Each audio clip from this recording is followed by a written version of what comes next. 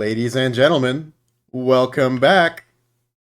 Welcome to the 16th Otherworld tournament, the most short notice of them all, but we have a fantastic amount of people here for us to answer once again the question who above the heavens, as it is the Otherworld, our CCs are dead, and we're having this tournament. So, without further ado,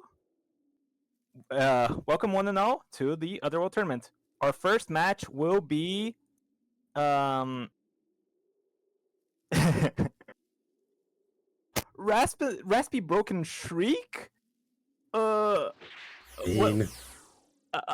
No, I it's my. Let me listen to the stream audio. Can you I don't know, turn me down on Discord, turn me up on the stream? Uh, yeah. Uh, Yeah, let's see. how does the mathematics work there, do you think? I think like super high audio on Discord gets a little bass boosted. Oh Okay, yeah. Hmm. uh, It might be the opposite and actually. then more? Well, Yeah, it might be like turn me up on Discord, turn me down on stream. okay, okay, we'll go to Was I one. was I on 200% originally? Yeah, That's around there. okay. So yeah. Alright, So put me like a hundred. All alright, right. okay, yeah. Yeah, yeah, First match of the day! Xenomasa versus Psyker. yeah, yeah, yeah. We'll figure out the audio issues after this match. I uh, best of luck, lad. Let's make this a good one. there we go. Let me just dial myself down like so. There we go. All right. So, for those of y'all tuned in, uh, this is a Xenoverse 2 PC CAC tournament. And actually, of course, short notice and all, but this is one that has a significantly new ruling. This will be, I believe, one of the first Otherworld tournaments we've had, and the first mainline Otherworld tournament that hasn't had the use of Super Godfist, which is going to have a pretty significant impact into the builds that everyone's brought into this. But I guess it's only one way to find out. Here we are, Psyker versus Zeno, round one, and then we'll be in.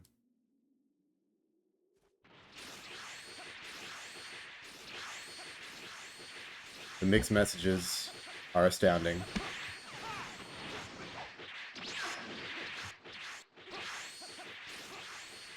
Yes, indeed. Good afternoon, everyone.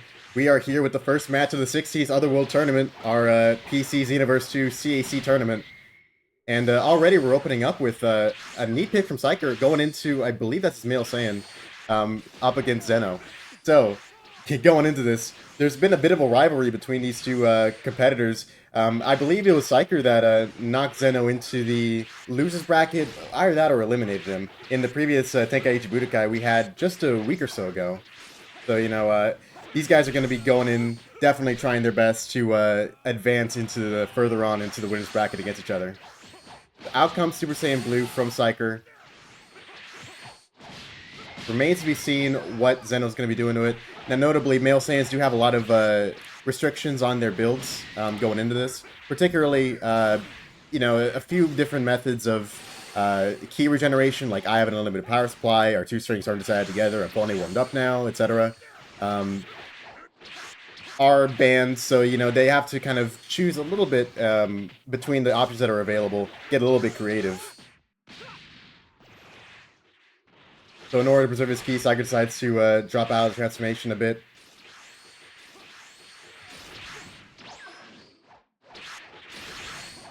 At this point, it looks like Zeno is enjoying a little bit of an advantage here previously until he decided to go for the rolling bullet.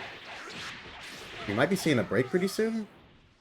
Yes, indeed, from Psyker, it's a self break. Oh, and with a nice backflip, Masenko is able to nicely survive just a little bit longer.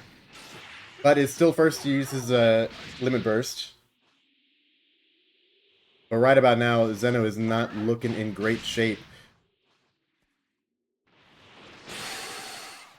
Oh.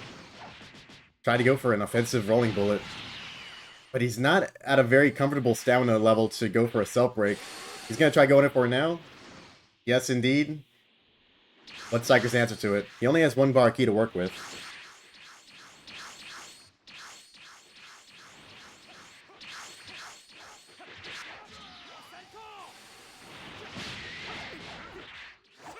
There we go. Apologies for no music.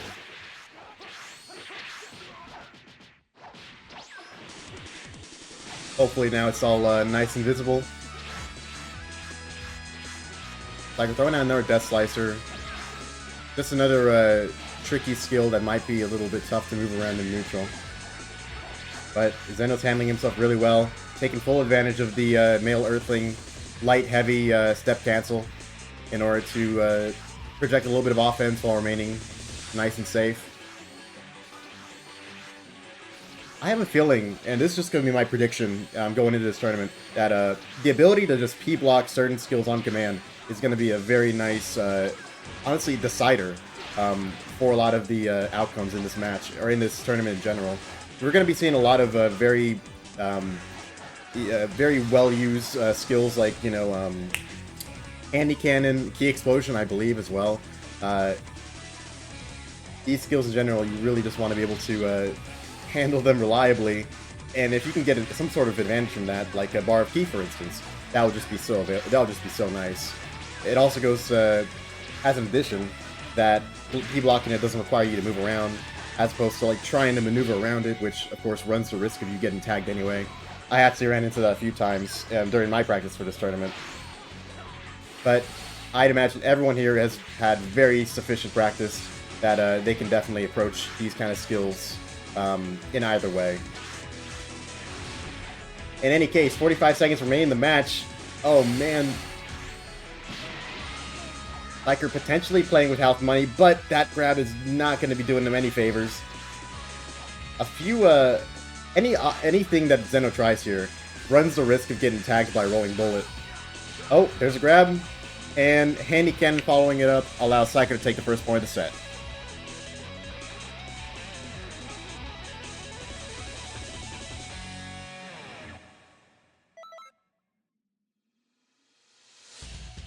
I do like the beta test jersey there.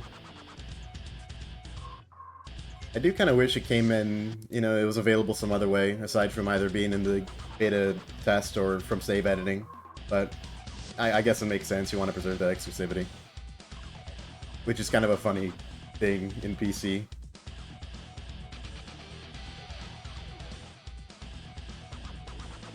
Looks like the contestants are readying up again.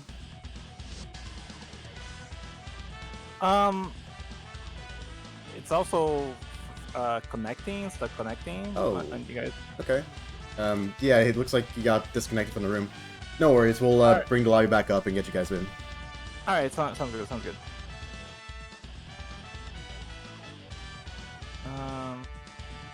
In the meantime, do you mind telling us a little bit about your that build you ran in that previous match, or how that last match went in general? I love that last match. It was honestly one of the most exciting first matches I've had in a tournament in a long time. Zeno is a consistently top tier opponent for me, like consistent player in general, but also like versus me, I feel like he usually has a really good matchup. Like, did you see the stuff he was doing? He was backing up in a way that I just could not catch him like for half that match, and I was so impressed with the movement.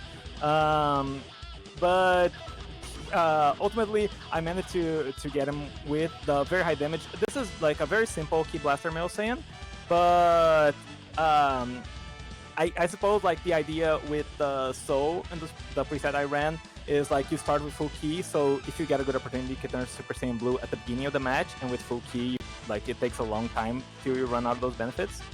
But I didn't get a good opportunity because I was trying to confirm it off a grab. I respect Zeno too much to go for the transformation in the neutral. And he kept backing away and he was getting so much key. I was like, I'm losing all this advantage that my soul starts me with. So it was a very hairy match and honestly could have gone either way. I'm very excited to fight him again.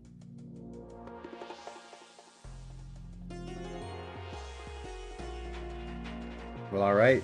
Pretty soon Zeno will be back in the lobby and we'll be able to continue the set. Absolutely, absolutely.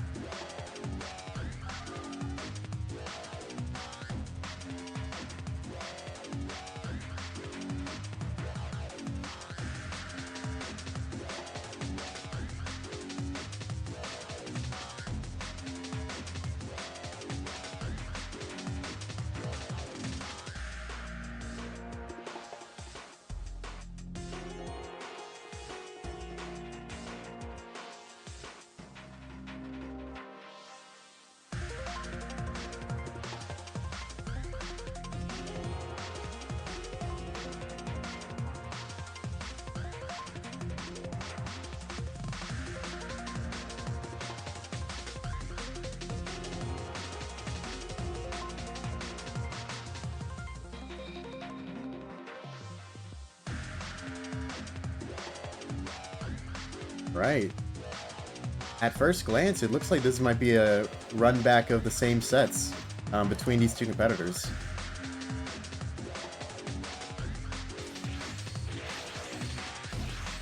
Ooh, but it might not be as it appears, because Psyker has both of his presets look actually identical, I think, with the only difference being their skill sets. So let's just check it out.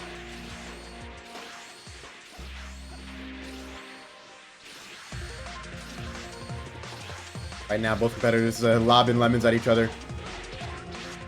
Trying to find a nice little option to go in. Eventually, the patience runs out. Psyker goes in for some dashing combos, which Zeno is then able to take advantage of.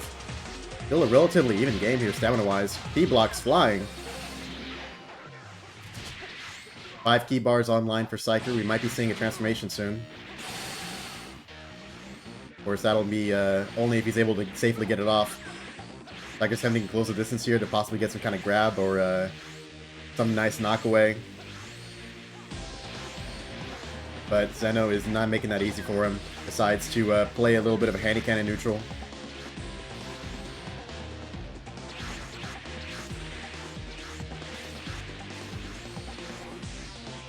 Out comes the Death Slicer. Oh. I believe the Death Slicer missed, but Psycho was able to tag with the hitbox of his dashing attack. Ooh. Small combo drop from Zeno there. But he's still boasting a bit of a stamina advantage.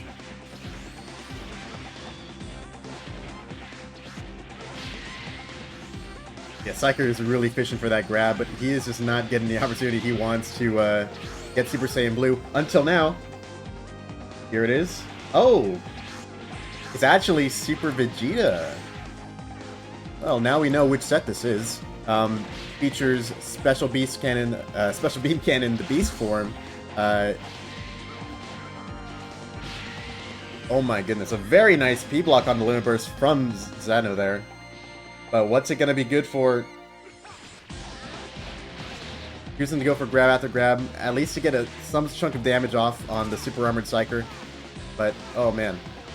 It's not faring too well for him. He goes for the Armor Burst himself, but at a pretty inopportune time. Now he's going to have to see if he can regenerate a nice amount of stamina to fight back at this health disadvantage without being able to self-break. He actually gets the opportunity to go for PU, which will be a nice damage boon. Oh!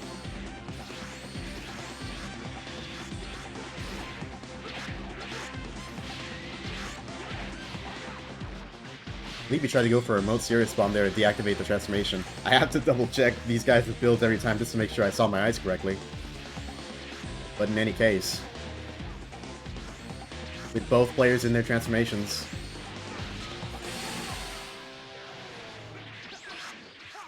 a little under 2 minutes remain in the match. Our first set of this tournament. Could Psyker clutch this up? Or will we see a comeback from Zeno?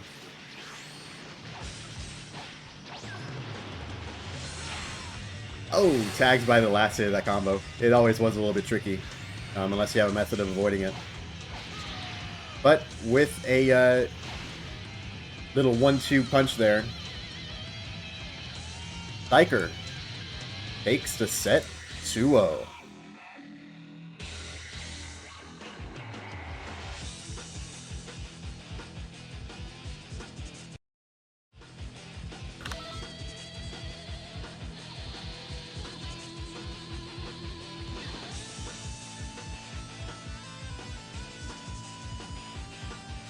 Quite the electrifying start.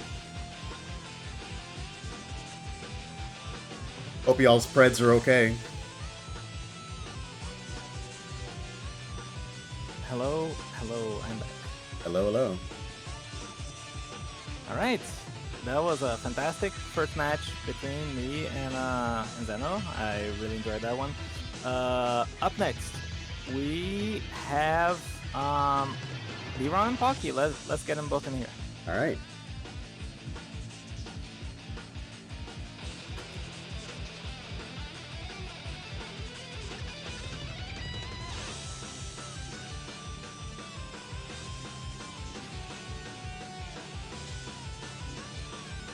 Invites are sent.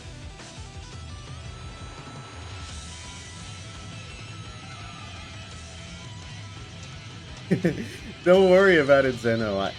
I kind of felt the exact same way yesterday. I was like, oh my god. Psyker-sama, I kneel.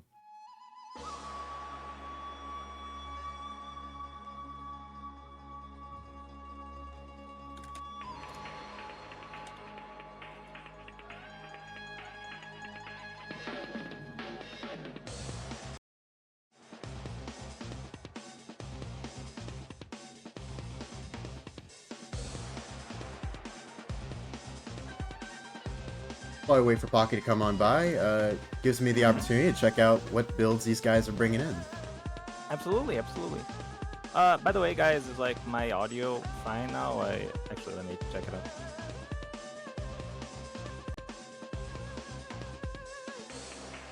out. It seems definitely less crackly. Can you say something? Yeah. Multi? Just checking out. Okay. Oh, nice. Pocky's here. Oh my goodness. Cool.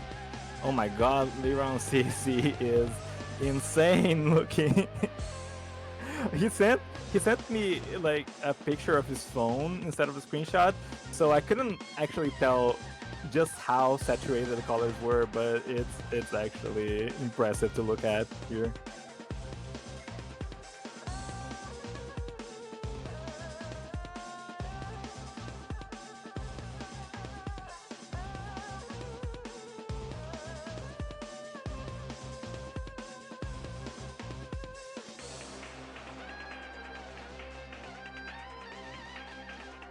Reach out. I have felt that way. I don't know how people are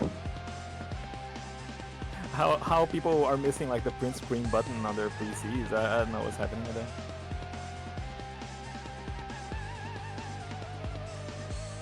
that.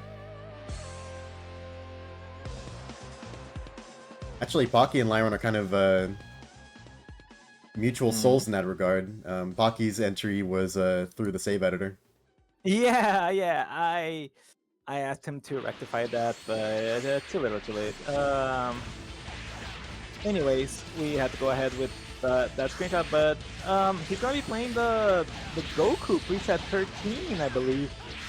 I mean, as far as cast is concerned, it's one of the more potent picks, but you know, like there's no comparing to the sheer versatility of a CAC when you're playing a base preset of cast. Like maybe with the mentor presets with customizable, you know, like not really comparable. And Liron is already showing us this, like the advantages of having Key Explosion, Soaring Fist just already in one set is so beneficial. Gets a very nice perfect block break on Pocky, and it seems like we're just after the races. Pocky is forced on the burst. Liron blocks the burst dash, and that's going to be a lot of damage. Of course, I do merely love the fact that cats with halos are an option to begin with, well, with the Otherworld tournament theme and whatnot. And with the use of a Meteor Crash, it looks like Pocky might be able to get a nice little break punish off. Oh my god! Oh! After image? Was that after image? Oh my yes, god, it was. That was so good for Liron, and now he gets a full 7 reset. Still has his back burst in play, so Pocky has to be extra careful. He's gonna have to vanish pretty much every combo. And if he gets hit by a straight soaring fist, God forbid, or a key explosion, as it will finish him off, even though he has had enough stamina to evade. Unfortunately, it will not matter for him. Liron takes game 1. I believe this will be a theme that'll run through the entirety of this tournament. You have to have your reflexes be faster than perhaps ever before, with just all of these very high damaging options that all the CACs have available, not only because they're level 140, but just because a lot of the supers that you might want to run happen to be very quick. Most of our rule changes have been made in part because of the effect of those, like our grab one tick rule, which has been altered for this tournament. Right. Yeah, absolutely, absolutely. Not for this tournament, actually. For the this is the first CAC tournament that we're implementing the grab super rule, but we've had it in the Zen Exhibition tournament back in July. So I'm pretty content with the results so far, and yeah, it's been very interesting to see. So it looks like Pocky's moving on to his male Saiyan. Or male or human. Yeah, Mirror. So Male Saiyan versus Mirror Earthling, two of the best races in terms of neutral. Liron seems to be getting an advantage here early on, scoring some very nice damage, but so far, seems like both players are just really feeling each other out. Both have high stamina, high health. That was faint. No, that was a hyper movement. Oh my god, hyper movement. That's his evasive on both sets. Oh my goodness. Well, it worked out for him there in terms of doing a little bit of damage, but I can't imagine that evasive will go unpunished throughout the whole set.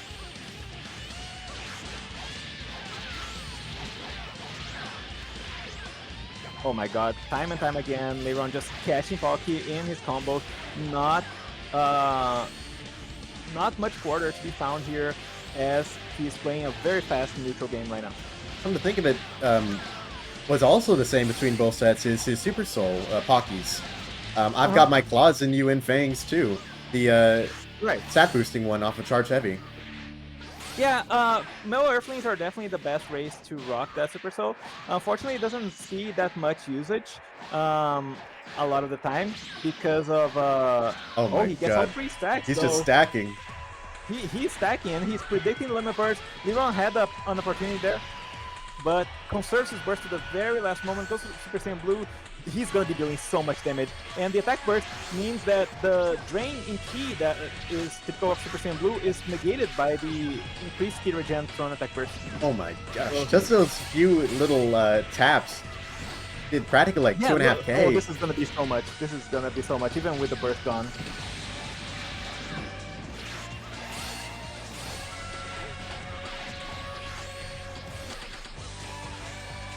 Oh man, Pocky's moving now though. He has so much speed. Unfortunately, no stamina to his name. Will burst, but will not. Oh, will it be enough? He has very low stamina, so not the best time to have an attack burst going on. He is getting the key, he's getting the damage, but one or two interactions, and yeah, he's down to 0. Liron only needs to catch him one more time, and that's the end of fight. That's the end of Pocky. That being said, Liron getting unparalleled stamina, decides not to evasive. A very stylish combo of attacks there, but it is for naught. It is for naught. Liron will take game 1. Very entertaining set between these two players.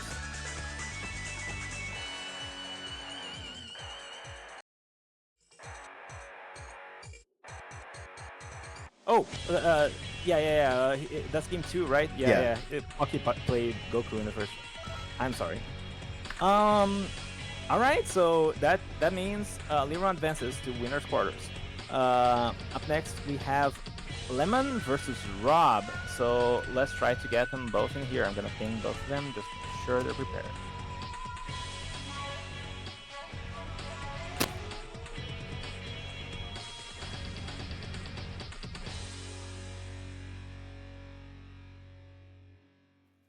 Very excited for this. Lemon, this will be Lemon's first time going into one of these tournaments. I believe they're like a brand new addition thanks to Reach Out, if I remember my lore correctly. Let me just send out the invites and let's see what they're made of. Absolutely. I'm very excited. I always love seeing newcomers join these tournaments. We had our fair share of new talent just cropping up everywhere in the past few tournaments. And yeah, just very eager to see what Lemon has in store for us. Lemon's going to be playing a female Saiyan, max height, minimum weight, if I recall correctly. Just two builds of the female Saiyan, and the Halo preset for Vegeta. Meanwhile, Rob, well, I'll have to double check. He's playing 3 sets of a male Saiyan, and seems like it's a pretty sort of meta male Saiyan at that. Just typical moves that you see a lot: Soaring Fist, Tiny Cannon, Gamma Blaster, backflip. Yeah, seems like the major difference between his sets is honestly just his Super Soul. So yeah, very good to see how this is gonna go. All right. Starting with Vegeta is Lemon. That's gonna be tough.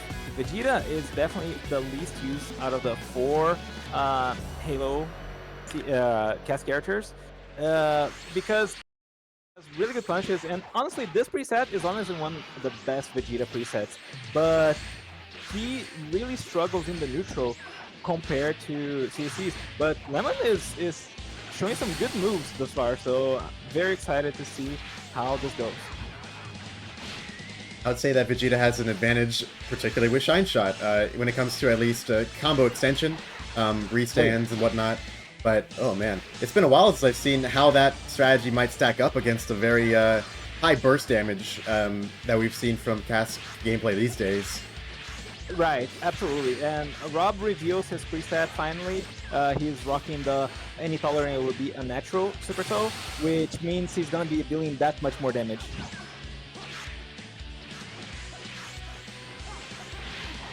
Looks like Lemon's boasting a stamina advantage here.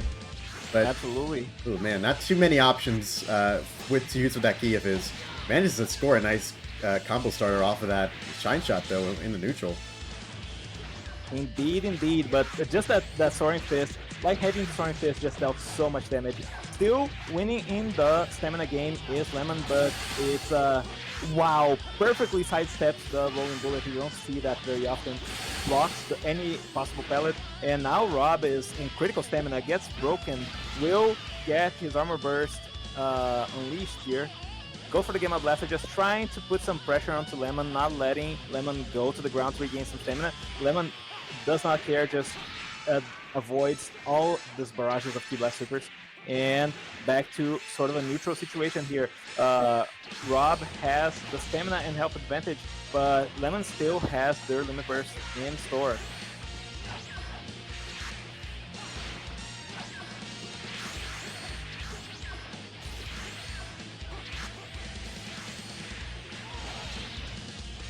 Soaring Fist. Oh, that's so much damage. Oh no. If Lemon doesn't do anything soon. Okay. It was a health burst. Oh man. You could definitely have seen how that might have been extremely high value if it had just been used just a bit earlier on. Yeah, indeed. It's one of those situations that is just really unfortunate. And if I recall correctly, this Vegeta preset also has a 3-bar evasive.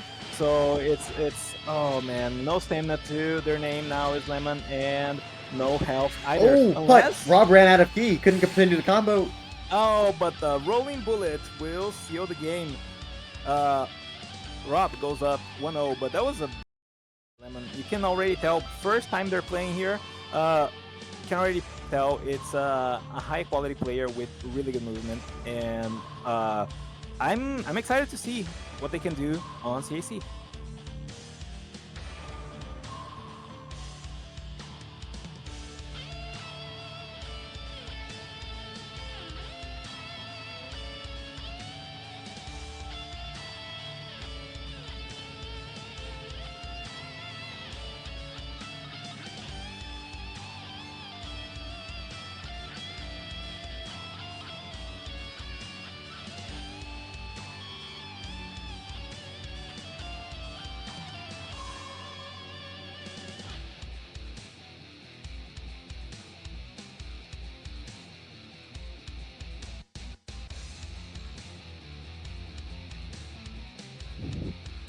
And there we have it, female Saiyan versus male Saiyan.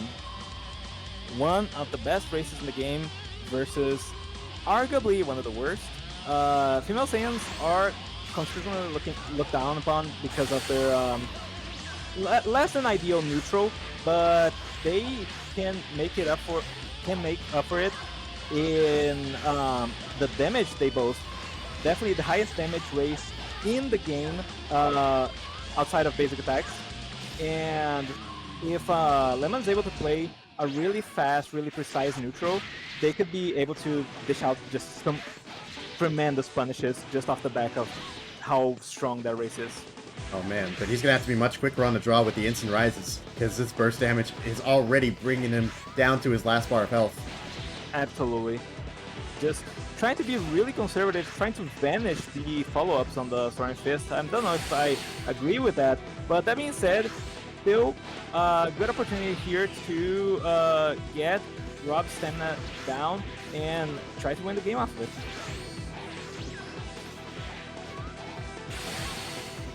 Alright, 0 stamina to Rob's name. It's not out of question that Lemon will die to 5 heavy into Soaring Fist. Very well, and he'll be advancing into winners quarterfinals. It's not over for Lemon as they're still losers bracket, but they'll have a long road ahead of them if they wanna, come back in this tournament. Yes, indeed. Man, an unforgiving set. Absolutely unforgiving. Just goes to show how scary the damage potential for CACs has become post level 120 plus post level 140. And now for the last match of winners, round 1 is Multi versus SD Ilias. We'll have to rehost. Multi is our streamer, and yeah, just get Ilias in here and make it a really exciting match. Oh yeah.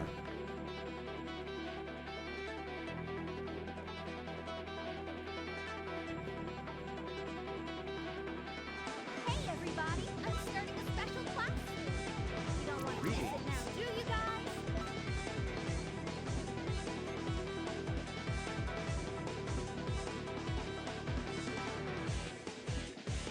It looks like SD Elias is running a female Majin all the way.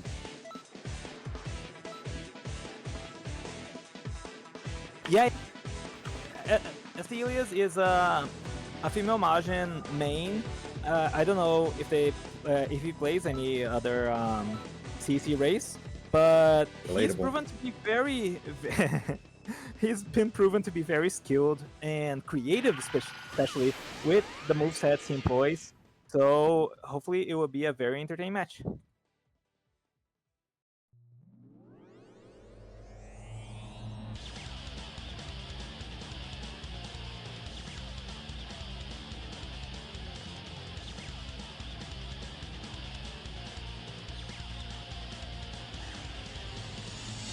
getting into game 1 between Ilias and Multi.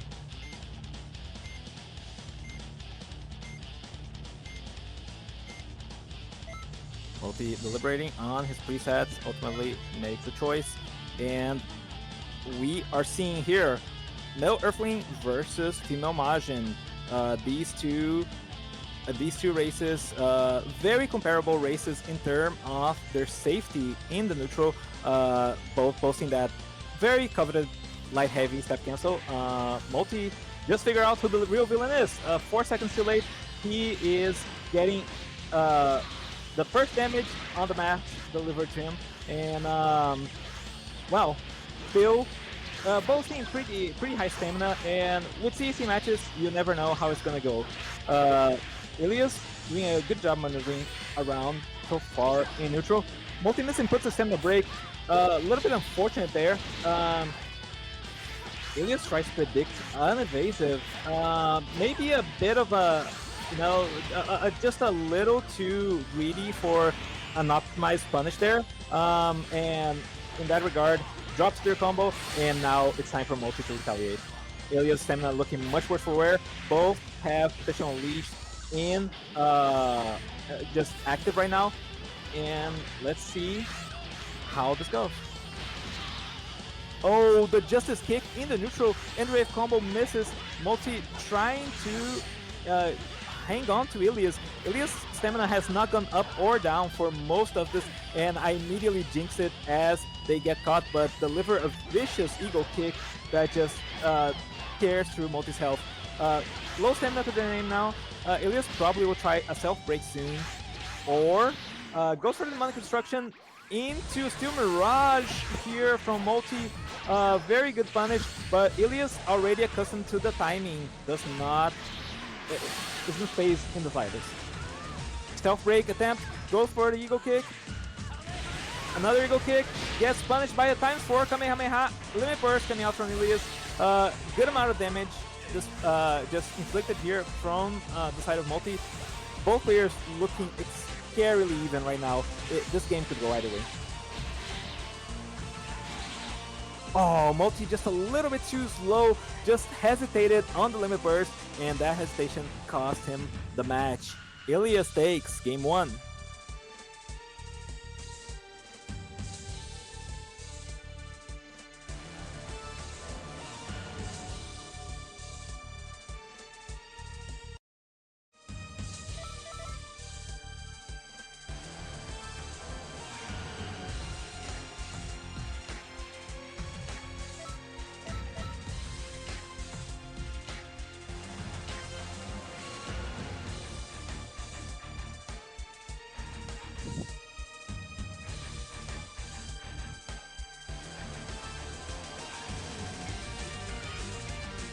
Multi deliberating once again what his play will be versus Ilias' fearsome female Majin.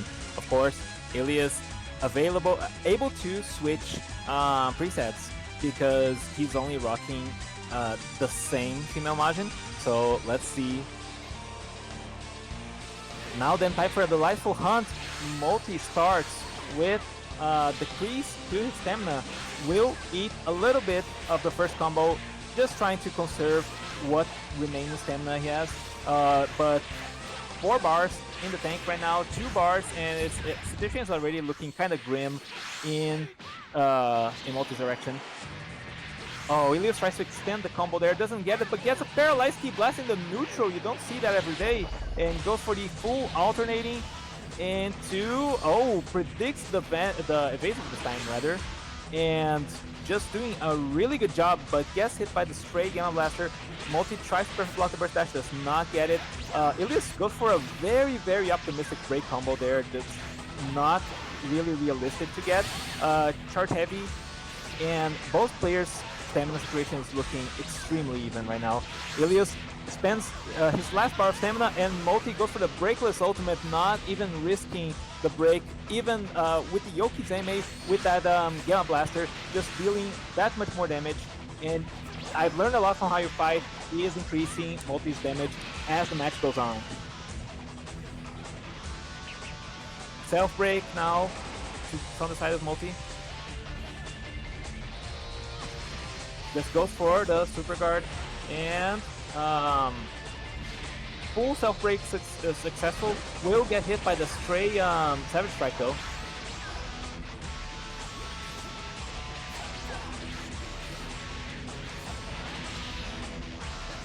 Oh, very good Spin Mirage.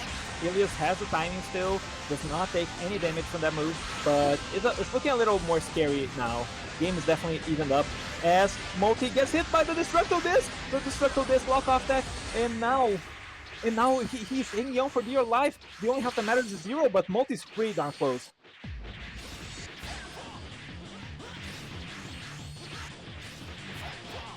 Oh, this could be a break, and it is. Oh my god, Multi is about to bring it back. Ilias already bursted. This is it. Multi puts another point on the board. Incredible comeback. Incredible comeback. Just magnificent display of the universe here happening today.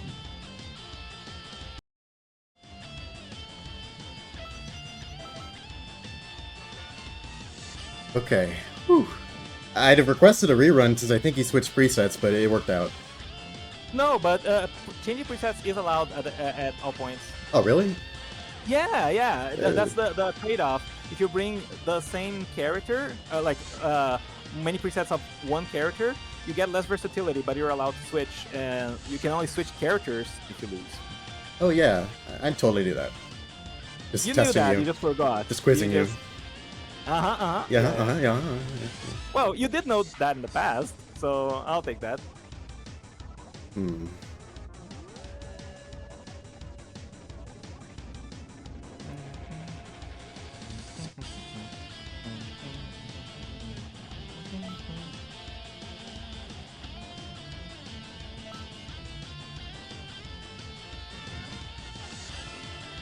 And there we have it. Final round of Male Earthling versus Female Majin. Multi versus SD Ilias. This has been a fantastic set thus far, and I'm very excited to see Multi, same preset as previous time, really relying on that that Super Soul. I've learned a lot from how you fight. Will be getting more and more damage throughout the match as Ilias goes for those supers, but doesn't seem like Ilias has had much of an opportunity so far. Multi has been relentlessly aggressive, and it's working out in his favor big time.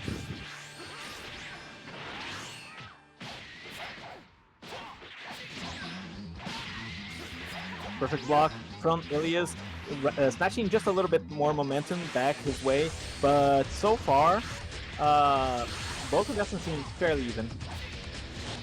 Oh, stamina break. Just Multi. Oh, self break. Can he catch it? I don't think he can. Ilias just taking advantage of the fact that Multi just really wants that punish. Goes for the limit burst into the ego kick. Perfect avoidance here, but takes times 4 Kamehameha to the face. Oh, perfect blocks galore here, and Multi goes for the Steel Mirage. Ilias finally doesn't evade in time, takes a lot of damage, has narrowly avoids taking more from the Gamma Blaster, but eventually will. But will get hit by the Sonic Bomb into Justice Kick. That's so much damage in return. This match could still go both ways, but Multi gets the Fenafist activation on the Sonic Bomb, and now his stamina is looking great. It's just if Ilias wants to win this, it will have to be from these straight supers in neutral that don't give Multi any opportunity to vanish. Just like that demonic destruction right there catches Multi blocking, and now their health situation is looking mad even. Oh, but Ilias takes the Gamma Blaster. That's devastating for him. Now Multi all he needs is a grab, and he will get it. Multi wins the set narrowly, 2-1. And will be the last person to advance into winners quarterfinals. Oh man, that was an amazing set. Oh man, I could have lost it all. I could have lost it in the winners bracket at least. Did. That's true. Ilias played a fantastic game, and it would be no surprise whatsoever to see him come back later on in losers bracket. Just absolutely very good player. I am shaking, man. I had a remember who you are moment, man. Anime flashbacks and all. Oh man, that was a really good third match, Multi. You played so much more aggressive at the beginning of the match, and the difference between that and the previous 2 matches was palpable. It was so nice.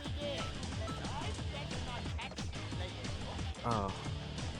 All right, next match is myself versus Felix. Or would you like one Lobby is already made. No, yeah. Would you like one set of co-commentating so you can just like relax a little bit? Sure. Let's do that. So Liron versus Dango. Contestants are free to join me if they want while I'm making the scoreboard. Otherwise, I'll invite them soon.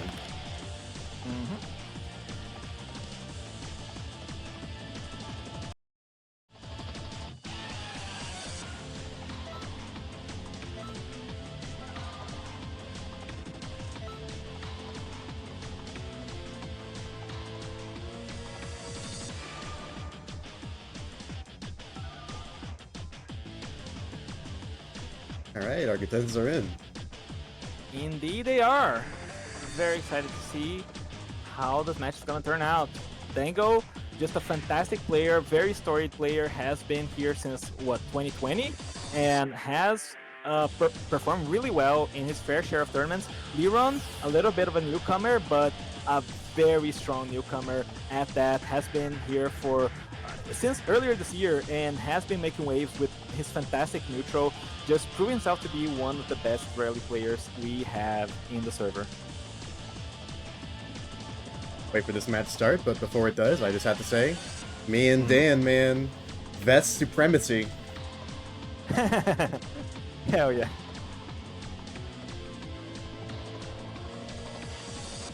Oh man, that's a wicked board design for the freezer race. I didn't even know that was an option. I know, it's so nice. It's actually so good looking. So yeah, Dango on the freezer race, what's he got? Oh, he has his fair share of tricks on their sleeve.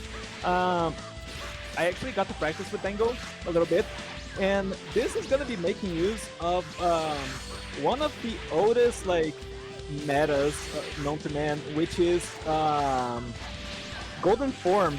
Boosting the Charge Key Blast, I believe, is the main goal of his preset. So we should be seeing him transform into Golden Form as soon as he reaches 4 key. But so far, he's already playing such good neutral that Liron has already burned all but just 4 bars of stamina. Up comes the Golden Form. Indeed, it does. And this, let me tell you, this preset is very hard to go against. Of course, there is a lot of weaknesses to be compensated for by the Frieza race. Oh my god, Golden Frieza versus Super Saiyan Blue is this Resurrection cool. F, and gets hit by the Charge Key Blast. And Dango's just getting those stacks there. Got like 4 stacks, I believe that's 20% extra damage to his Charge Key Blast, and it's just gonna keep rising.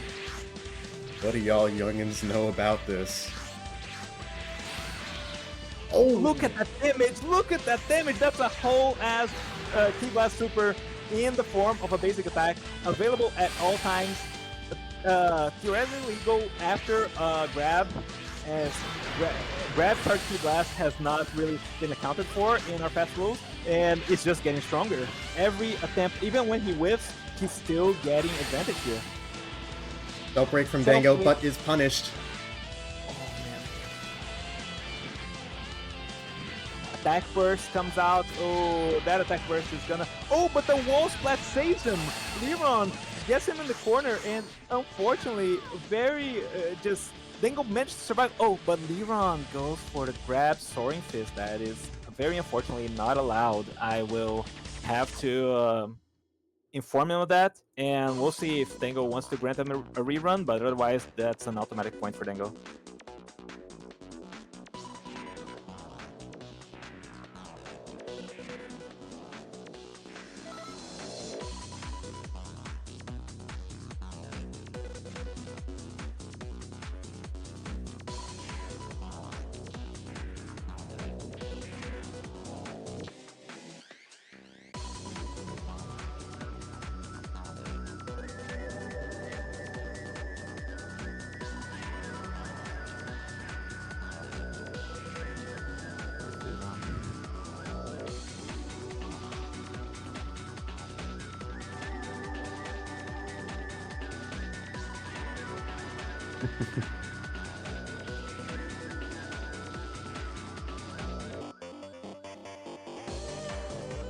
All right, Dango will take the point.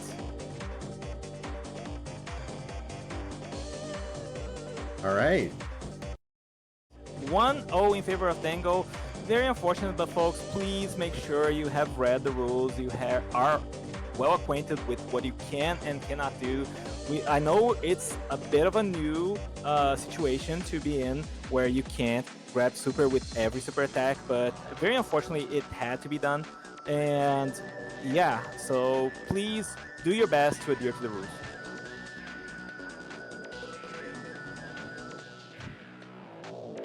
All right, let's get into game 2.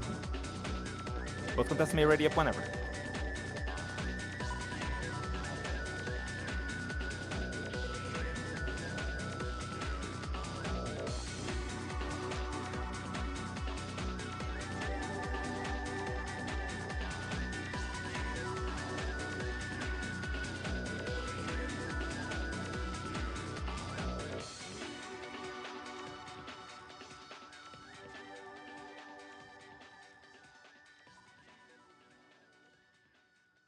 And here we are, yet again, Freezer Race versus Mel Saiyan.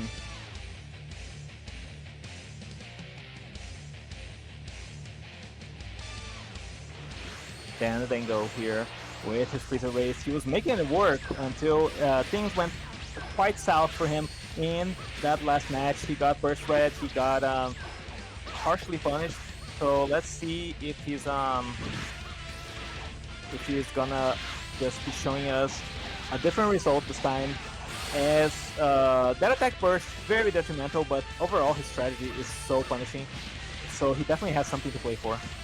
Do you think that Dan needs to be in golden form in order to, you know, be at his best, kind of have as much of his options as possible? Like, do you think it's something that is mandatory for him in this match? Yeah, his whole build revolves around the golden form charge key blast, so I find it difficult to anticipate that he will spend a majority of a match not in golden form. That being said, golden form has its downsides. You cannot movement cancel with block because it has the old blocking mechanics. It never got updated to golden form for some reason. No way. But he's trying to go. Yeah, you can't even block shuffle with golden form. It's devastating. So seems like that might be why he's opting to play it like this. But that being said, I don't know if this is a good idea. It doesn't get punished, however. Golden form finally comes out. I guess that is a nice little advantage with golden form. People have seen it so infrequently in these tournaments that they aren't quite sure about the punish. It's like, what? This thing doesn't have a shockwave? Or how do I? Yeah, it's very awkward. I think it doesn't have armor specifically. It's and a grab into charge key blast. Charge key blast will not connect. However, tries to go for more grabs. Dengo just trying to play a more passive game this time. Just really punish his opponent, but the explosion will catch him and get a combo follow-up for Liron.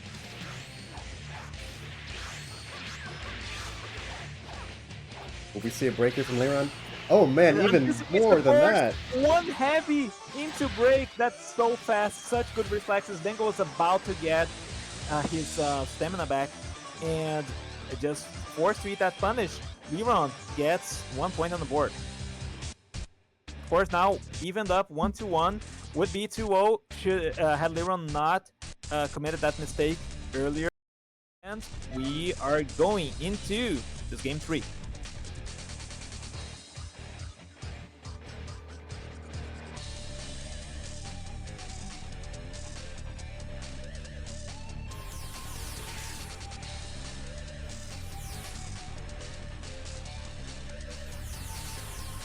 I'm curious now if we're gonna see Mel Saiyan coming out from Dango, if we're gonna see the other preset of his Freezer Race. Both presets are very similar, so it's hard to make a distinction between them. But if I am not mistaken, the major difference between them is their Super Soul. So let's take a brief look at Dango's presets. He's rocking I am the universe strongest for the charge key blast sort of variant, but he's rocking and finally warmed up now. For a more normal variant, it seems Crazy Finger Shot, Handy Cannon, Evil Whirlwind, Backflip, and of course, Potential Unleashed. And there we have it, the Mel Saiyan. All together now, the Ginyu Force. A very interesting Super Soul. He has Fighting Pose C, so it seems like he's anticipating running into some poison shenanigans, some slow shenanigans, and he has that Super Soul in the pocket for those kinds of eventualities. But he won't really get a chance to use it in this match. Liron's not running anything poison or slow related, so Dango's just gonna be, living his best life with this Mel Saiyan.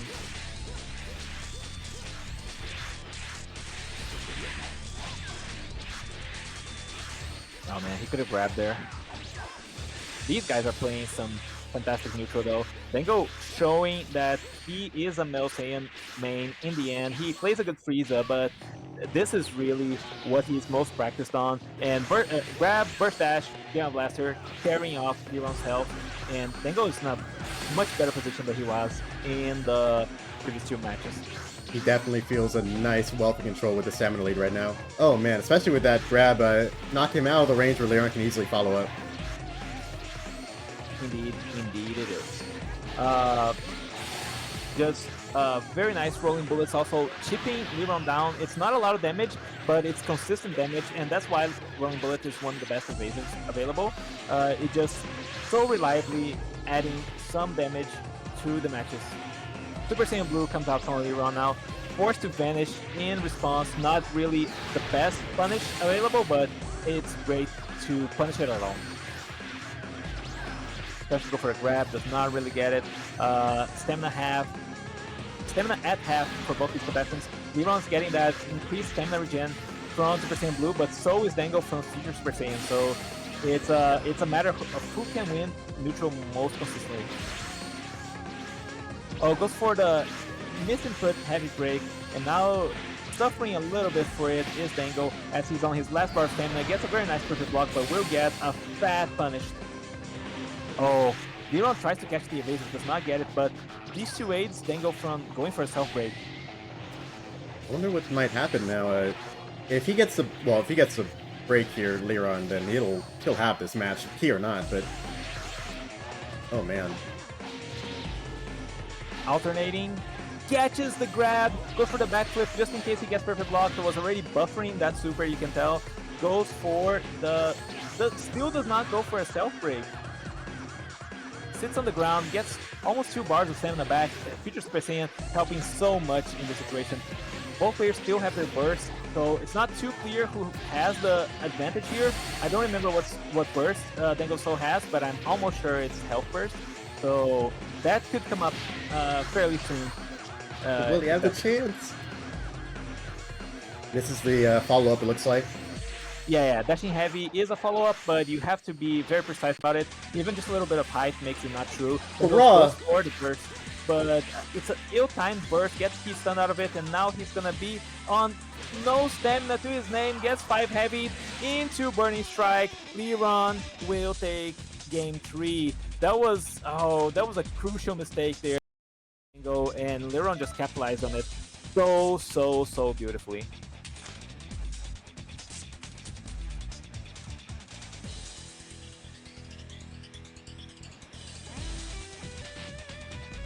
Man.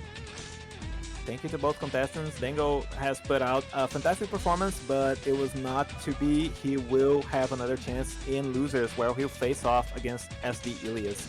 But for now, we advanced with the rest of winners quarterfinals. It's myself versus Felix. Let's get Felix in here. Let's make this a fantastic match.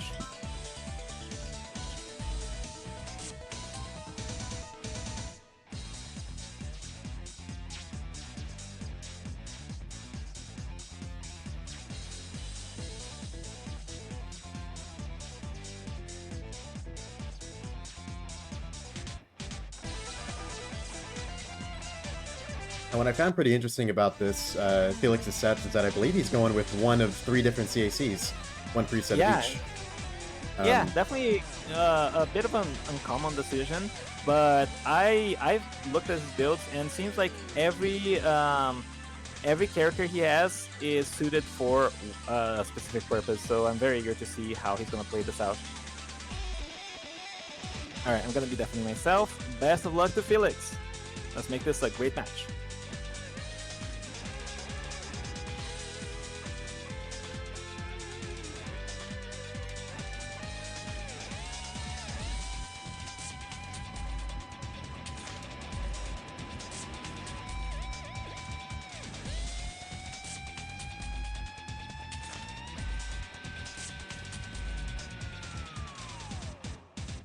I wonder if that festival thing is still...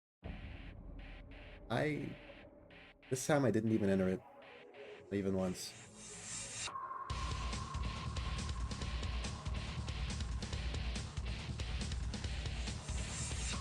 Looks like Felix is leading. I was expecting he might. With the male Majin. Going with the smallest. You could say that all of our discussions about, grab follow-ups and CACs, that whole conversation was possibly kind of kickstarted by male Majins with their nice little loops that they can get off of them. I'd imagine that what Felix might be trying to go for here is to be, you know, going with the Ritter, stale male Majin, you know, tankiness, take advantage of that. And it's, again, a particular kind of playstyle that's difficult for many people to deal with just by default. So we might see him try and just get a nice, quick set win off of that. If not, though, we might see definitely him to switch off. And I think this set of Psychers is particularly suited to dealing with male Majins. As we're seeing here, like, oh man, Psyker is able to just do so much damage, even in spite of all that tankiness, just because that's just how much damage his skills do. Couple that with the Steel Mirage, forcing the... Felix isn't fighting back, is he?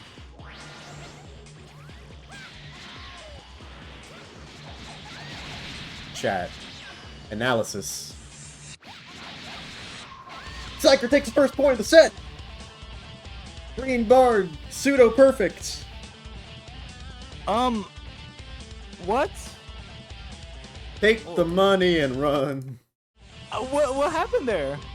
He had a Halo. I mean, that wasn't it.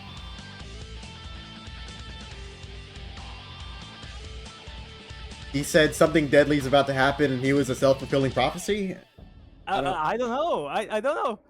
Yeah, reach out. I will take the point. I will. Wait. Okay. Sorry, I had to let someone in. Won't happen again. Okay, Felix. Okay, I see you. I hear you.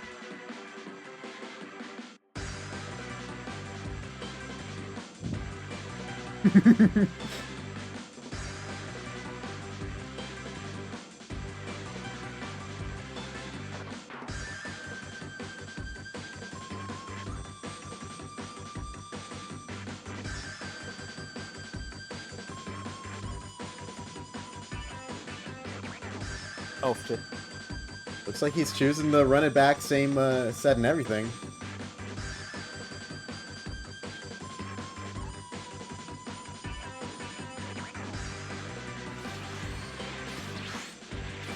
Well, anyway, Felix didn't get to see, but we all saw just how much damage Psyker still can do to a male Majin in spite of their vaunted tankiness health-wise. Psyker throwing out some burst combos, hoping to get some vacuum action going on.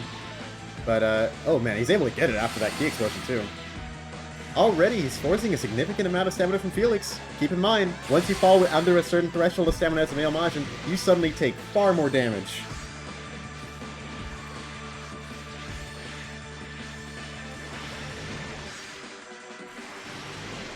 But, Psyker's getting tagged by a few of these Pearl Flashes. Oh, but catches Felix with a surprise reverse burst dash into the Steel Mirage.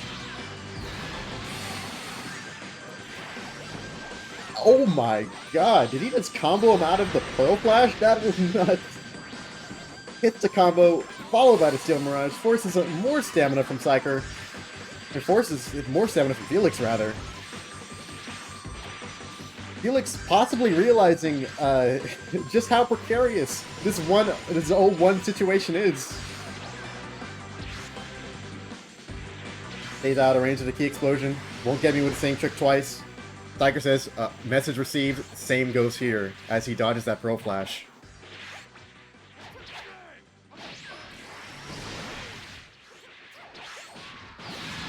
I would not be surprised at all if Felix is going to be having a health balloon burst coming out at some point. Meanwhile, Psyker is doing well for himself, but still kind of running low on stamina.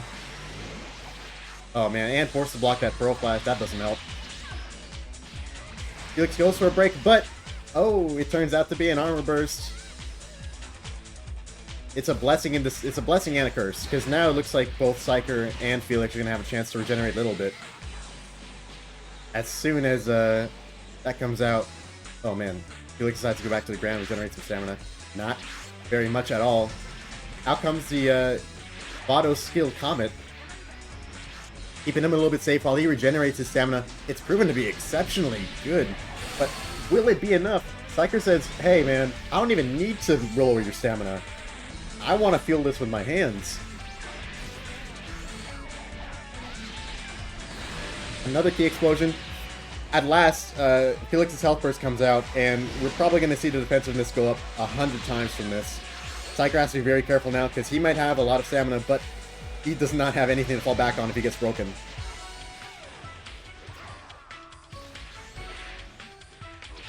Psyker key explosion, but no one's home. What? Oh, Felix's burst runs out. He has stamina advantage, and that's probably the biggest thing here. Because I'd imagine, in this situation, even if both players had the exact same amount of stamina, I think Psyker has the advantage, even despite the health deficit. But, knowing the fact that every single loss of neutral is now adding upon each other, compounding. Felix catches him before he can self-break. Pro flashes. Psyker's stamina is too high to self-break now. He once again dashing lights out of dashing lights through the burst Kame. Oh no, something deadly is about to happen. Psyker, you gotta get rid of that key.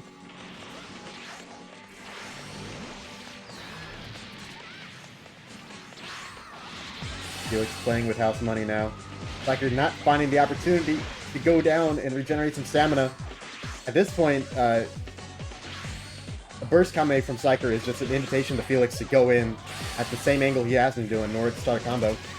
Oh no, and with the charged Pro Flash messing with Psyker's timing perhaps, Felix is able to get the first point of the set, clawing back from a very precarious situation through the use of that health burst, combined with him being able to regenerate his stamina. Once he had that, and Psyker wasn't able to regenerate in the same way, oh man, that was just that became a very difficult situation.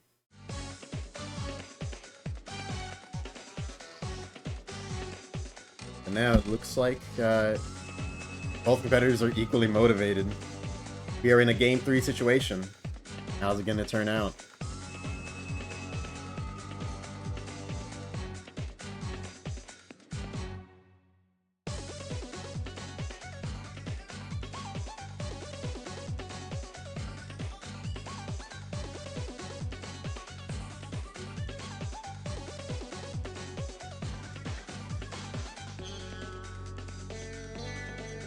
At this point, you could say that Felix has revealed his hand with this male Majin. It's just going to be a matter of whether or not Psyker's going to be able to adjust and overcome this strategy that he has. Because I don't imagine that Felix has too much more he can do with this male Majin that he hasn't shown already. Besides perhaps some grab shenanigans. Oh man. Getting tagged by Pearl Flashes early is not a good sign. Remember, if Psyker wants to handle the regeneration that Felix can do, he wants to hold on to as much of his health as he can. Pearl Flash is online, which is a good start. In fact, it's notable that Felix hasn't had the opportunity to do the same.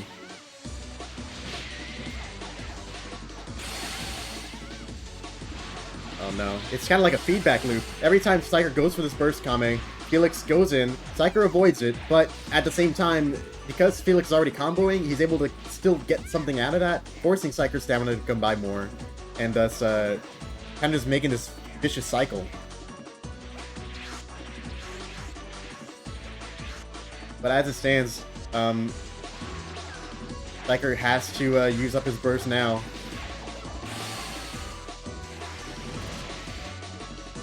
Felix becoming a lot more comfortable with these rolling bullets. Oh, rolling bullet from, Steel Mirage from Psyker. He rolling bullets to evade it, but still gets hit. Oh, wow. Ouch.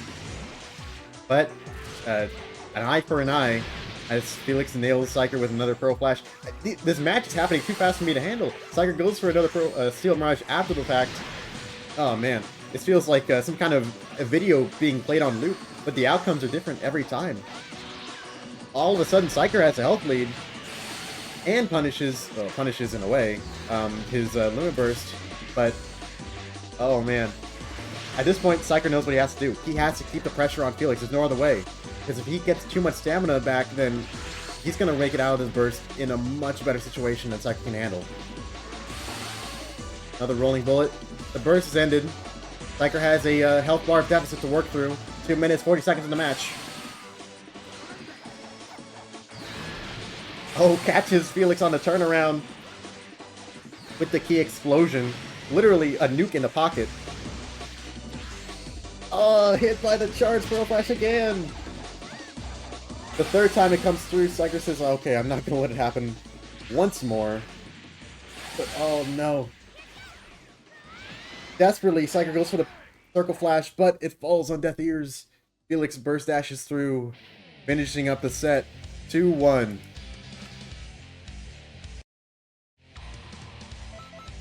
Oh man, a nail-biting conclusion, but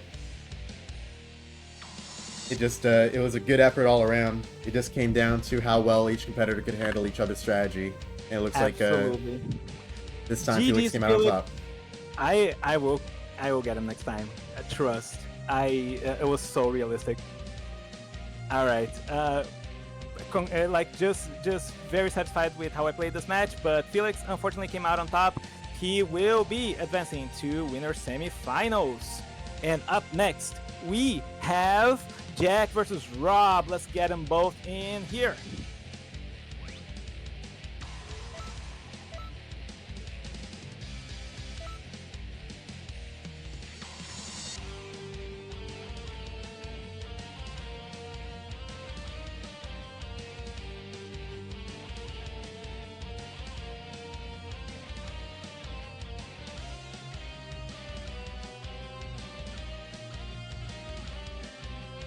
Invites are now sent.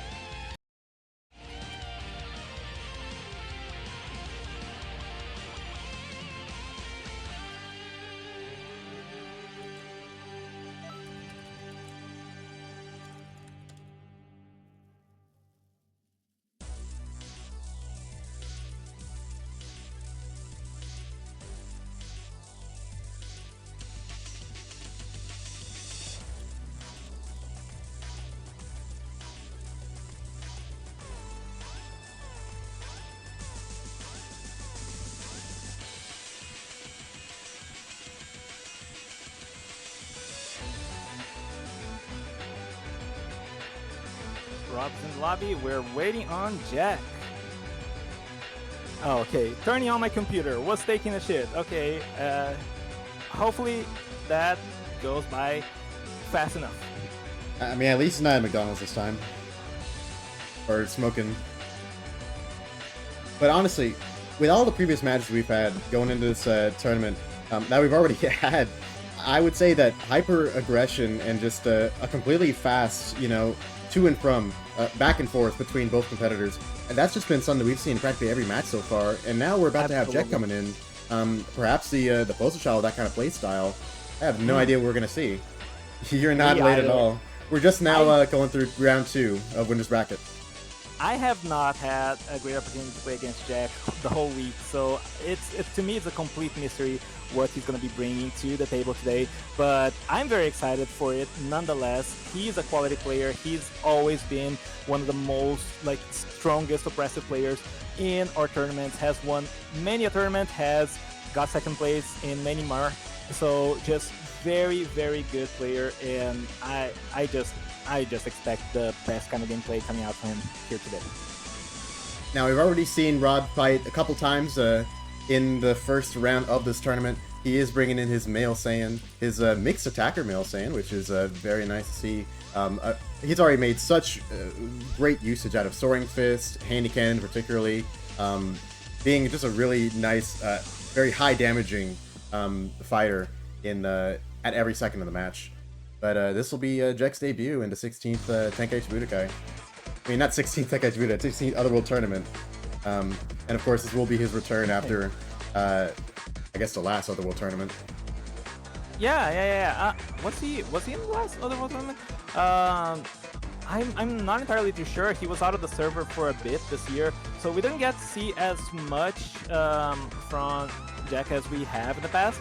But he has not declined in the slightest. He's just such a quality player, and yeah, this should be a really good match. I really enjoy seeing Rob play as well. Rob, of course, one of the many newcomers that we've had to the server this year, and he just plays a really good game on CAC. He was dishing out damage earlier versus Lemon, and yeah, just a pretty good player. Let's see how he fares against Jack. Against White Tiger. Oh, Jack, you're silly, man. all right. That's pretty funny. We can let him have this one. For context, White Tiger is a competitor who was in the last Tenkaichi Budokai, and a big meme within the server was that I think it was Pseudonym was like, Pseudonym was pushing that that White Tiger was gonna sweep. He was gonna win the whole thing. He was going hard on the White Tiger hype train. So here we have it. White Tiger in the flesh, or in spirit at least, playing here against Rob. And starting off with the female Majin. We don't see female Majin from Jack that often anymore, but it was honestly one of his original mains, and I'm very excited to see how he's gonna play it. I have not looked at his build whatsoever. it looks like he's running, well, of course, fully built strike-wise, but when it comes to moveset, very much mixed. I honestly kind of draw a lot of comparisons between Rob's Male Saiyan and yours. He has access to Soaring Fist and Burst Kame, combined with Pearl Flash, so he's kind of like a little bit of everyone. With the Super Soul being, this place will be your grave. Right. Yeah. No, Jack's female Majin rocking the Pearl Flash. Jack is one of the best users of Pearl Flash there is, that's for sure. He just loves those supers that you can use in neutral, and it's just like, what are you gonna do about it? Death Slash, Pearl Flash. He loves denying his opponents that point of interaction. So I expect we're gonna see a lot of very high damaging Pearl Flashes. Potential Unleashed with this place will be your grave, just dealing that much more damage with that much more key regen. It's gonna be potentially devastating. But Jack, not doing too good in terms of stamina. What do you make of that? Do you think Rob just has the superiority here in the neutral? Maybe, but I wouldn't put it past Jack to feel like being low on stamina. I wouldn't put it past him to think that that's not such a bad thing. Although it does look like he's trying to regenerate a little bit of it.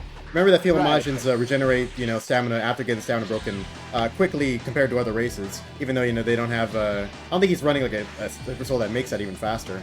But it might not be enough of a hindrance for him.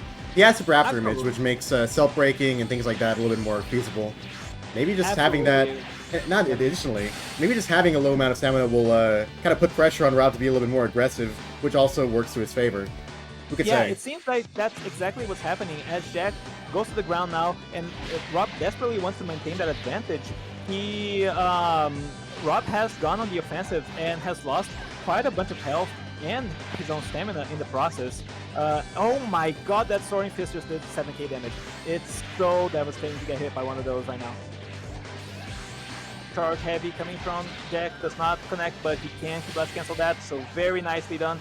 He's going for those Charge Heavies like it's nobody's business, just catching him with the Burst Kames.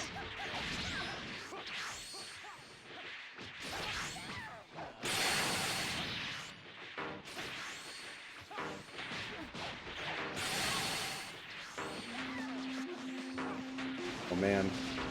Oh, the Burst Kame and no stamina to Rob's name. He's already on his last bar of health. His health has gone by so quickly thanks to Jack's Soaring Fist. And another Soaring Fist against his armor. He gets a self-break, but at what cost? He already took so much damage and gets caught out of the Burst Dash startup. Jack takes a very decisive game 1.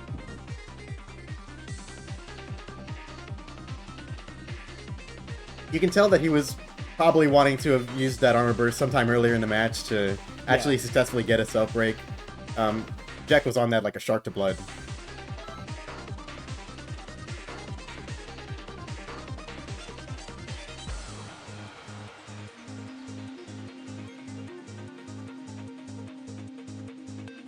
I think one thing that has come into play more and more these past few, as the meta has developed, is like the best players really know to manage their stamina really well. Even though Jack burned a lot of stamina early on that match, he just sat on the ground, got stamina back, and after that, he just had the stamina advantage the whole match. You could tell that sometimes he was going low, but he was never going so low that he was in trouble. And that's definitely a very good skill to have.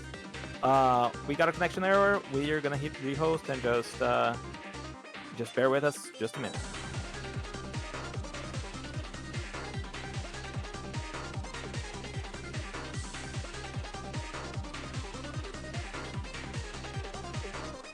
Sorry, Jack. My cat walked over the keyboard. I bought a cat just right now, and then it walked over the keyboard, and I'm sending him home. If that happens again, then it'll be because I bought a dog.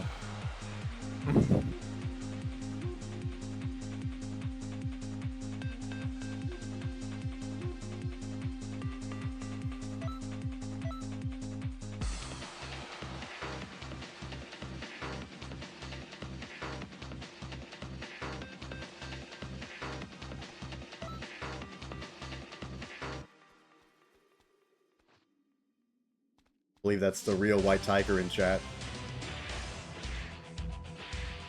Very, very Wait, exciting. Oh, that's awesome.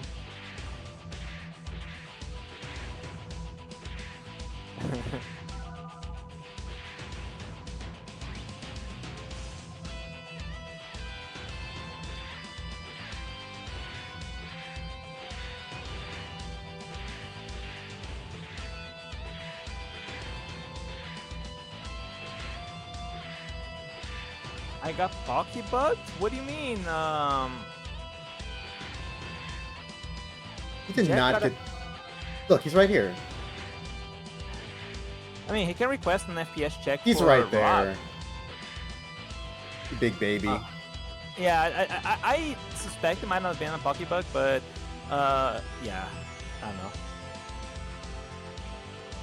The set continues 1-0 between Jack and Rob. That's cool.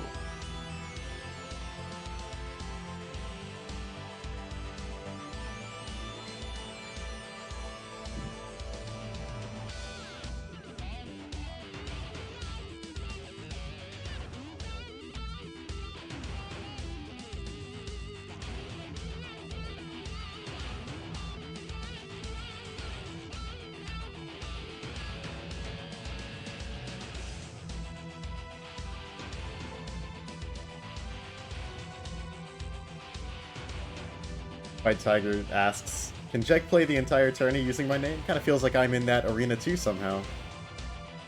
I've never heard someone want that before. I mean, if he wants to, I mean, sure. All right, White Tiger versus Rob. Let's do it. Any color reveal and Necro activates here for Rob, getting that 5% extra damage at the beginning of the match, and once 30 seconds pass, he will have 15% instead. White Tiger just taking a little bit of damage there with that Soaring Fist, but gets an evasive, just so far very back and forth between these two players.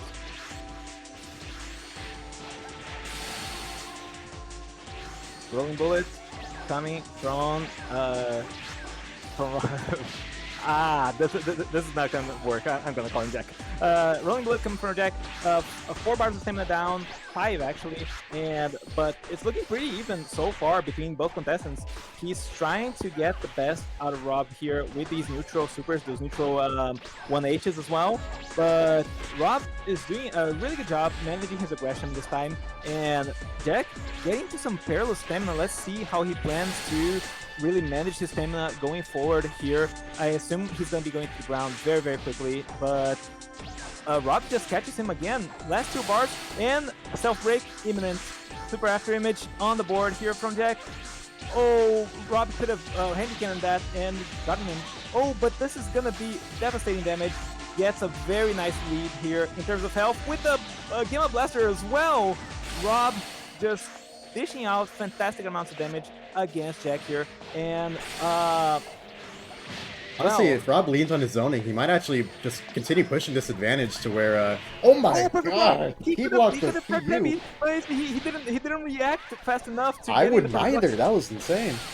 Very rarely, it has to be when they use the PU in neutral practically, and you're close enough to be able to step in and P-block it, and then you can charge Yeah. heavy and break them off of it. That does not happen very often.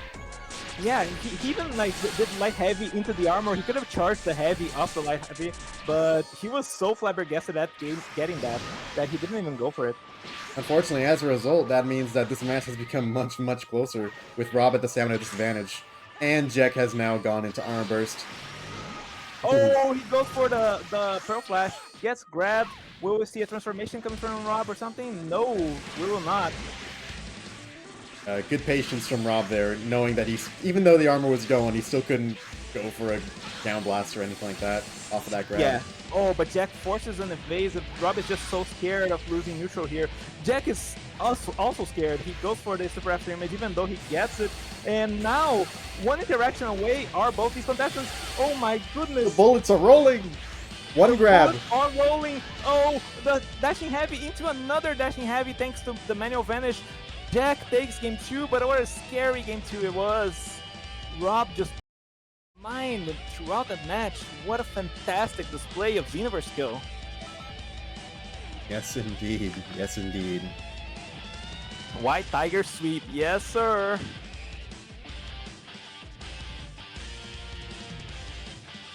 What a set. What a set indeed. Up next, we have Bruno versus Multi. So let's get the lobby rehosting going and let's get the show on the road. I definitely wouldn't say it's ever it's too late to play, learn more about this game. I mean, there's always more to learn about it, especially in my experience. It's all just a matter of whether you find it fun and whether you think it's exhilarating to be playing out a lot of these matches that you're seeing here today. Yeah, absolutely. Definitely. Alright, battling this time. You are battling this time. You versus Bruno. I actually don't know what he's running. Is usually okay. So what I know about Bruno, he runs Vados in the cast tournaments. He runs Mentor Whis with Vados skills in the Mentor tournaments. So what's he gonna? Is he gonna run? I'm gonna predict that he runs. I'm gonna predict he runs a male Saiyan with punch attacks. How close was I? You'll see. Let's just put it that way. Bruno's sets are very interesting. He was the person I practiced with the most, and I'm the most eager to see play in this tournament. Just very interesting CAC sets. He usually doesn't cook as hard with CAC. He isn't a very big fan of CACs in general, but this time he just went to the kitchen and chose some really good ingredients, and I'm very excited to see how he performs. This should be an exhilarating match. Multi versus Bruno, a matchup we don't see very often. Both these players severely underestimated at times. They tend to get rusty, they tend to get a little bit out of their game. I think this will be a great opportunity to see Bruno versus Multi here. Who is going to come out on top? Female Earthling versus Frieza race. Definitely some very interesting CACs here. And yeah, Bruno's got something cooking. Keep an eye peeled. Nothing beats flying out from Multi. Feels like there's a bit of delay here in this match. Hopefully it normalizes, but nothing beats flying on a Frieza race. Definitely one of the more interesting choices in this tournament. He's also rocking the Phantom Fist, so technically his passive stamina regen can go just insane. It's a very long game sort of situation, but it could prove instrumental for him to really access some incredible neutral options. Goes for the charge key blast. Bruno does not respond to it in time. 5 heavy string coming out. Very nice tapping key blast there from Multi. Bruno's just block shuffling a little bit. Seems to be a little out of his element, but goes for the, oh my god, the energy shot into Destruction Concerto's Meteor. Bruno almost gets a perfect block on the golden form. That would have been pretty bad. And is that all finally coming out? Bruno, a P-block maniac, and just making use of that Super Soul, the Beast Gohan Super Soul, that will slowly but steadily accrue him up to 50% increased damage from his supers. So definitely something very fearful to be, something you have to be afraid to be in the receiving end of.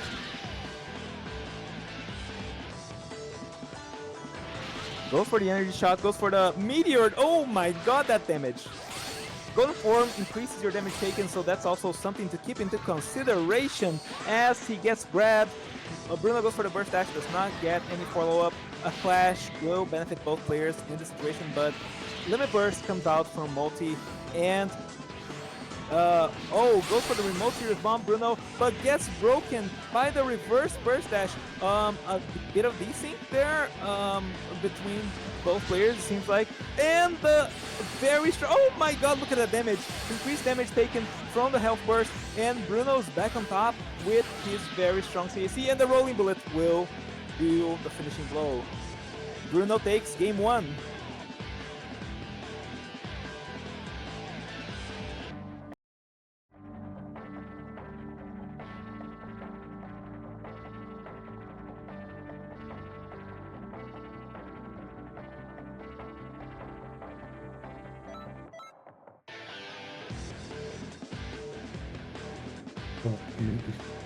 Damn, that was hard.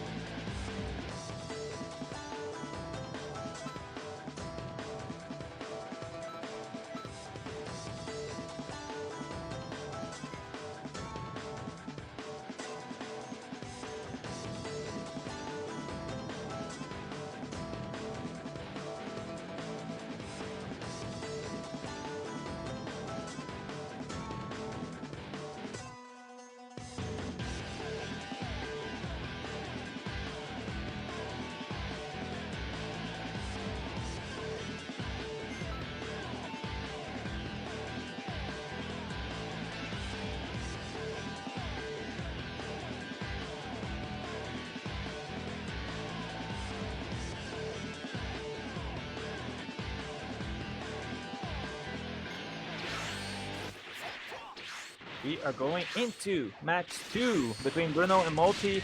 Male Earthling versus female Earthling. Oh my god, the grab into Energy Wave combo. It's evadable, but Multi lacked the reaction time there, it seems like.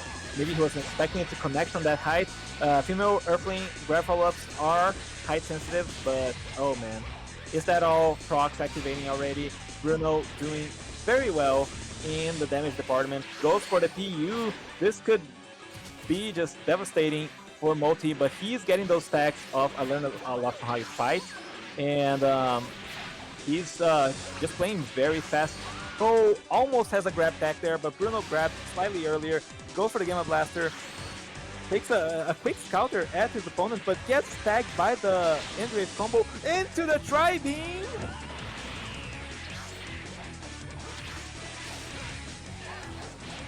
Quick grab to get some space, to get some reset to neutral, tries to burst dash, in fact, complete opposite of what I was describing, but gets a Gamma Blaster, gets another no.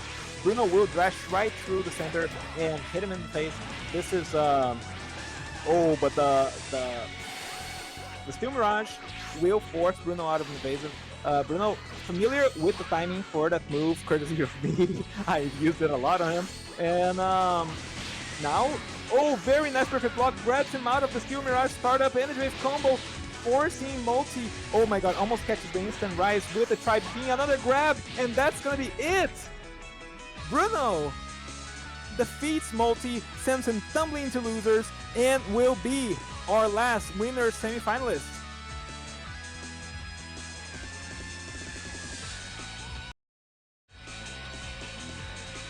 Oh man, you hate to see that.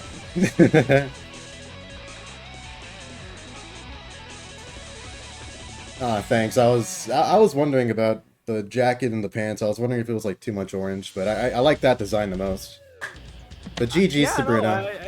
I think it's great. Bruno says he's on a roll and he wants to keep playing, so next match will be Bruno versus Jack. All right.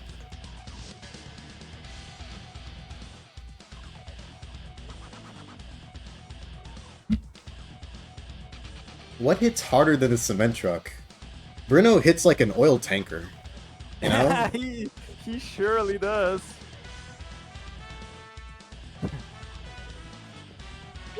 But if anyone was gonna knock me down to the losers bracket, I'm glad it was a man, Bruno. Me too. Like I've been playing a lot of him. He usually doesn't have the best performances in CAC tournaments, though he did qualify last year for top 8 in the Universal Tournament off the back of his CAC. But this time, he's just playing a really good game. He cooked a really good builds, plural, and just very excited to see how he performs with those builds.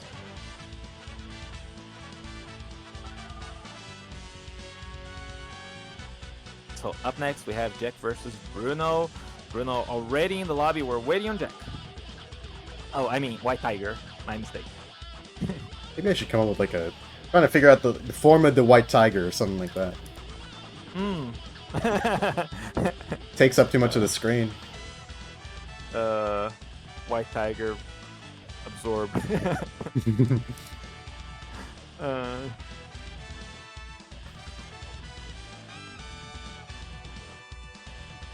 Jack, Bruno. I think we've seen this match somewhat recently, but I might be mistaken. I believe they fought in the 26th Tenkaichi Budokai, maybe the 27th, in fact. And it was honestly not a bad match in the slightest. We are going to be seeing female Earthling versus female Earthling. Let's get it. I'm very excited to see how this match is going to go.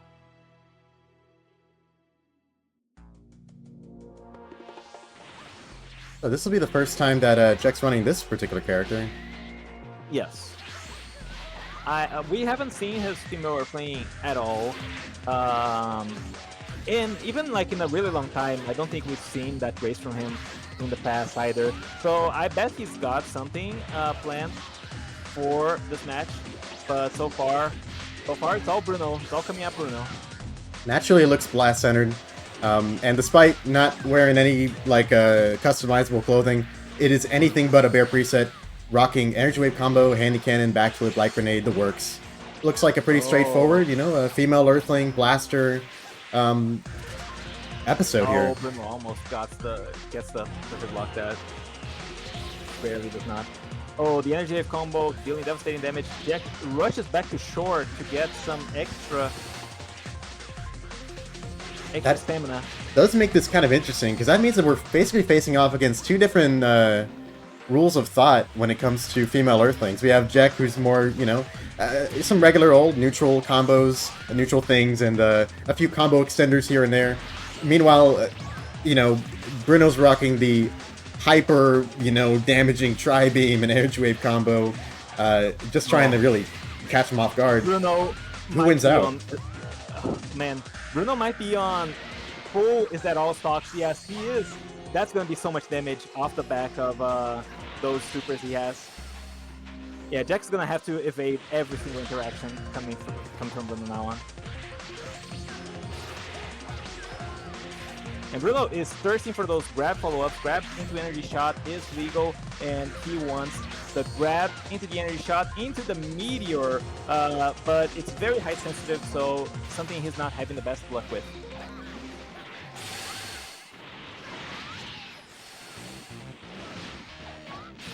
Bruno pulls out the cell break.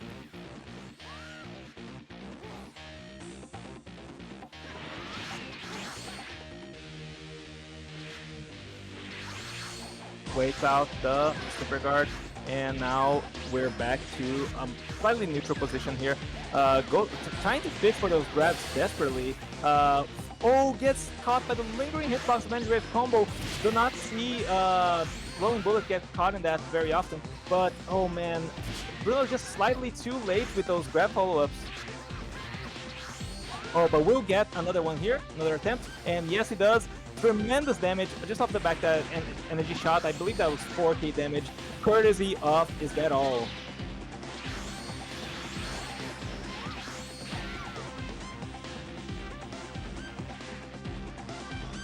Crazy to think that both of these guys are within one attack of knocking each other out, even though they have half a health bar. Yeah, absolutely. Could be it could be honestly a match that's decided by Rolling Bullet of all things, because both of them are sporting it and it just deals so much damage. Oh, but gets caught out of the Rolling Bullet. Jack takes game 1.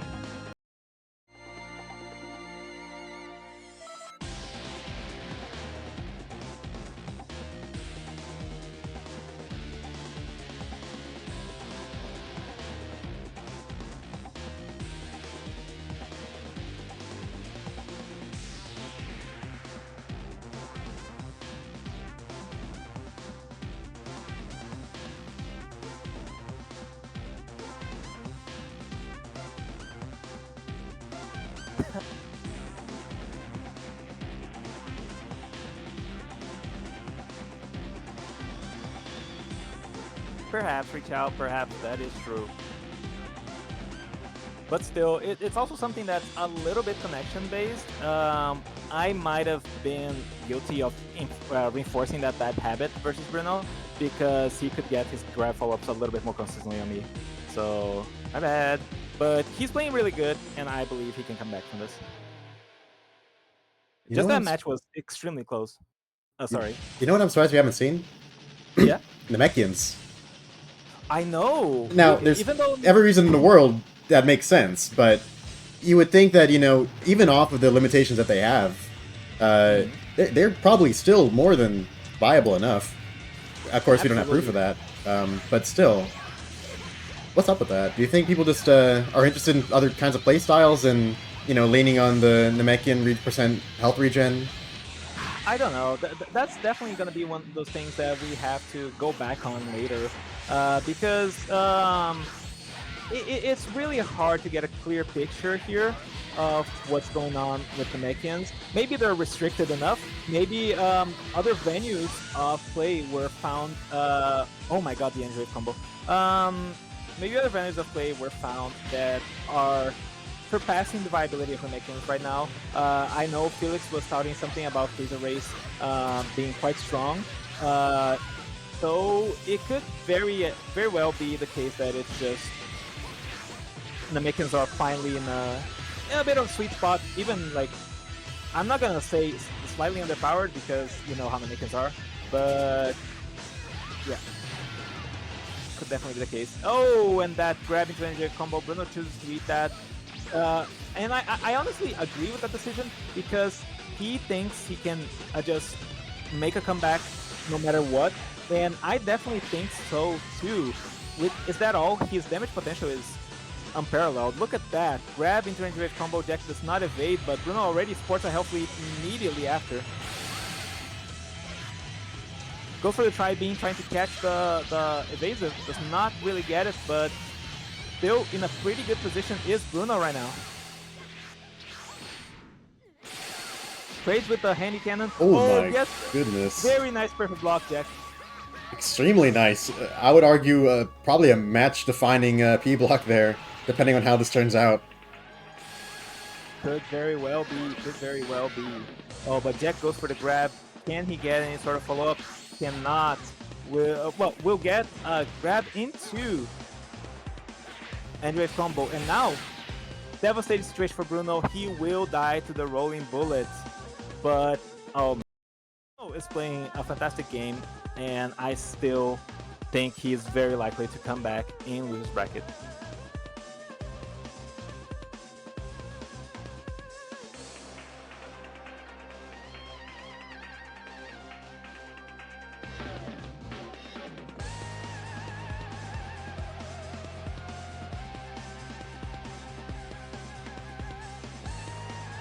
Alright, so Jack will be our first finalist. Up next, we have Liron versus Felix. Let's get them both in there.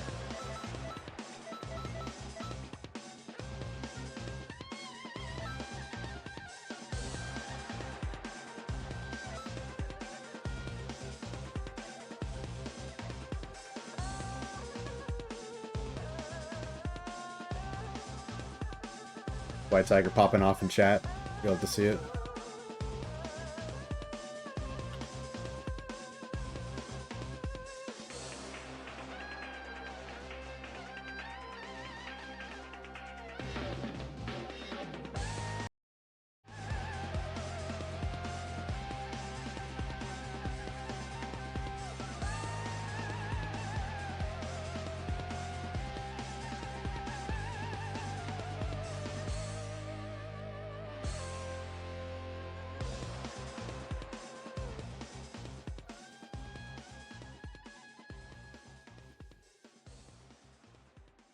Felix versus Lyron. Let's get this match underway.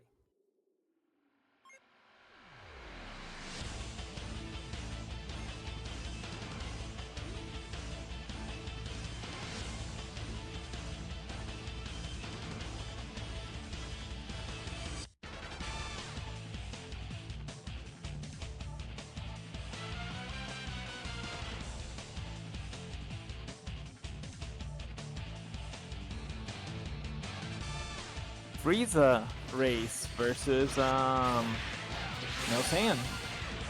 So let's see what the Frieza race hype is all about. I really like the design on this Frieza race too. It's Got a little bit Sure. of cooler. It's got a little bit of Thor, I guess, with the scatter. yeah. Or no, it's yeah, not even a yeah. scatter. It's his head. That's just his head. Yeah. But he looks nice. He looks nice. Shades of cooler, of course, but I like the eyes, especially the very high contrast eyes. Yep, Go for and the there we grab, go. Paralyzed Blast does not really get it. In the last Tenkaichi Budokai we had, our cast tournament, Felix tore through the bracket through the use of a first form Mentor Frieza with the real Hell Begins Here, I believe, which makes his charged Ki Blast a poison and a slowdown on the opponent, and he can just follow that up from a grab. And I guess now it looks like he's going to try bringing it into the CAC realm to see how it shakes out. Yeah, absolutely. He also mentioned that Golden Form Ki Blast enabled that combination to be stronger. So I assume we're going to be seeing Golden Form come out very, very soon.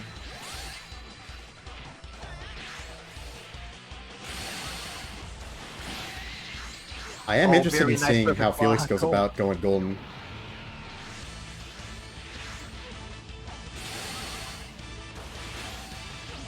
Oh, the variable snipe shot in neutral, just catching for a good amount of damage. Leon, of course, has access to one of the greatest stamina regen boosts in the game in the form of Super Saiyan Blue, so he should fare decently fine. But the real hell begins here. That will all be mitigated by the poison. Felix has the bar of health lead, and he is happy to play around that. Oh, Leon could have first blocked that.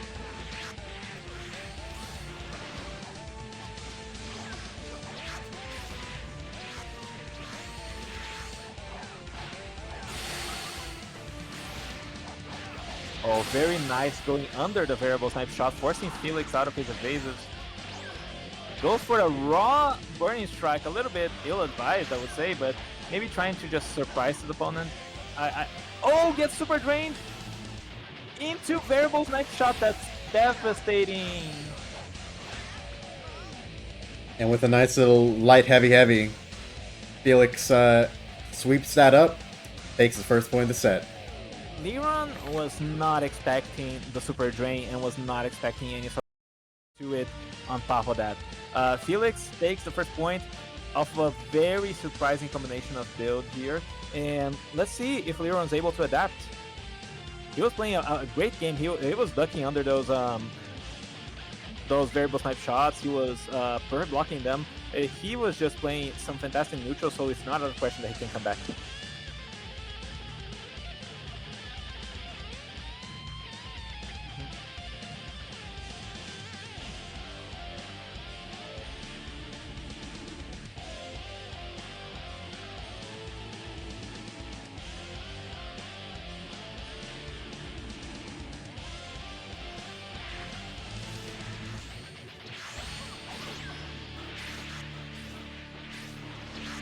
First little taps of the match begin.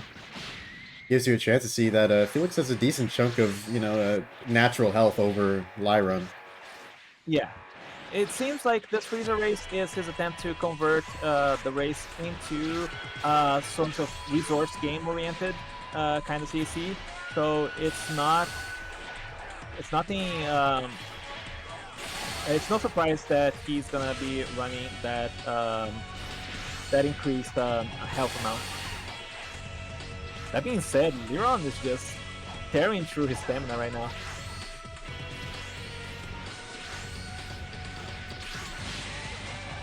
You know, Felix is looking for that situation where he can be able to grab into a scary sort of follow-up.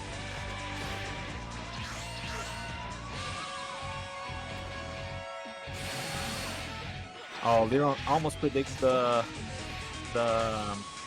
rolling bullet. So far, doing a good job avoiding those grabs and baiting Felix into these impossible neutral situations. Grab tech! Oh my goodness. Has to be like our third or fourth one this tourney. Yeah, people are getting so savvy with the grabs. It might be... Oh Ooh. my goodness, but a quick grab in Super Saiyan Blue. You hate to be put in that position, but Felix now playing from a pretty remarkable disadvantage here. And yes, flipped by the key explosion as well. Oh man. Yes, finally a grab. Will he get the poison? He does against the wall. And now Liron is put on timer. He really has to pressure his opponent if he wants to win. Now listen, some people watching this might be wondering, like, why use your grab follow-up on transformations when, as we can see, like, so many of these guys' strategies has been on getting some nice damage off of their grab follow-ups through EWC or whatever other means.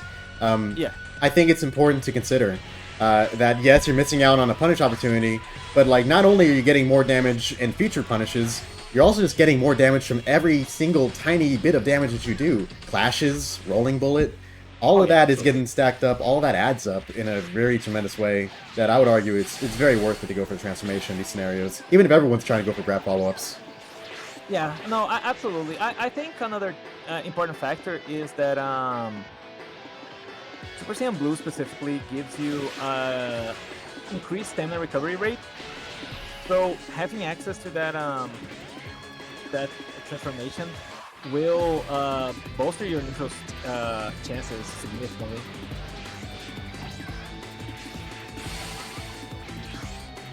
Oh my god.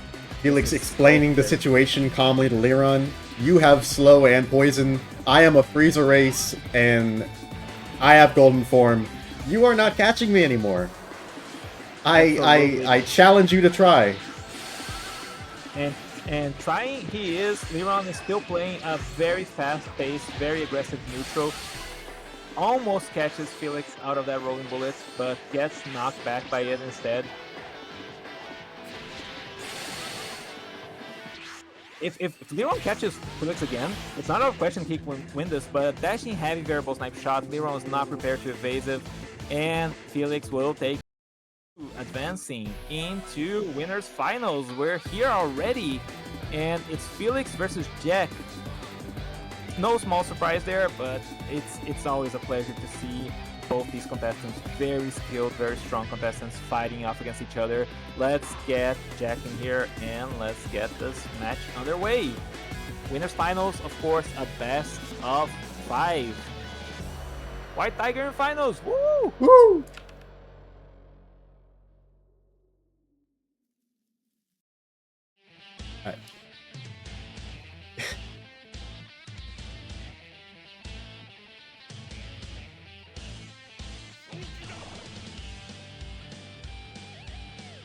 All right. Let's take up like a Felix. freaking 20th of the screen.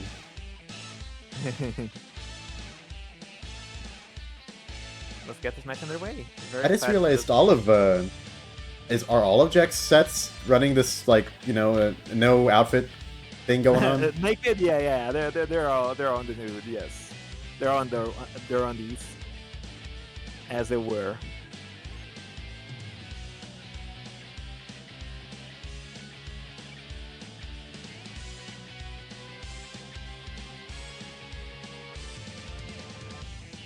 You know, I respect Jack's commitment though, because Being nude? everyone has their everyone has their fun with these CACs, with their CAC design. Some people make their OC, some people make characters that they like that are believable in Dragon Ball. Some people are cosplaying other characters from other games, other media, and here's Jack just in the nude. You know, gotta respect that. He has his own vision for the vibe he's going for, and there he is, Male Saiyan versus Male Saiyan.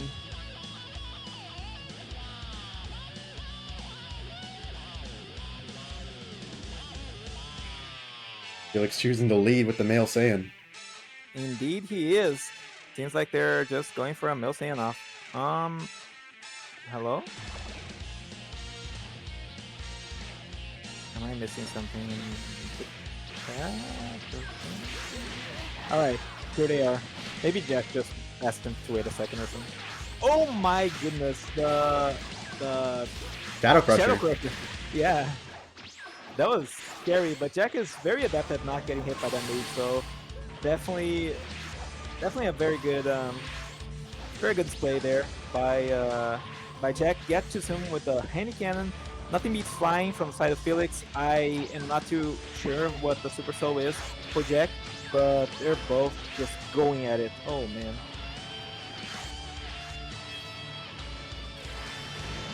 Pearl Flash will not connect. Of course, a scary skill, but at the level these two play at, it's just a trivial matter of like avoiding and punishing the move. You would not believe what Super Soul this male Saiyan of Jex is running. What is it? The real hell begins here. Oh man! Already grabbed in the neutral as if to taunt the fact that he has a potential grab follow-up with that poison, but gets ego kick for his troubles. Pearl Flash will connect with the rolling bullets. Felix just pressuring Jack immensely right now. Phantom Fist, very nice. Phantom Fist, very covers nice. The Shadow Crusher, oh my goodness. And now Jack has all that stamina to work with.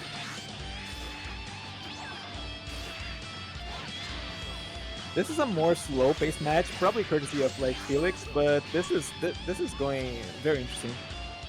Grab follow-up does not connect for Jack, and Handy Cannon doing its job, catching Felix out in the neutral. They're back and forth, light heavies exchange. Felix tries to go for the Pearl Flash, but a little bit too far away. Goes for his grab, dashes after.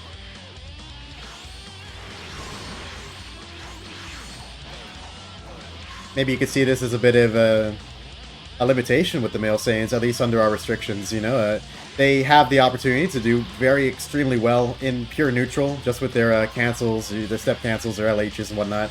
And they also have the option to go in for grab follow-up skills, but they aren't as good at linking those, I would say, as much as, say, female Earthlings or Frieza races. Yeah, absolutely. Out of the entire CC roster, from the races that have grab follow-ups at all, because some don't, Melsians might be, yeah, exactly, Namekian as well.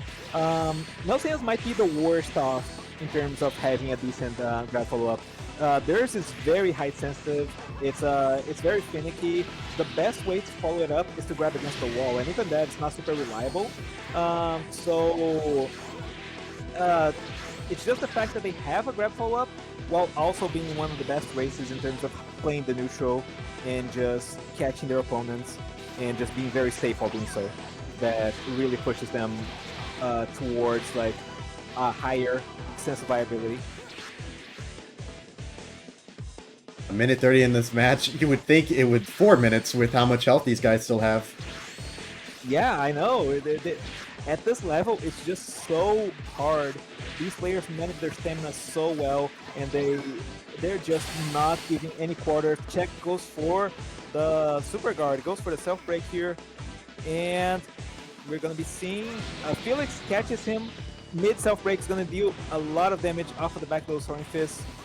Jack now in a predicament here. 1 minute left in the match, and Felix is leading the set by quite a lot in terms of resources, or in terms of health, because his stamina is actually looking worse for wear. Jack didn't have the key to pressure Felix's stamina, so Felix will just recover out of that combo. 5 bars to his name.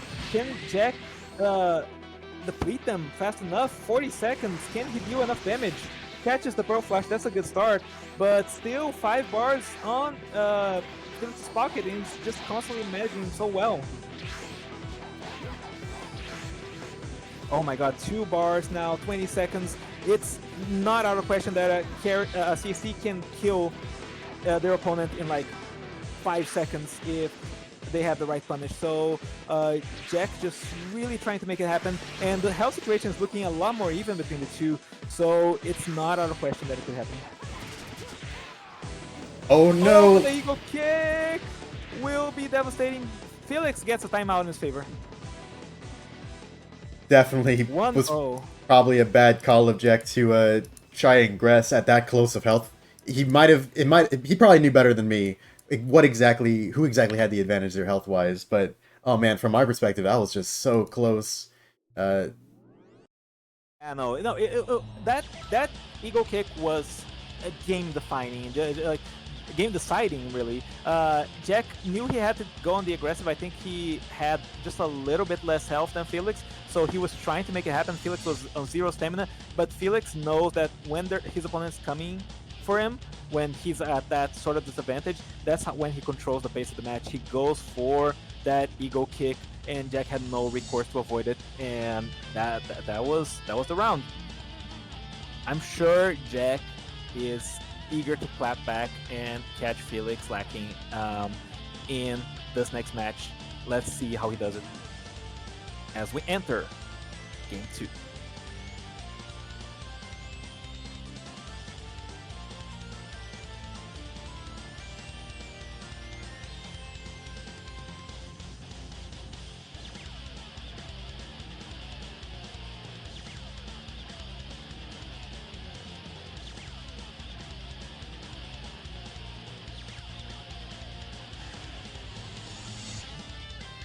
Jack essentially saying, well, okay, this poison thing ain't working out. Time to bring out the female Majin. Indeed.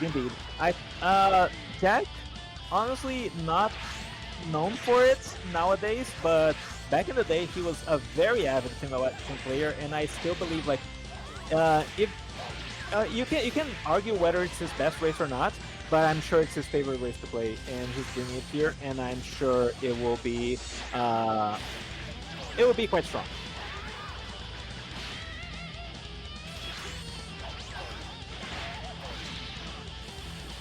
Blows being exchanged by both players so far.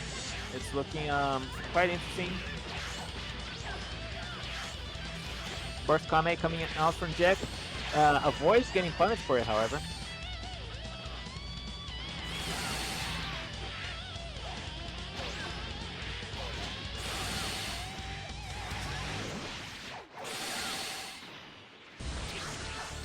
That close off the self-break. Oh, and Felix has, like, Jack has too much ki. Oh, but catches the self-break, gets the Soaring Fist. Not a lot, but will get clipped by the... Oh my god, the Burst Kame of all things.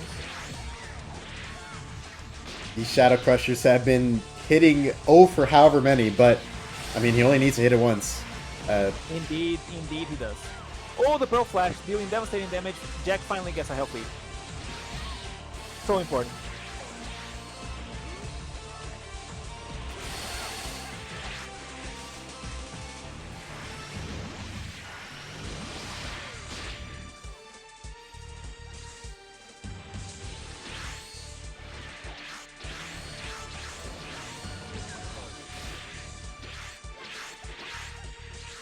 Felix slowly clawing back that health disparity between the two. But Jack doing a really good job maintaining some semblance of a stamina lead. Oh, tries to catch him with a straight Pearl Flash, does not really get it. Gets him this time, however. Oh, punishes a Pearl Flash with a Pearl Flash. This seems like Jack is the one who's likely to win this, but now no stamina to his name, will get grabbed. Gets his evasive lead, and Felix goes for the health burst to top it out off to put some pressure on Jack. Oh my goodness! God. The health armor protecting Jack from the consequences of the Pro Flash, allowing him to retaliate immediately. This is gonna be like extremely close health-wise once the health burst done. I think Jack has a slight lead. I think Felix had more health than him to start off with. But 2 minutes, can they?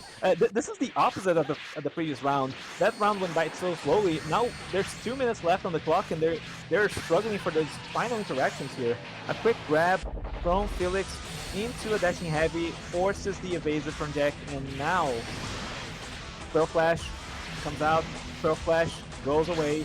Neither are hitting their Pro Flash. It's so wary in the neutral right now. Jack just wants to hit one super, at least one. That's all you ask. But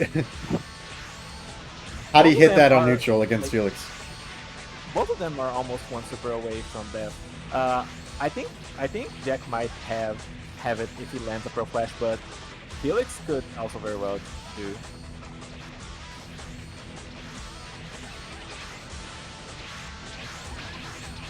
Oh, gets grabbed, and now it's Jack is in dire trouble. Dashing heavy from Felix, but no. Oh my god, so back and forth. Felix has too much stamina. Jack has not enough. Jack baits a self-break attempt, knowing Felix would try to punish it, but does not get it.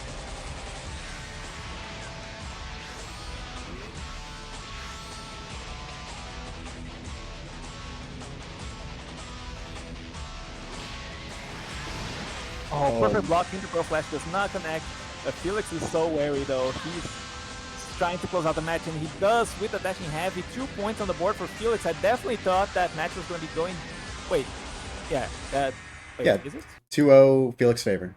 Okay, 2 points on the board for Felix, and I thought that match was going to be Jack's way, but Felix just proving this remarkable consistency. He has to stick with the Mel Saiyan, but he's doing a very good job just handling everything Jack throws at him.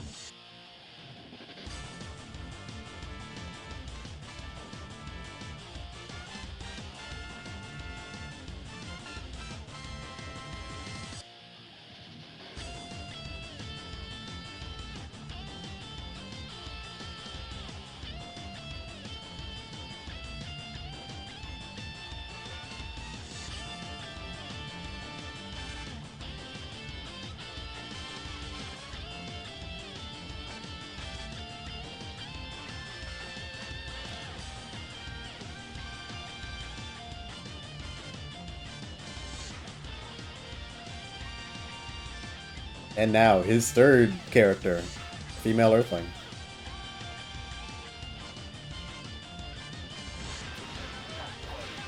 The female Earthling, indeed. Felix seems to be waiting on... okay, Jack's here, maybe he'll step out or something? Worth noting, this female Earthling is naturally a little bit higher health than Felix's male Saiyan. Unsure of whether we'll get into a timeout, neck-and-neck health situation, but... Right, that could definitely matter. If Felix has... If they're both at critical HP, Felix has an advantage despite being lower. So it's something that has to be kept in mind. PU coming out from Jack. We could be seeing some very good Is That All damage coming through. Oh my god. The Heineken. Oh, that's devastating! And that's a health burst! Jack could kill Felix right here. But what's his highest damaging loop? Is it the... Oh my god. He gave Felix an opportunity to recover. That's devastating. If he had like B-Scanner or something, he could have just erased him. Oh man. Oh, brother. What are Jack's ultimates? Can you check? Yeah.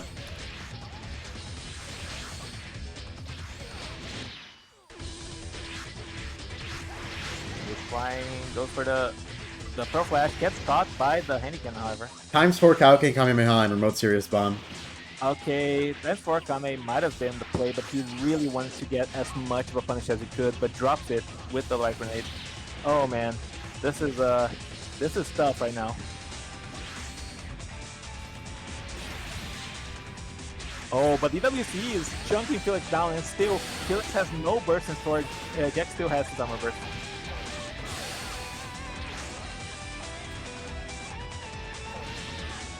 Jack's probably going for a self break. Can Felix prevent it? Oh, grab tech. Incredible grab. Honestly, really effective as a defensive measure. Even though it's not necessarily controllable, but at least going for it. Yeah, no, absolutely. No self break for you, but I'll still allow you to force your LB. Gets caught.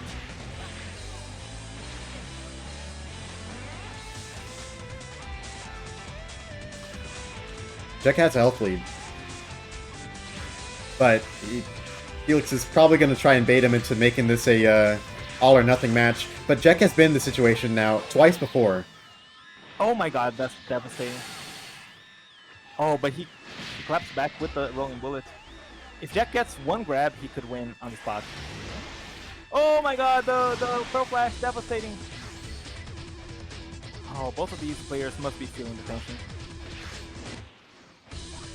Oh, if I'm Jack, I'm trying to perfect block that. It just, but it's so scary. He must be like feeling the pressure here. That's saying that Felix did a grab in the soaring fist. Oh shit! Yeah. He did during the armor burst. I'll have to notify him of that.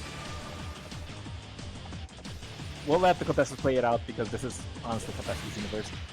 And there it is! Jack wins anyway. I will be sure to warn Felix, however.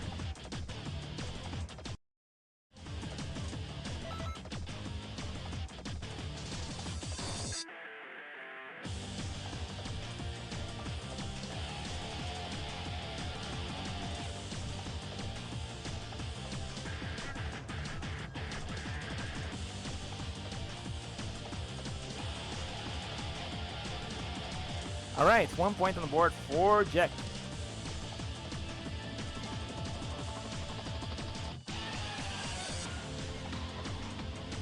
Is this the beginning of the reverse sweep? Can Jack do it? Well, I definitely believe he can, but will he? Well, let's find out. This is game 4. Match point on the board for Felix still, but a ray of hope is shining for Jack as he managed to play a beautiful game on that female Earthling of his.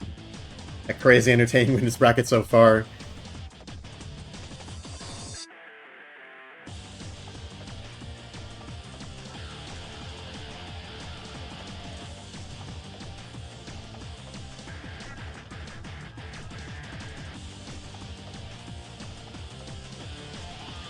Looks like the best defense might be looks like the best offense might be a good defense. Felix switching over to the male margin. Indeed he does. Indeed he does. I've been on the receiving end of this, so I know the idea of his is like he's gonna force you to get key, and he also knows like Jack wants to really accumulate keys so he can have fantastic punishes. But the thing is, with a key dump as safe as Handy Cannon, I don't know if it's in Felix's best interest to play it like that. I feel like the outcome of this match is going to completely depend on how successful Felix is at making use out of his health limit burst. I mean, that's going to be life or death here. And we've already seen Jack handle LBs pretty well. Well, what happened? Felix is at 3 bars, he's going to get a grab, he's going to get probably a back hit of it. Yeah, a light back. But, like, Jack could definitely just erase him on the face of the earth if, oh, Felix is not running more than 10% of the bars. Interesting. See, he's seeing the error of his ways. But that being said, if he uses stamina here, oh, and Jack predicts the limit burst, catches him. Oh, this is... But this is still working out. Oh my God, look at that. Look at that. Who has the advantage here? Okay, well, Felix Jack, back on the sure. ground. Oh my god. This is so He's broken! Broken! Jack has 4 key bars. He has 4 key bars, and he has plenty of time as Felix is just burstless. And there it is! Jack kills his male margin and puts another point on the board. It's We're going to game 5. Now. We're going to a game 5 indeed. Oh my goodness. Ooh. All right. Jack versus Felix, final round. Will we see? What will we see from Felix? We'll see the freezer race. We'll see the Milsane returning. Jack is doing so well on that female Earthling right now. I guess it would depend on who has the best shot at getting around. Jack's kind of conventionally play female Earthling combined with the threat of grab follow-ups close to the ground. Yeah. He might fight fire with the Freezer Race, but at this point, he's probably... I mean, Freezer Race versus female Earthling, I bet Jack has more experience playing the latter than Felix has playing the former. So I would honestly say that Felix would be best off going with the Male Saiyan. Yeah, let's see what he chooses to, and he chooses to go with the Freezer Race in the end. My fucking Preds. My fucking Preds, man. But he's proven that he's very capable of that Freezer Race. He beat Iran, who's a fantastic player in the neutral. Oh my god, is he gonna get the follow-up? He didn't! I've been there. Insane. I think that's because of how the Paralyzed Key Blast hitbox works. You have to be a little high up. He finally does get it in the end, and now Jack has a tough field climb, getting poisoned and slowed at the beginning of the match. On this final match of Winners Finals. Oh my god. Yes. PU coming from Jack. Really good damage output has been achieved, and Felix is just trying to play it passive, trying to play it slow, trying to lane Jack out to the best of his abilities. Will get caught at the beginning of Variant Snipe Shot. This is oh my god, grab. Does he have any follow-up? He does! And Felix tries not to waste his stamina, chooses to take the damage, but now Jack's sporting a health lead. Female Earthling versus Freezer Race in Game 5 of Winners Finals. I'm crying from peak. I know! This is great! But that poison's starting to catch up to Jack. Pretty low stamina. Is, but Felix, last two bars, if he gets grabbed, oh, Jack's gonna go for a self-break, but Felix realizes that prevents it. Does not get a follow-up on the Super Drain, however, but now Jack desperately wants the self-break, but he can't really get it, so he's just trying his best to force Felix into the offensive here. A quick clash will deeply benefit Jack.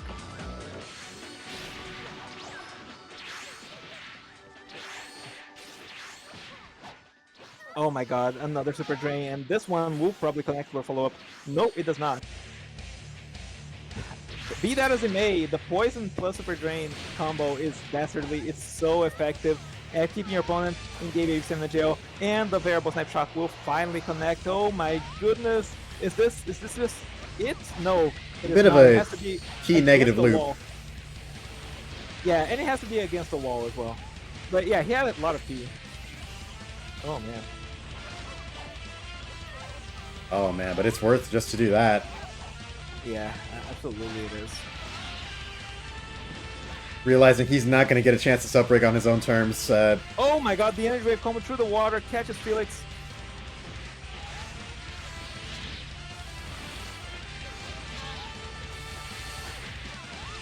Out comes the Big grab. Not nearly close enough to the ground to. Oh do no! He could not get out of the way of the And reverse right burst heavy, dash. heavy. Oh man, that was a very close match, especially considering that Jack got poisoned at the very beginning. He will be sent to losers finals, but oh man, just a terrific game of Female Earthling.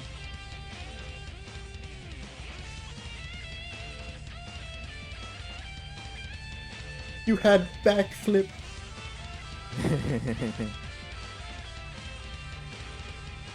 Alright, up next we have...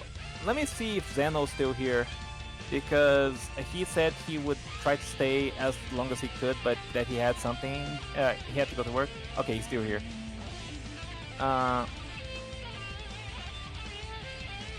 Okay, cool. It's Rob versus Zeno.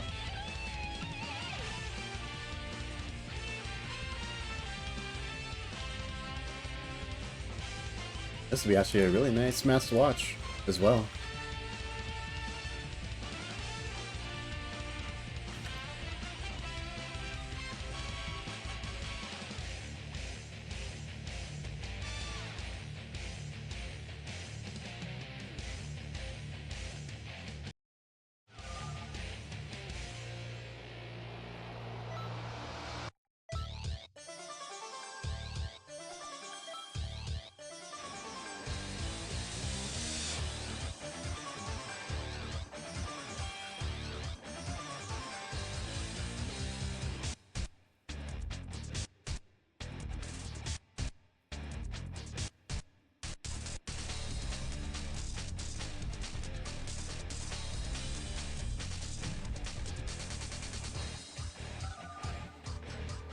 Zeno versus Rob. Let's see how this goes.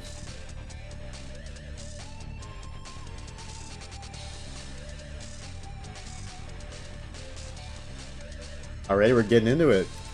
Losers bracket is about to begin.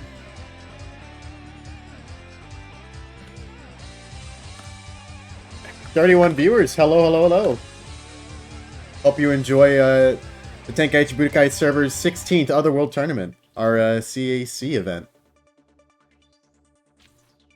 We've got this tournament as well as many more coming up very soon, this month and beyond, in celebration of Xenoverse's anniversary. Xenoverse 2's anniversary, at least. Xenoverse 2's anniversary. It came out on the 25th of October, I believe, so our biggest tournament in the year always takes place in the closest weekend to that. This time it will be the 27th. Stay tuned, it's gonna be a very exciting one. And speaking of excitement, Zeno versus Rob, what do you make of this? Who do you think has, like, the best chances? Best chances is tough to say. I'm mostly just excited to see some very high-intensity male Earthling, male Saiyan fights. Right. Zeno's on the no Earthling this time, but yeah, both these guys have a lot of similarities. They play a very fast-paced neutral, and very excited to see how it's gonna pan out between these two. Both fans of dark clothing. True. Well, I can't really meme on that. I'm rocking all black today as well, but that being said, just really good restraint here, maybe by Rob. Zeno just staying there, and Rob is just taking an opportunity to gain some stamina, I suppose. Just a very cordial situation, waits for his opponent. Maybe Zeno was having some controller issues. I know he's had them in the recent past. But yeah, just still benefits Rob a good deal. He could have done more, sure, but he gets a lot of stamina back, promptly burns it, but a very good neutral position to be in here.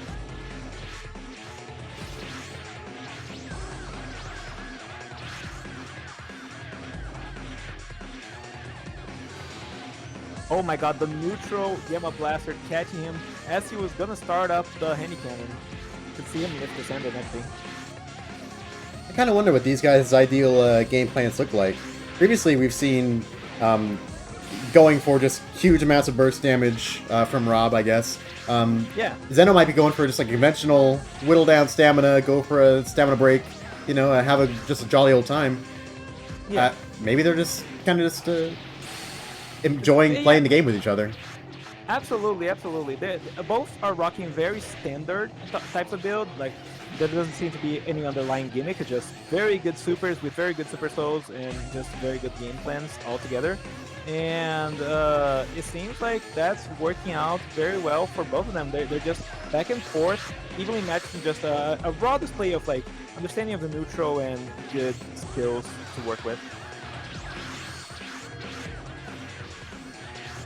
If I were to make a distinction between the two, I will say Rob has a slight advantage in like neutral situations, when they're at longer ranges because of Gamma Blaster. It's the one skill that Zeno doesn't have a counterpart to. Both have Soaring Fist, and Zeno is gonna hurt particularly.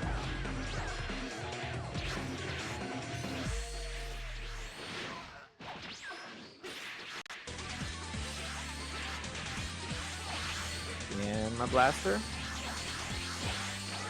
Oh, catch him with the back hit, but goes for the Soaring Fist. A little bit too quick on trigger there, but that's a burst dash, manual vanish into Soaring Fist, forces an evasive, and now back and forth between these two players, really. Handy Cannon catching neutral, light heavy catching neutral, but no confirm. Zeno just dropping his combos. Having a game has Zeno. reversed. Oh my god. Oh, this could be a devastating Soaring Fist loop. Yeah, Zeno probably either self-breaking or going for, yeah, definitely self-breaking. Rob doesn't have a way to catch him. He does not. He's too afraid to. He's just wants to pressure Zeno a little bit, and he does manage to do so. Oh my god, the damage! He spent so much time trying to self break that he didn't have it cover him the entire way through. Yeah. It's like there was a bit of indecision from Zeno's part. He realized a little bit late that he should self break, and that that moment of hesitation made it take a little bit too long. Rob playing with house money now, 30 seconds on the clock, and almost a full health bar of disparity between two. Zeno has his work cut out for him, but Rob is on last 2 bars. PFEs can kill way faster than 20 seconds, but a dashing heavy will seal the deal. Rob takes game 1. These two are playing a really good game in the universe. I'm very excited for what game 2 holds in store. They're absolutely going neck and neck. Indeed.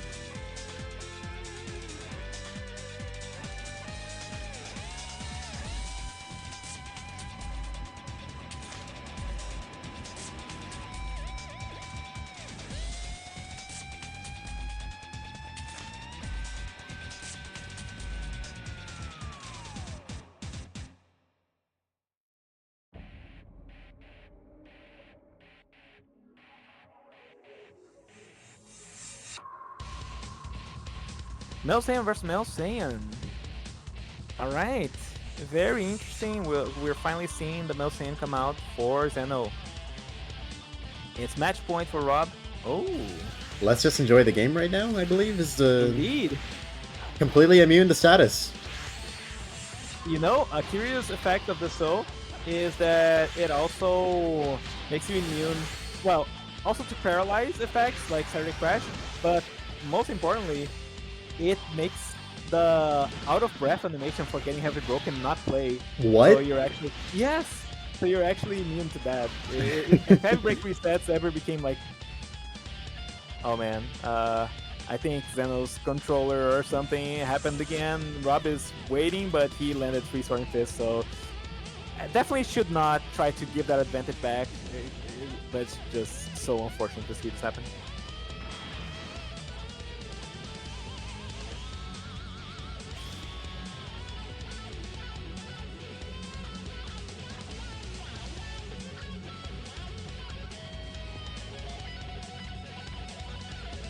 Admiring each other's fits.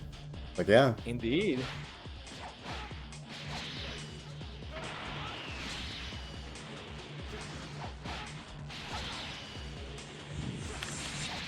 Oh, if both contestants agree to it, they can rerun that match. But otherwise, that is it? Question mark. Unless anyone protests against it, that's just gonna, that's what it's gonna be.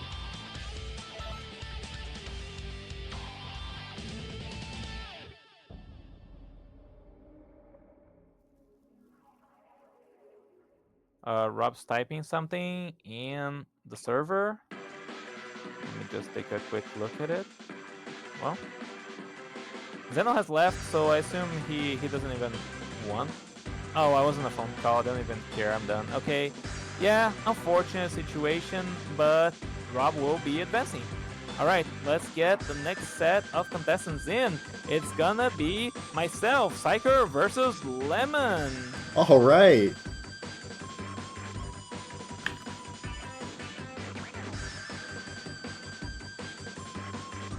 I have to, you know, load Content City. I bet.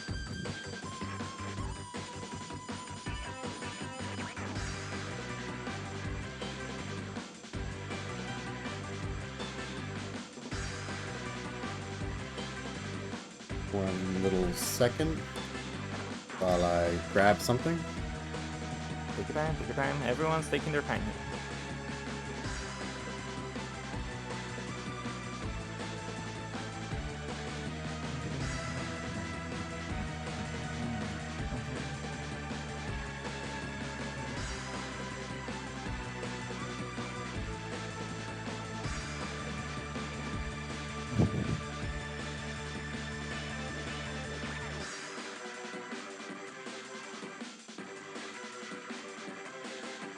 Okay, finally loaded Condom City.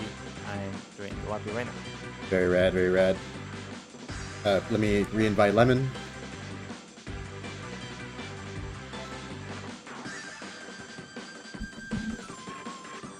Alright.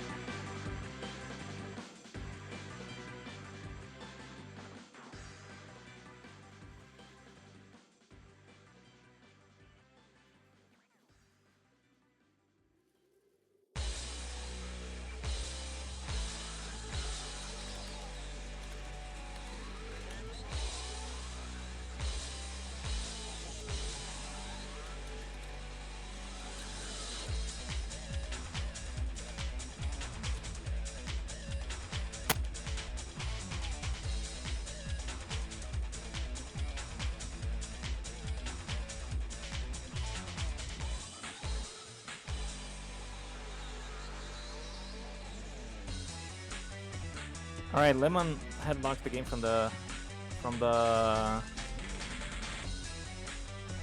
wrong executable pretty much. So should be joining this time.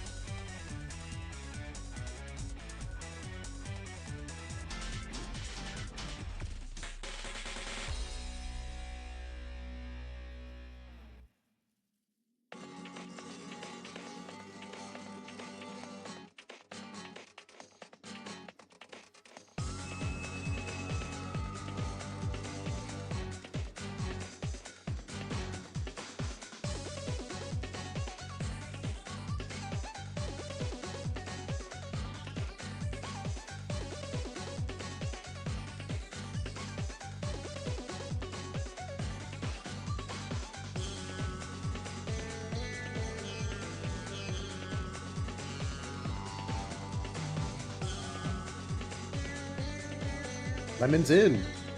Lemon's in? Okay, alright. I'm muting myself. Best of luck, Lemon.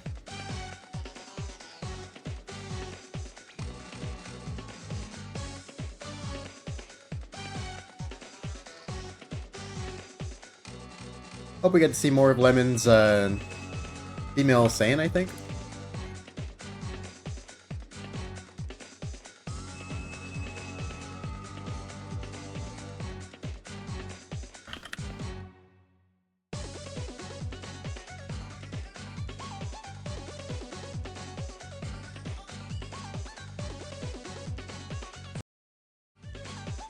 The match is on.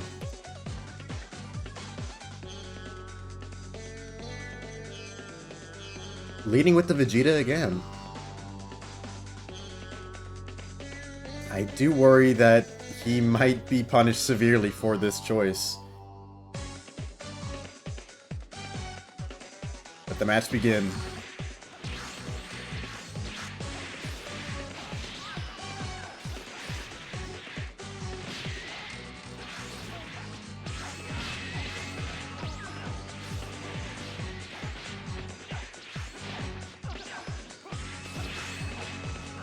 So far, Lemon's doing an incredible job forcing out some stamina from Psyker, just with some good old-fashioned Halo preset Vegeta neutral.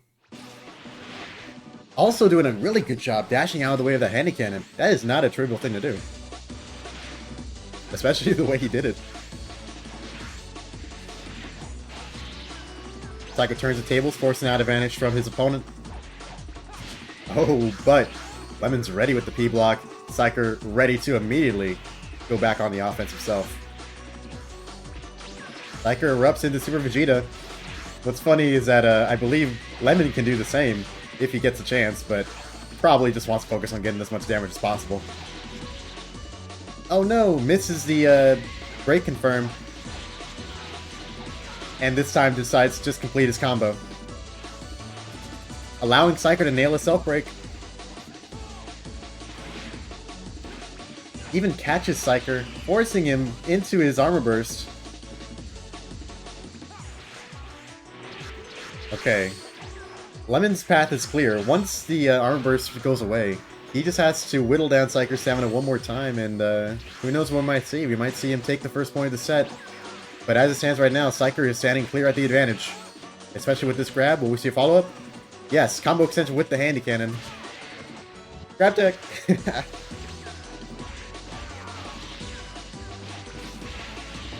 The damage is mounting. Lemon's able to get his his health burst off. But oh no, it just makes him even squishier. At this point, it is definitely in Lemon's best interest to avoid taking damage whenever possible. But he still keeps on his aggression.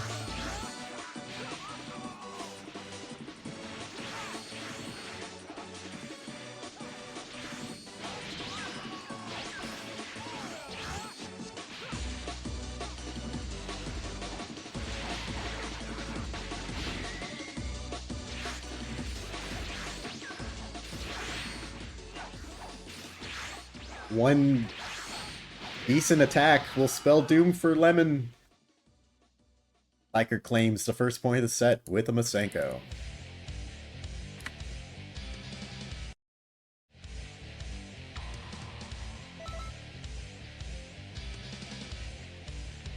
I absolutely agree. That Vegeta play was incredible. I mean, it honestly brought back memories of when Newt played that preset of Vegeta. I believe it was just in friendlies, but still, like, extremely commanding. But I do hope to see what all Lemon can pull out on his CACs. Don't let this set end too soon.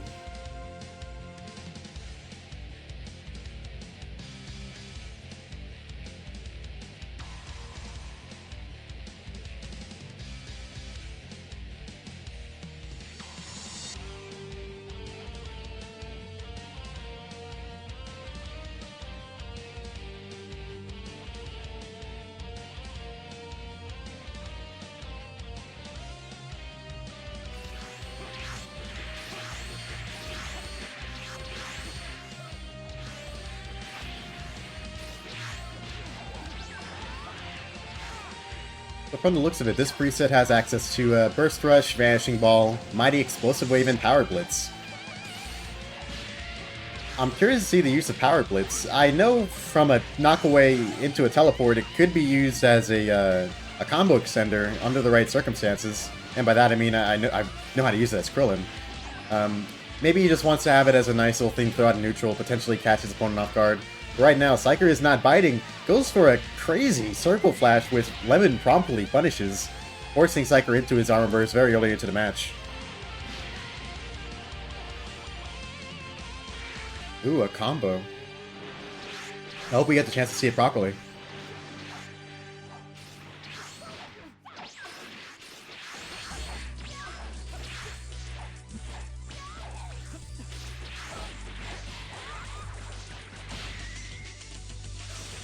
Flash not meaning much for Lemon, but being very valuable to Psyker in order to get some extra key resources. Honestly, these grabs aren't doing him too much favor, but they're at least giving him a good amount of damage. It's just that he can't really follow him up from that height, and even then, he only really has Anti-Cannon to work with. Ooh, tries a nice little grab there. Lemon's able to avoid.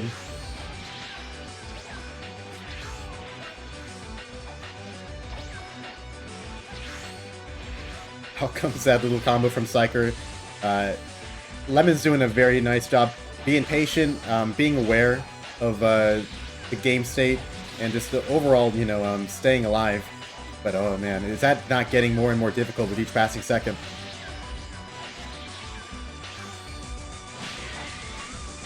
Will we do tournaments in Sparking Zero? Actually, yes. In a couple of months, after our Xenoverse tournament series has concluded, we will be looking into having a nice little tournament for fun. And through the use of a very incredible combo in a Super Gallica, Lemon evens up the set, goes 1-1, not going quietly into that goodnight. That was nuts. We're going into Game 3 for who gets to stay and who gets to be eliminated between Psyker and newcomer Lemon.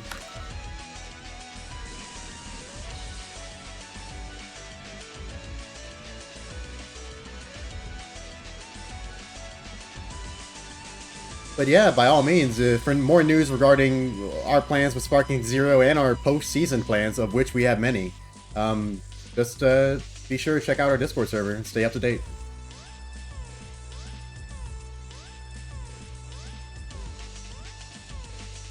One, Lemon Psyker, match point.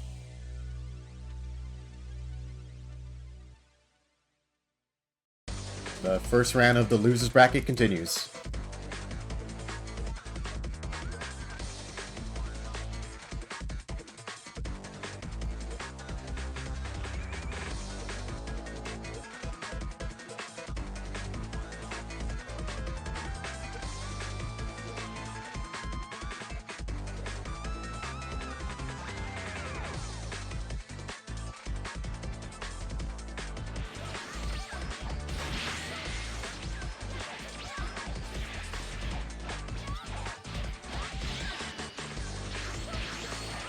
Lemon using the Key Blast Cannon to try and do a combo extension. Like man to stay out of the way. Looking to be probably trying to go back into his previous game plan from earlier on in the tournament, Psyker is. But oh man, before he even gets a chance, out comes a very powerful break and following punish from Lemon, forcing Psyker once again to go into his arm burst early. But through it, he still has a bit of an advantage. Oh my goodness, grabs him out of the key explosion too.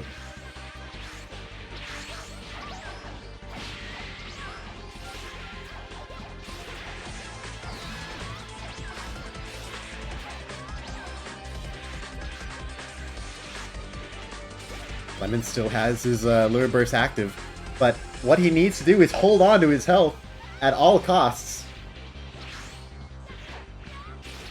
Because Psyker can just take it all away in a second.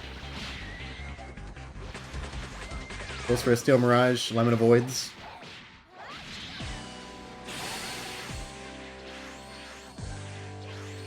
Both competitors doing a pretty good job forcing out stamina from each other. Oh man. If Psyker is the next one to get a break here, this match will not be over unless he punishes that LB that Lemon still has on deck very well.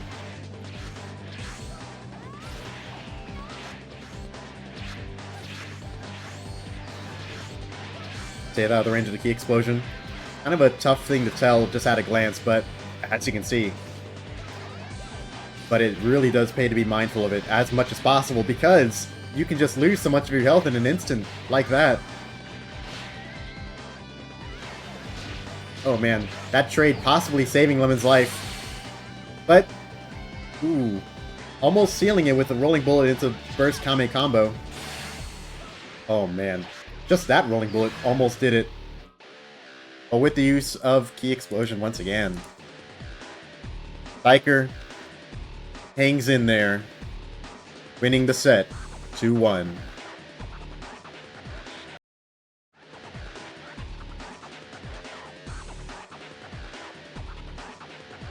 Psyker advances in the losers bracket. Lemon is eliminated. But do not forget just how amazing it was to watch Lemon's matches in this tournament. He is an incredible player, and I absolutely wish to have him come by and compete again in the future.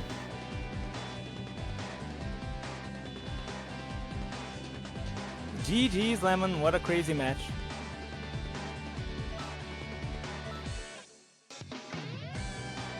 I believe next up are Dango and SC Alias.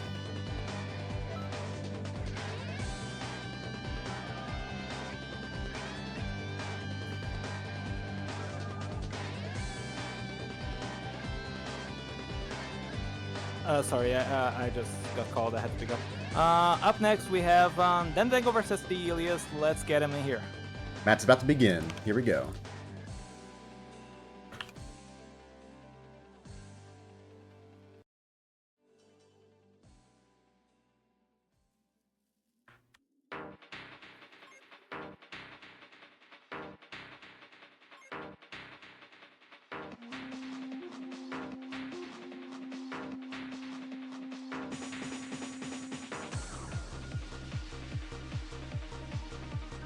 And all this excitement, I'd almost forgotten about FD Alias's sets. All 3 female Majins. Looks like he's opening up this match with Destruction's Concerto Meteor, that preset. Actually kind of nice. A surprisingly blast-oriented female Majin. I guess he just likes that as an option. Perhaps his other sets are a little bit more, yeah, strike-oriented. But speaking of running a blast set, he's up against Dango on the Frieza race. Already going into the golden form, which I believe has not been completely punished in any regard so far in this tournament. It's been a surprisingly safe transformation to pull out, even at seemingly inopportune times. I think the thing about golden form is just like it's. Of course, there's the unfamiliarity aspect, but I think it's also a big matter of just not having a great opportunity to punish it because of its lack of armor. You have to essentially perfect block it and, like, force him a break or something like that. So it's a little bit more troublesome than the average transformation.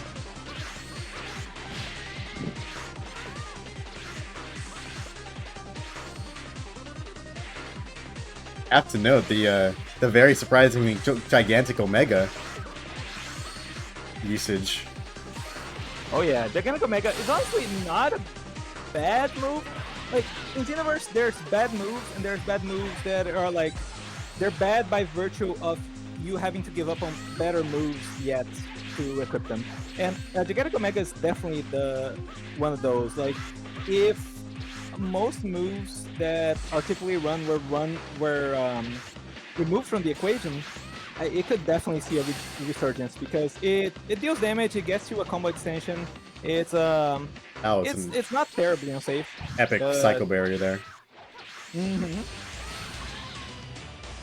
That being said, Dango is getting stacks. He's getting stacks as the match proceeds, and it's a lot of stacks that he's accrued already. The next fully charged Death Beam, Golden Form Death Beam, will probably be a lot of damage coming Alias's way.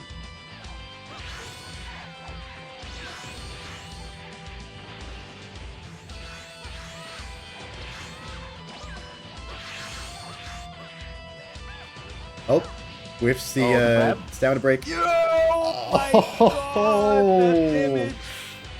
He got a. That was just off a grab, and that was almost a bar. That was almost a bar. It's you know the scariest thing about that, grabs and charge key blast scale off a basic damage. So Dango just has high investment in basic, and with the soul stacks, he's dealing just so off of the grab, not grab super, but grab charge key blast confirm. Oh man, Dango takes game 1.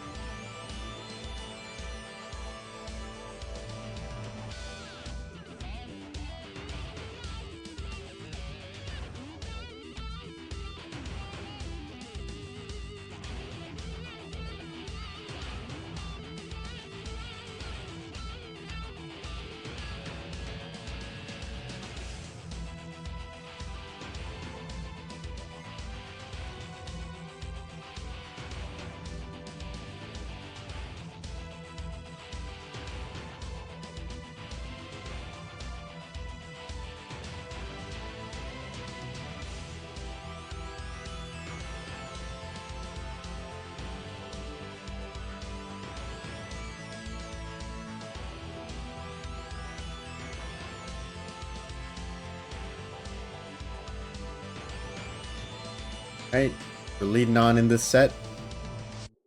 Looks like Ilias is moving on to a more strike-oriented set on his Fima Majin.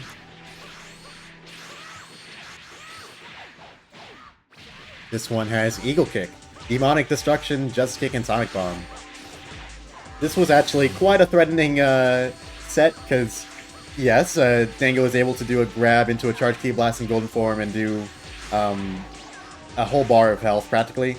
But under the right circumstances, a properly buffed Fima Majin under Potential Unleashed, going for a Demonic Destruction on you, that's just as difficult to avoid, and also requires far less setup. It's going to be a very threatening thing. But it looks like both competitors are set up. They are both ready to just go ham on each other with their burst damage. Oh! Handy Cannon and the Charge Ki Blast catching him while he was unaware.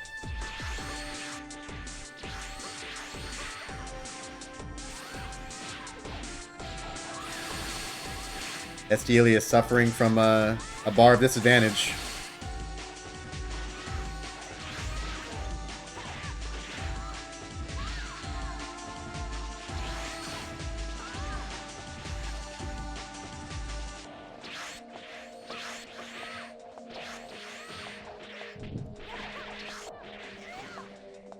Yoink! Yoink indeed, with tremendous damage off the back of that Demonic Destruction. Ilias is just putting the hurt on Dango, paying back for last time that he got hit by a very damaging grab. Oh my god.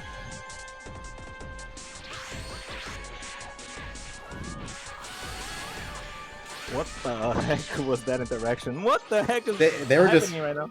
just skills being used against skills.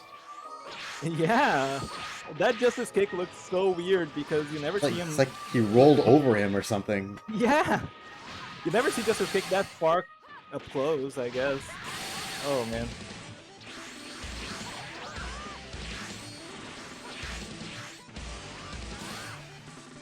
But with the Eagle Kick, God, the damage on that Eagle Kick.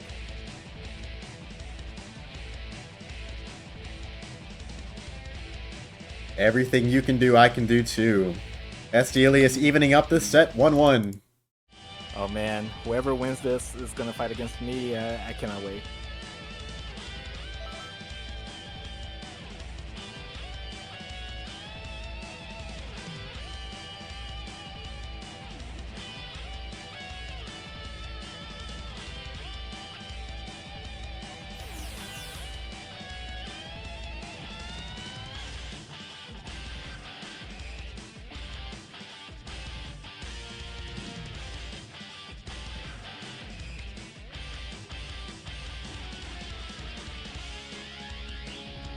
One last match between the Freezer Race and the female Majin.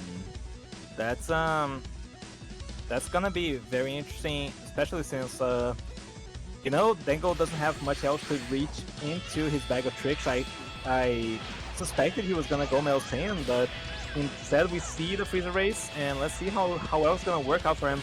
Goes for the Rush Ki Blast, goes for the Rush Ki Blast into the Rush Ki Blast. Actually, not bad damage in the slightest. I am the universe strongest, boosting that that basic Ki Blast damage in ways that were never foreseen before. 3 stacks on the board, which means like 15% charge Ki Blast damage already. Even those Rush Ki Blasts are gonna be hurting like hell. Oh wait, what if there was one other?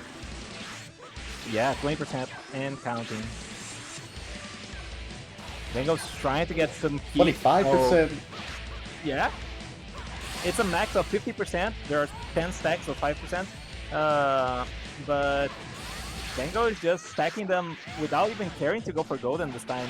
Rush Ki Blast is not one of the worst Ki Blasts to toss out as a super. It's vulnerable to getting burst dash, but not much else. I feel like Ilias is just, man, been struggling health-wise, which is funny because he actually does have 24 points of health investment on his build, so it's not like it's completely empty. Yeah, it's just the resource management of like the trade-off between health and stamina. I believe that's playing a part here. But yeah, just losing health left, right, and center. Just Dango completely controlling the tempo of the match this time around. Oh my god, another grab. Gets the follow-up on the rush key blast. Dango is actually performing such... This is a crazy build. Absolutely. Ooh. Won't be fooled And again. that could be it. Oh, barely gets stamina in time. Dango should have gone for a combo follow-up. It does not matter, however, as the basic key blast will do the trick. Dango takes game 3. He's who I'm gonna be fighting next.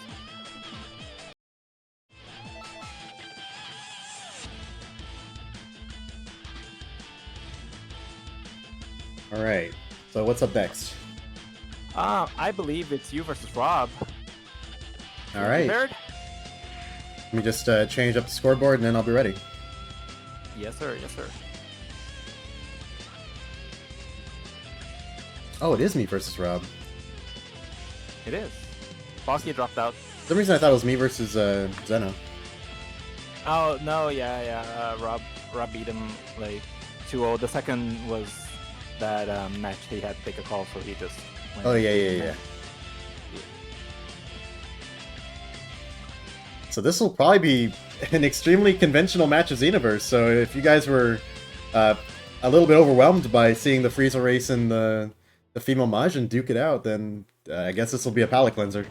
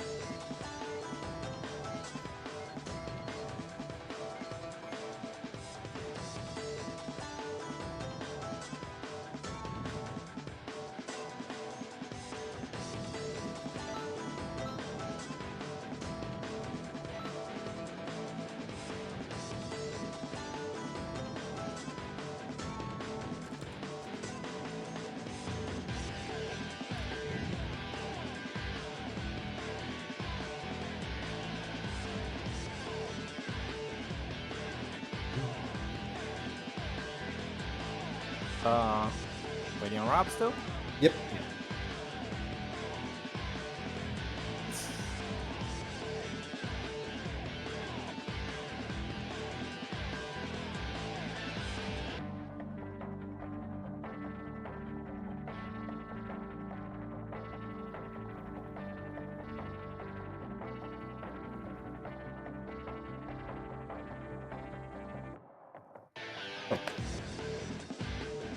All right, here we go.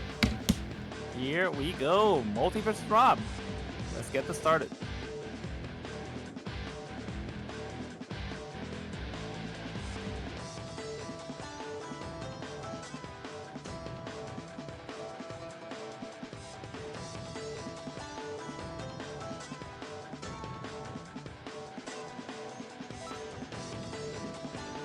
Rob has brought only Milstain presets, 3 of them. The only difference between them being the soul.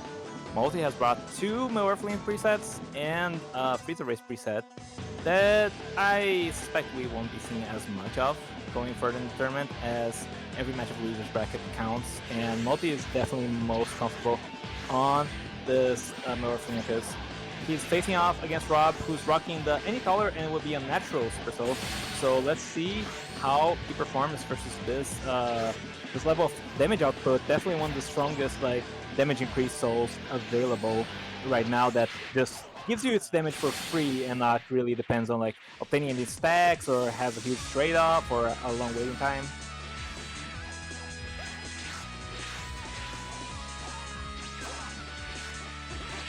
The first 30 seconds have elapsed. Rob is dealing 15% more damage. Charge heavy from Multi, baits out the evasive. Rob doing very poorly in terms of stamina. Multi is just catching him time and time again. Almost catches the evasive. Rob can't reliably self-break, just feeling the pressure against Multi here. Oh my god, on the slowdown from the limit first, Multi just scores a very nice grab. Rob finally self-breaks, but it's a very late self-break. Multi getting some free damage with Steel Mirage. Can definitely go for it again. Will do so. Will get a follow-up on it too.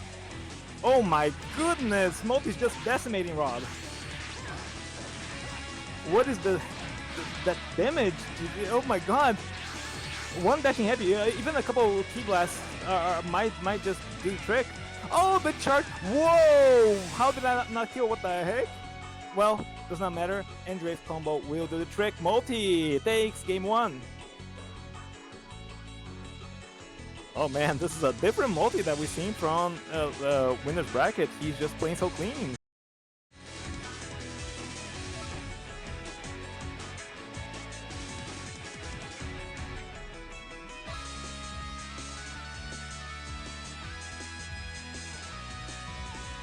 Oh, it was a Key Blast Clash. I didn't recognize that, Felix.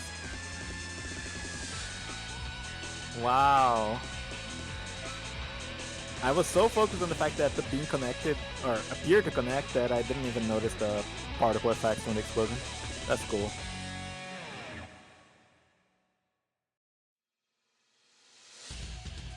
Game 2 between Rob and Multi.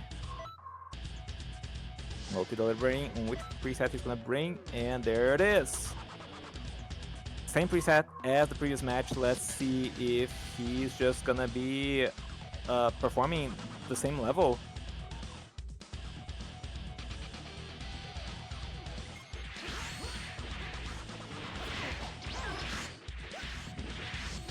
Step attack with catching Rob neutral though. Good recognition there with the key stunt prolonged, even though it's a juggle combo, gets the combo extension just fine. Andre's combo off the whiff burst dash, just a lingering hitbox causing troubles for Rob as he tries to retaliate with 4H into Soaring Fist, does not get anything for his troubles. Light heavy, Soaring Fist getting punished with an Energy Wave combo, and now any power via natural is active.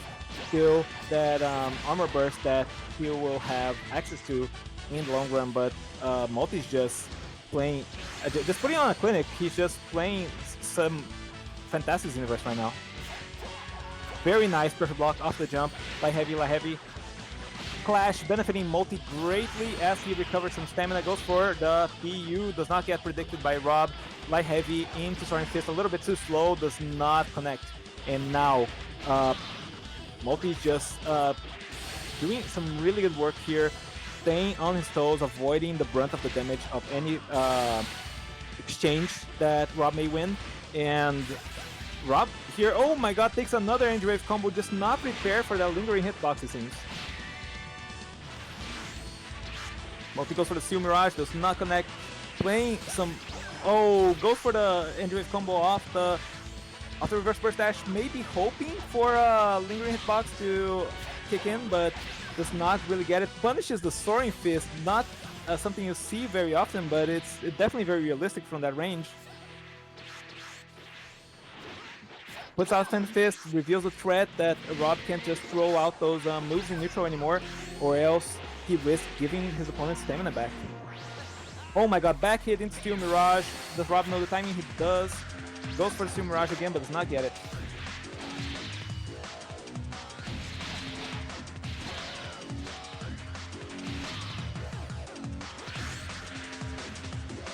Multi seems like he had half a mind of punishing that Soaring Fist, does not really get it. Oh my god, the burst. Oh, the Phantom Fist gives him some respite. He was almost dead, almost predicted by Rob. Oh my god, the whiff stamina break forces Rob out of his last bit of stamina. Still, that armor burst in store for Rob. Perfect block, very crucial here.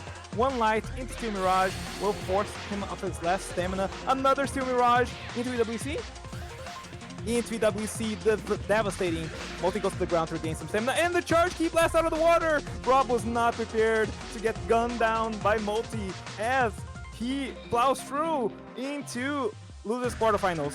That's nuts! What a fantastic match of the universe. Oh, ladies and gentlemen, this tournament is so good.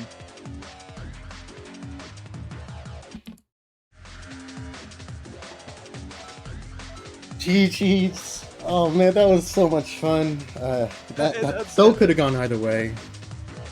Yeah, no, absolutely. You were scraping for your life there with that tiny amount of HP. Oh man, very good recognition. GG's to both contestants. Rob, you put on a show, and I'm super excited to see you in future tournaments. That was some really good Xenoverse. Oh man. All right, up next is myself versus Dan the Dango. Let's get this underway. I've been waiting for this one. Oh, so am I. I usually am one to spar with Dango the whole week long. I have not done this time, so I'm going in kind of blind as to how this match is gonna go.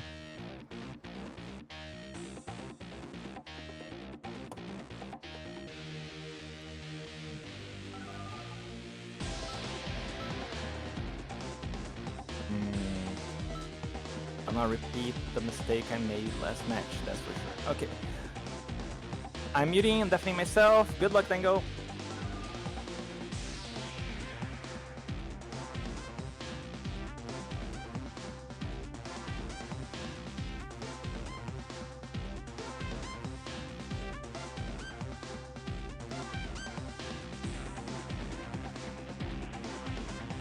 Alright, the contestants are in. They're free to begin whenever they like.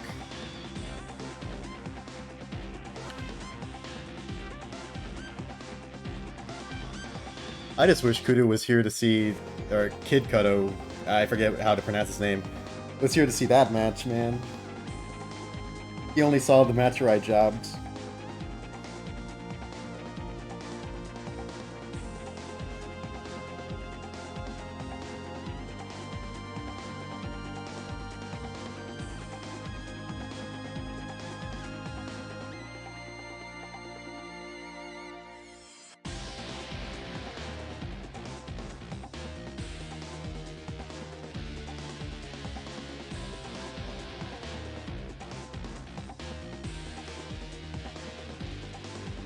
Here we go. Dango versus Psyker. Frieza Race versus, I believe, the female Earthling, or...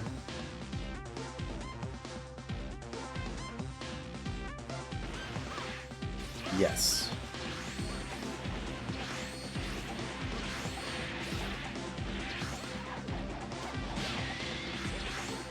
So this match is good. It's pretty much the byproduct of a lot of learning that's been done over the course of this tournament.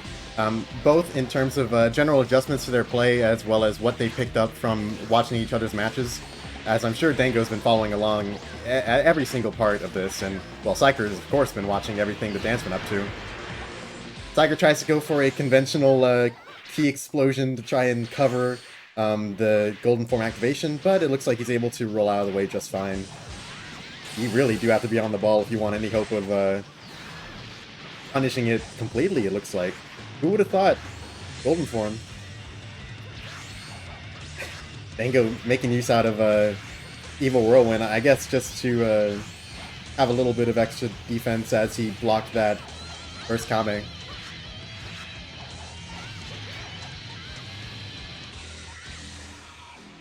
Uh-oh. Dango gets sucked into the burst Kame again. Both of these are competitors that are getting stronger and stronger as this match goes on. Whoa! Whoa, it's a ongoing explosion! I don't even know what pose Psyker was putting there. Well, I don't know if you can hear me over the crashing sound of the lingering explosion, but as it finally fades, we see that damage is absolutely flying here. Dango goes for the Evil Whirlwind, but Psyker's able to get out of the way. Not able to get out of the way of the following grab and charge Ki Blast, however.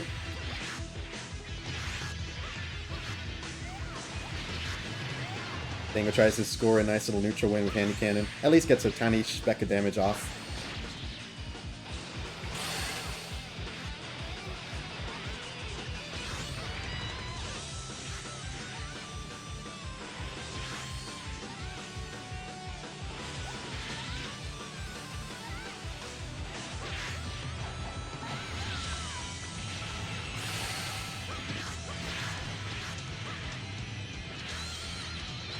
Attack Burst online.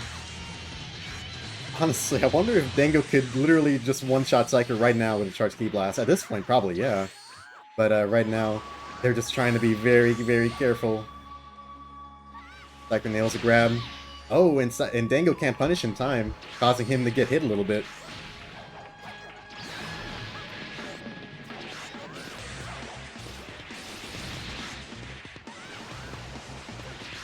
Oh man, every tiny bit of stun is so threatening, but ending it off with a grab, Dango takes the first point of the set.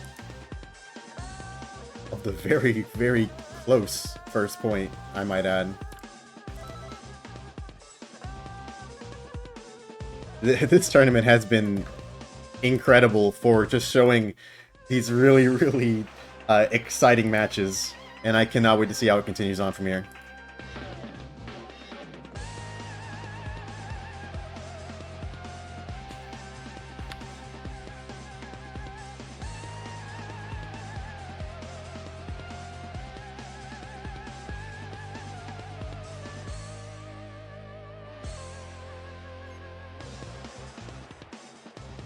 You know, I wonder if... I wonder if Psyker CACs are based off of 100% orange juice. I don't think so, but... No, because I don't think the guy from that is blonde. I'll ask him after this. If he's in the mood to talk. I guess that'll all depend on the outcome of Dango versus Psyker. The set continues.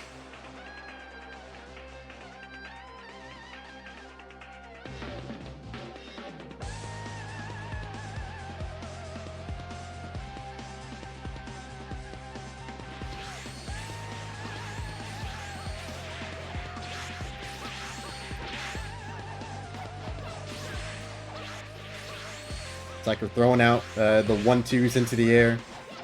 Oh man, catching Dango once or twice with those back hits. He's enjoying a bit of early momentum that Dango's trying to flip around.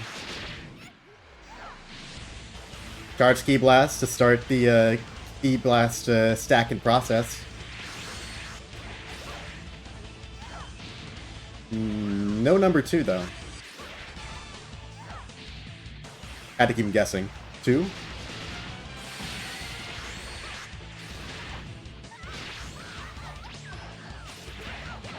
And out comes the activation for Golden Form.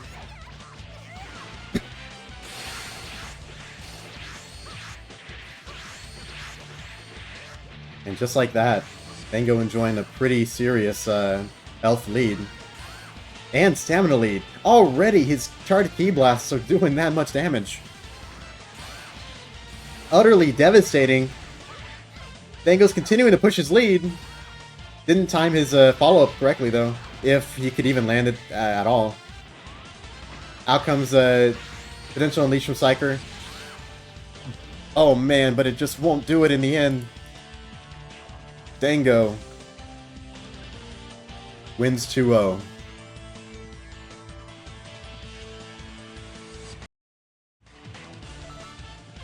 Where Felix uses his Charged Ki Blast after grabs in order to inflict status, you know, weaken the opponent over time.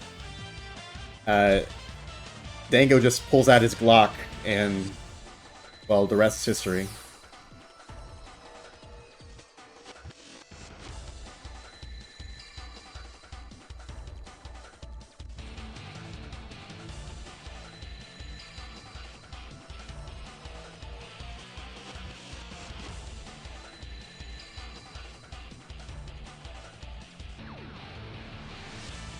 And just to make sure they aren't... Yeah, they're not really talking about anything in the Discord. So, okay, then. We're running an extra one. Dango agreed to it, by the way. It's not me being scum with you. Alright. Does that last match count then, or...?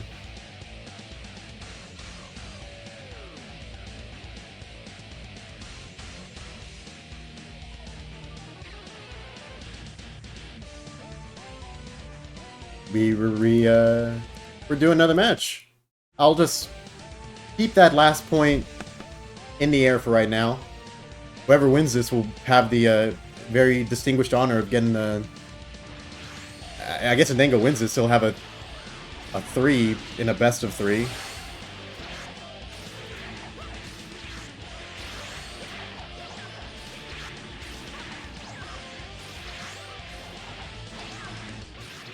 Yeah, good idea. But the formatting will be a nightmare. Whatever.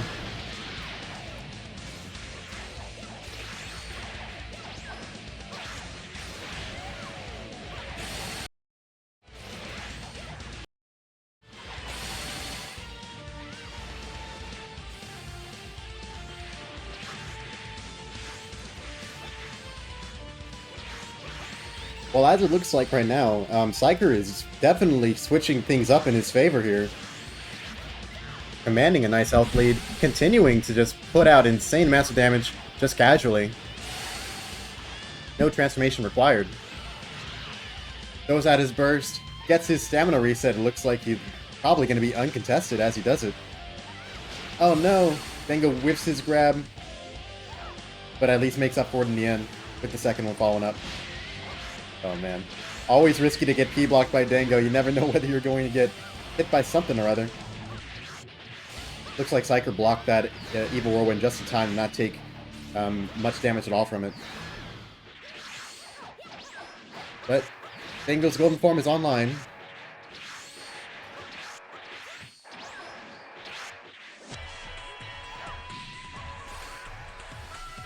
And he has a very, very strong attack on his side now.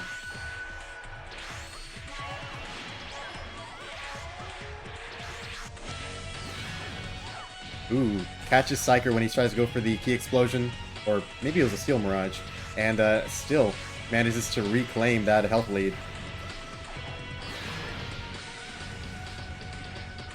Psyker whiffs the burst Kame, but it's not all doom and gloom because he was able to actually use it to block the charge Ki Blast from Dango. Oh man. Psyker now using Ki Explosion as a counter to Evil Whirlwind, doing a tremendous amount of damage. But you have to be quick on it.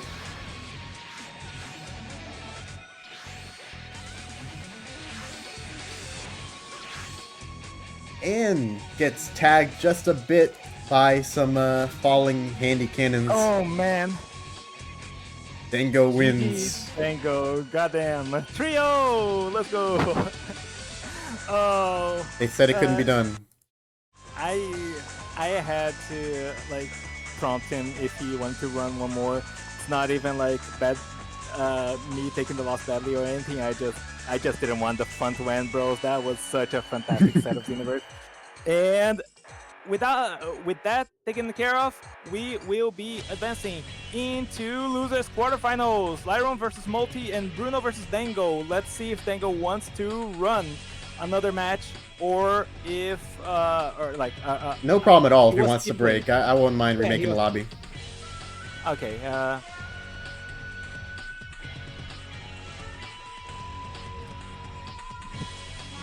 Alright. Probing him whether he wants to play his next match already or if he wants a small break. Let's go again. Okay, Dango versus Bruno. Get Bruno in here. He's insane. Bruno and Dango, the two horsemen, have actually wanted to keep things going. I know, right? An inspiration to all of us. Let's get these two mammoths in here.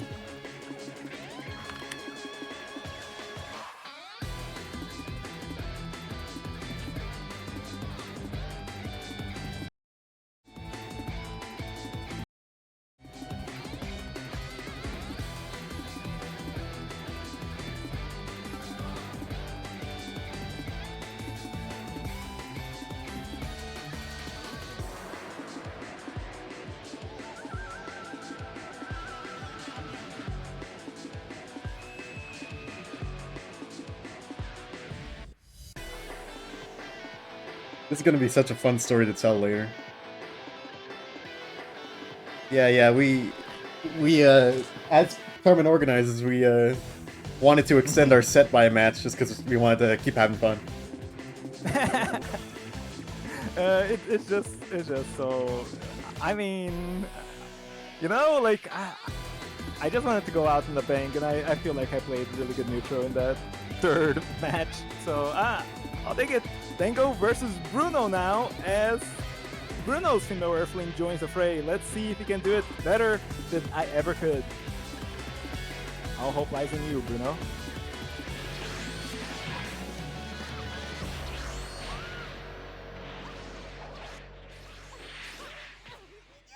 Gets grabbed, charge key blast coming.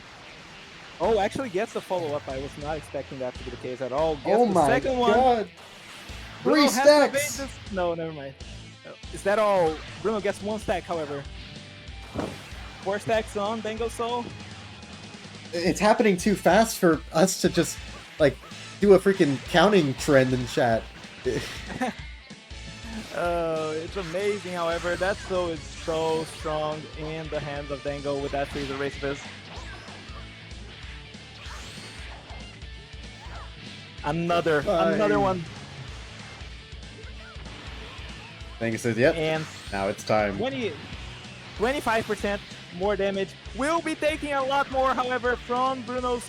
Oh, Bruno tries to go for the Tri-Beam, gets grabbed out of it. And to the Universe Strongest, this is devastating.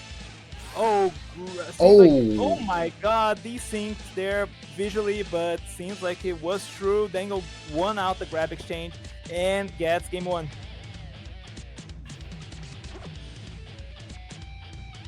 Okay, someone has to tell Bruno to get as far away from the ground as possible. He has the advantage where, like, he can do Mondo damage even in the air thanks to Tri-Beam, I mean, presuming he can get situations for it to land.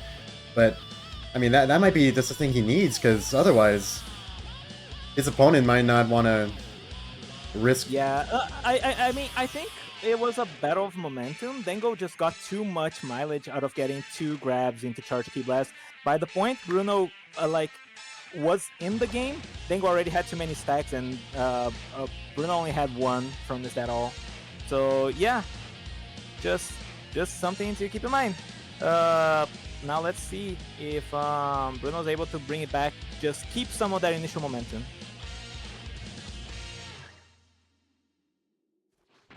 Man, Dango has some cool boots on.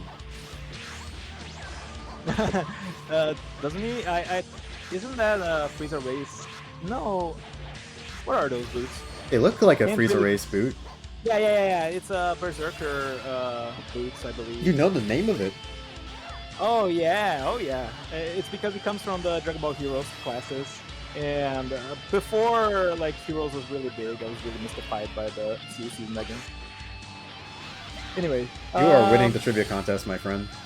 I am. I have encyclopedic knowledge of Dragon Ball. Oh, gets grabbed in the end, but the Charge Key Blast does not connect, thankfully for Bruno.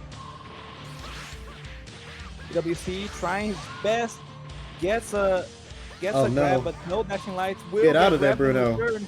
Oh no, Bruno! But he can answer it too. He just has far less ki than his opponent. Yeah, but Dango's ki honestly does not matter in this context. Most of his punish is coming from the Charge Key Blast, which which costs no ki. Oh, gets punished on the try, being very unfortunate for Bruno. EWC, Swift block, another, is that all stack? Now Bruno is trying to get Dango off the ground, but will get grabbed into another Charge Key Blast! Dango takes game 2. Strong. Actually very strong. Dango just advances 2-0.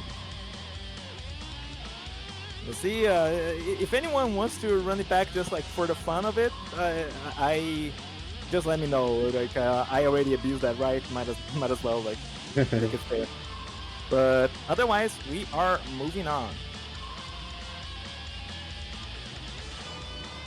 Okay, neither of them readied up, so we will advance to Lyron versus Multi. Let's see how this goes.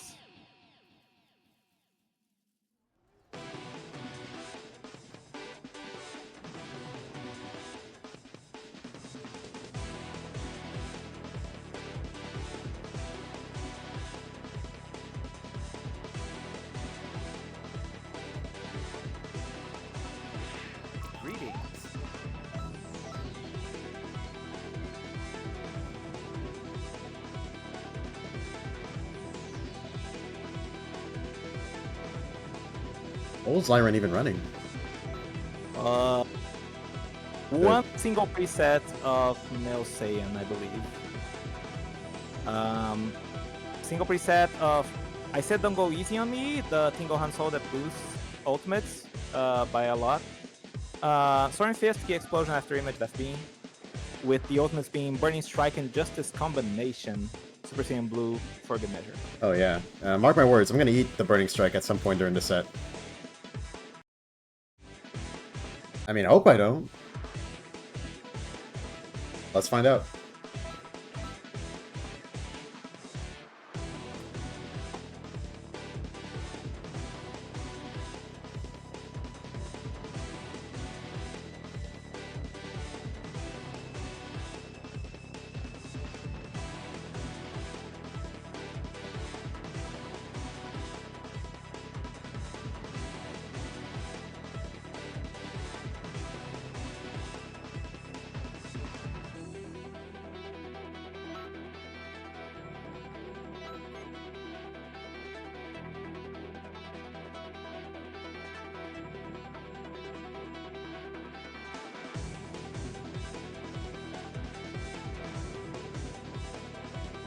Multi versus Liron. Let's see.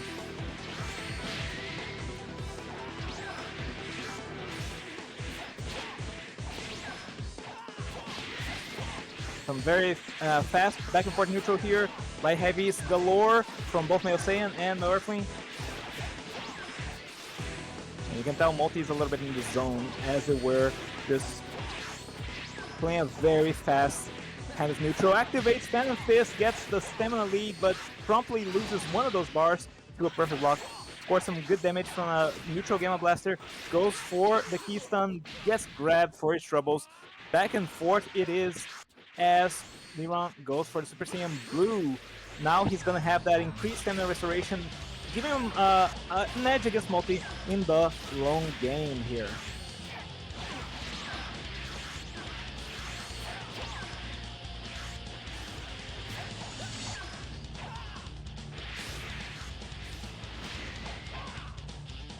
Very nice perfect block, keeping Liron into...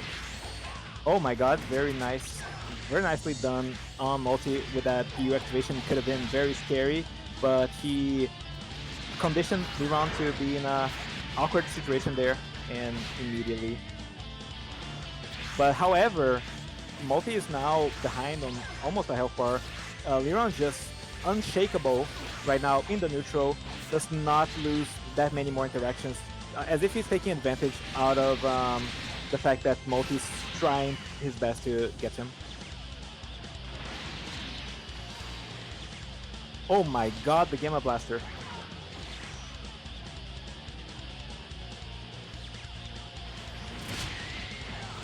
Gets perfect block on the Steel Mirage. Catches Liron, however.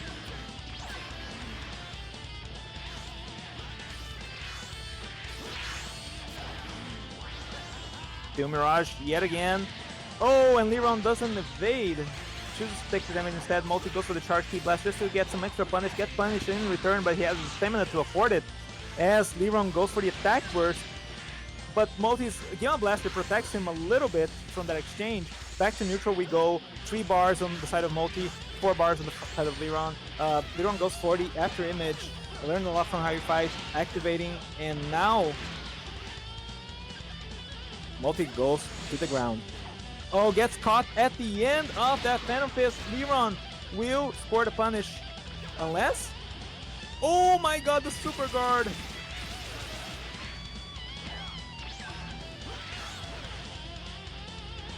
Multi still in this. We've seen him come back from this exact amount of HP, but can he do it again? That would be insane, insane comeback story.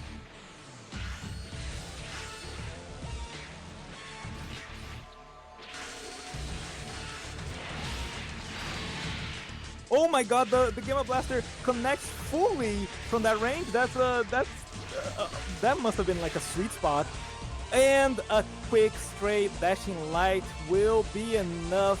Liron takes game 1, but what a close match that was.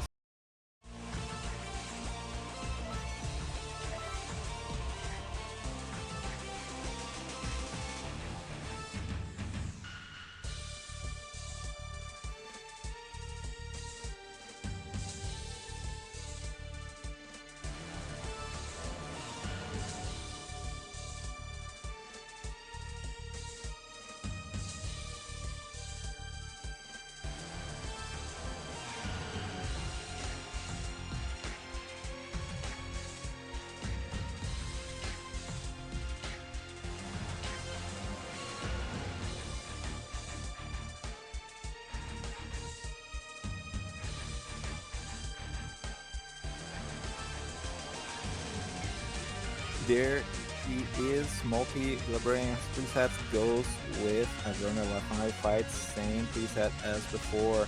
Elon only having the one choice. Let's see.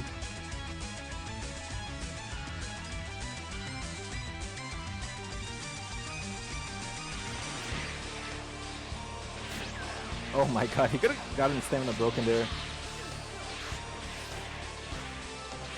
That sort of thing can really mess up your rhythm, but it seems like Multi is content to just go back in it, doing really good neutral yet again.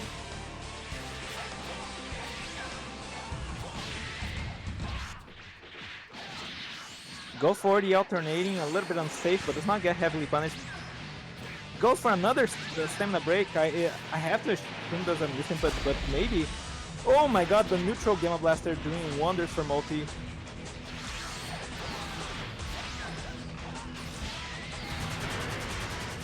I learned a lot from how you fight, getting the stacks early this time, and Multi's stamina looking worse for wear, but his damage is actually phenomenal right now, should he get his hands on Liron.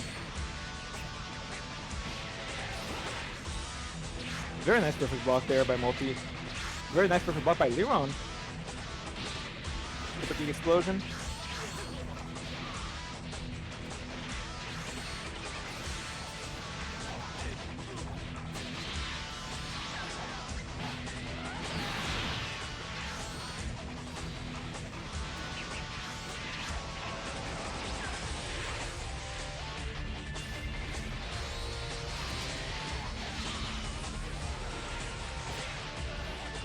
Catches him with the charge heavy, but does not trust the punish, goes for the super guard.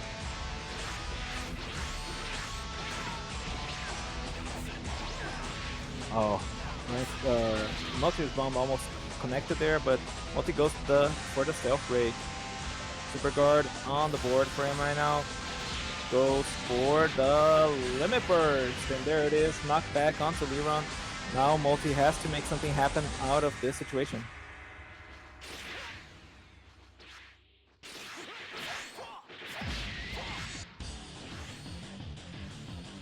Goes to the ground. Liron takes the full Gamma Blaster, does not evade at any point.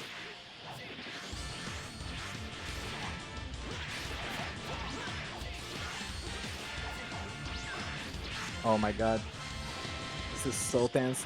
Gamma Blaster clips Liron. Another. Oh my god. Does he get the timing? He does not get the timing. Eats the full Steel Mirage.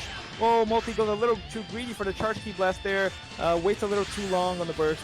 And now Liron, a little bit of a small upper hand here, but still not in the situation you want to be in, as he has that attack burst, but is on lower health. Still, Multi has to be very careful, and he gets Soaring Fist to the back as the attack burst runs out. Thankfully, does not kill him, but now it's he has to make something happen. He's trying to, but it's very difficult. Liron, no stamina to his name. Goes to the ground, regains some, has enough for an evasive now, or a vanish, should he choose to do so. Multi is really trying to bring it back. Goes for a grab, does not get it. Goes for another grab. Oh, things are getting precarious for Multi. And, oh, Liron drops the combo, however. The Gamma Blaster, oh my god. And another Gamma Blaster. Multi is in. He gets 1 point on the board.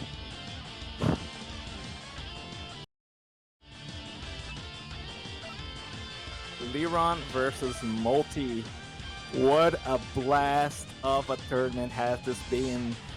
Losers quarterfinals closing out match points for both these players. The winner will advance on to fight against Dango. Let's see who has it in them to be the winner. We are getting back in to the very important match-defining Game 3. Let's see what Multi chooses to do.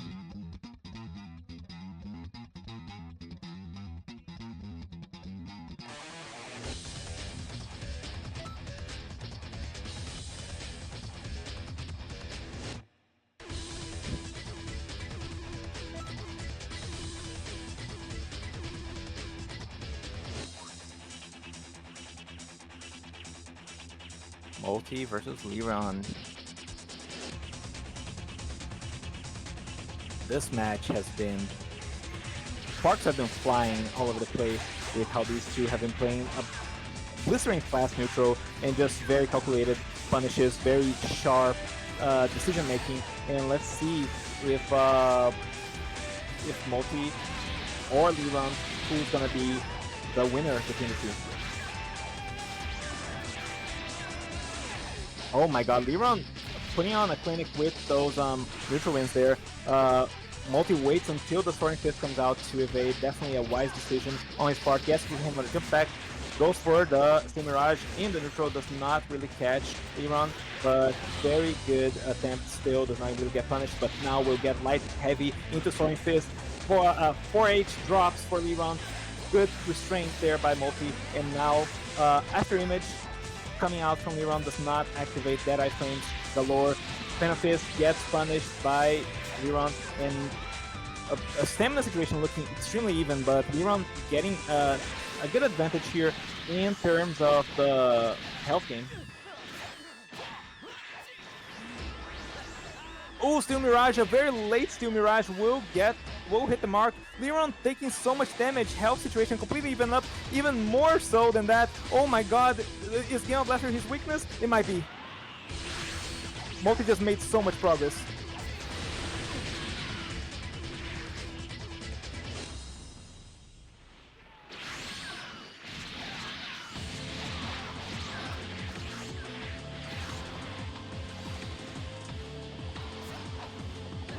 Oh, Fenifist, very nice. Very nicely done, but oh, this match is nowhere near over. These two are still catching each other time and time again in these devastating punishes.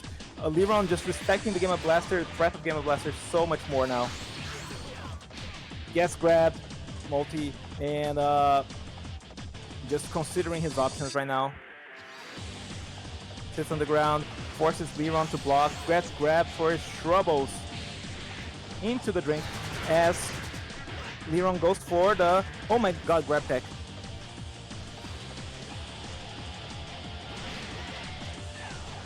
Oh my god, grab against the wall. Can he score a Game of Blaster? Oh, Steel Mirage, can he do the evasive? He cannot! Multi is the winner between him and Liron. He will be the one advancing to loser semifinals. What an explosive set this was. To the end, the defining moment was that Steel Mirage that Liron just didn't quite have the timing. Very good player, fantastic run, but here it ends. No sleep till grands!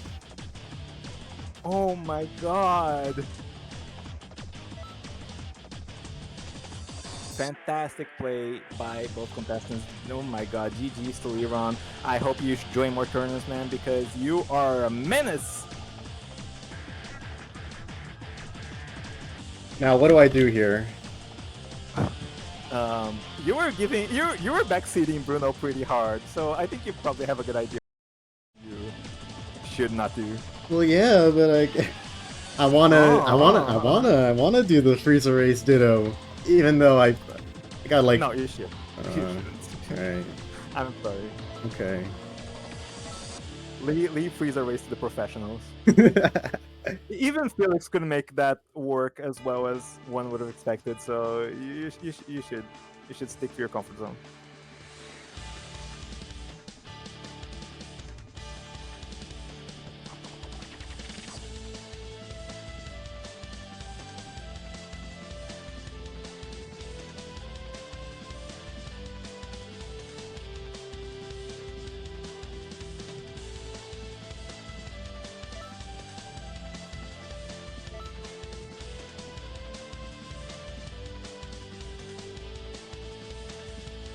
Oh man, you are all so fucking cool. This tournament has been so cool. Win or lose, everyone has been playing their hearts out, and it's just been such a fantastic tournament. I'm just really excited to be here, to be watching all these matches. And as Multi and Dango dance around each other in neutral, I hope we'll see some of the best universe yet.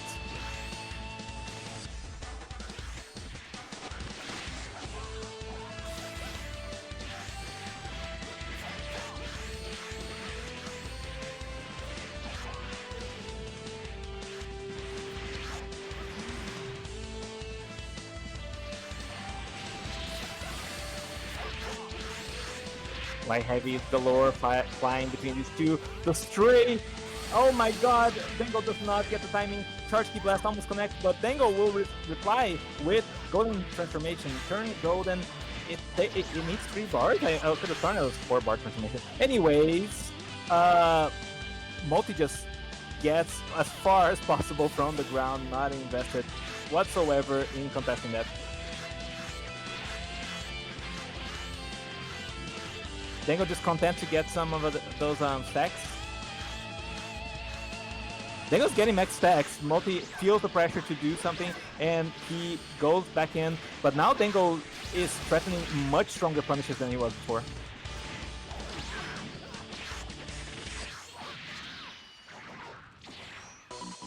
Oh my god! Monster's Bomb does not connect, but it was a really good idea. Energy Wave combo blocks the Death Beam, and it just... Oh my goodness! Multi with the good recognition there, beating out the Key Blast twice, gets hit by the Handy Cannon, but now he is able to leverage a lot of that health lead he's bolstering right now. Dango feeling the pressure to aggress, feeling the pressure to go up to the skies to meet Multi. Multi going to the ground from the knockback, choosing not to recover. A little bit precarious here for him, but he is doing just a great thing. And the Remote Series Bomb will connect. Dango is disarmed. He has been stripped from that golden form. Charge Key Blast. Multi goes for the Phantom Fist. Catches Dango. Oh my god. Energy Wave combo catching Descent. Multi with a Charge Key Blast of his own. Not nearly as damaging, but just as like annoying to deal with. Another Charge Key Blast. Oh my god. Dango getting the full-on experience from being on the other side of the grab into Charge Key Blast, the initial Charge Key Blast situation. Multi eats one of those, and Dango's at full stacks. Anyone notice? That's 50% increased damage, but he doesn't have the speed to make it work. Can he evade? He cannot! Multi takes game 1 of the series.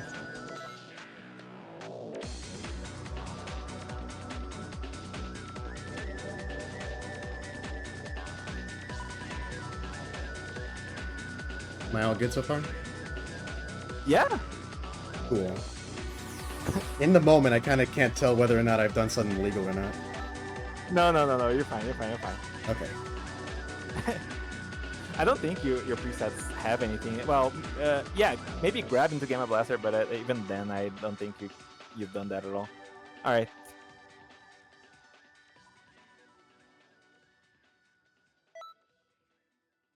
Multi has to stick with his Earthling, stick with the same preset.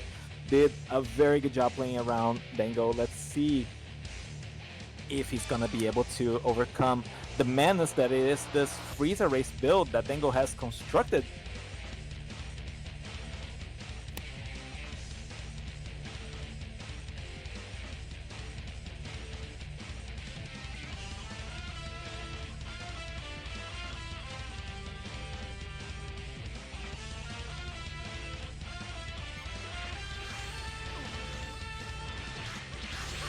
Multi heads into battle. He's just figured out who the real villain is.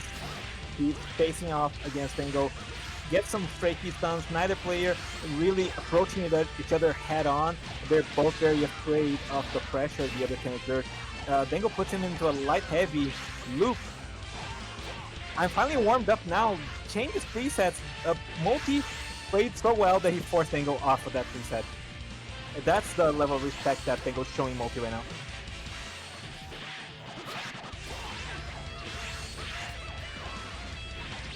Handy Cannon on the board here for Dango. He gets some very nice damage. He's leading in health by quite a bit.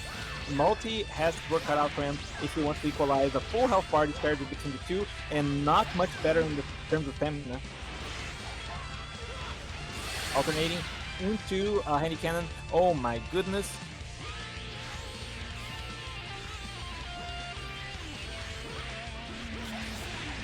That's just back and forth here, and Multi's struggling a little bit to make something happen versus this build of Dango's.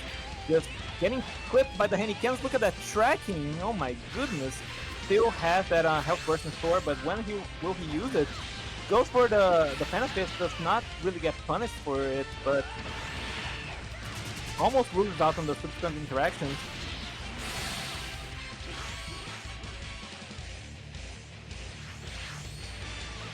Oh my god. Back and forth between these two. 1 bar of stamina to Multi's name. If he gets broken, that could be end of the match very quickly.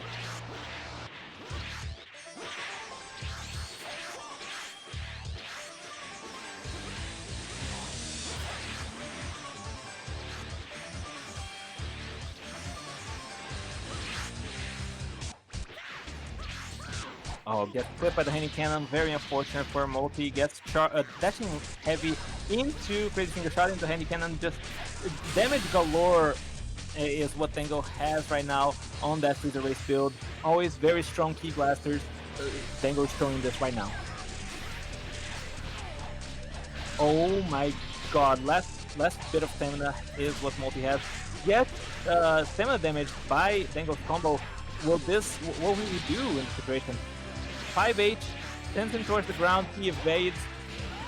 Dango's sitting pretty at pretty much full stamina. This is a complete reverse from the previous match.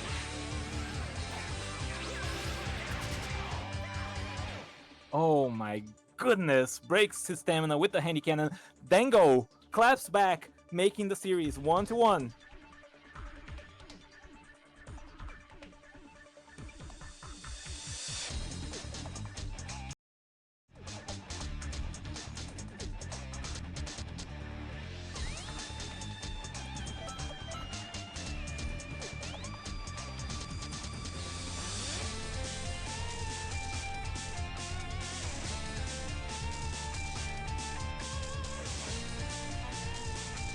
Is one of the best center fist users, honestly, in the server, Felix. He always is so precise with them. He sometimes gets caught by the end lag a bit, but that's just has to be like a read from the opponent because he usually is just very good at reacting. Doesn't even get the dead eye frames that often.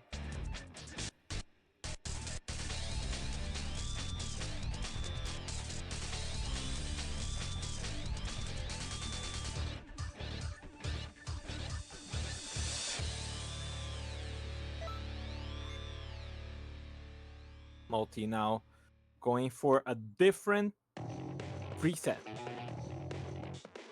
He recognizes that he was probably avoiding this preset because the charge key blast does not consume, does not count as a super, does not constitute as a super. But now that Dango's moved on to the warmed up preset, Multi is more confidently on the I learned a lot from how you fight, giving him access to Game of Blaster, and crucially giving him access to a lot more damage as the match goes on for each super that Dango uses. And with Dango's key regen, he's going to be wanting to use a lot of them. Few stacks and counting for Multi. Gets grabbed. Sent into, well, not really into the water, but close enough to the ground that now grapple up might be possible by the side of Dango.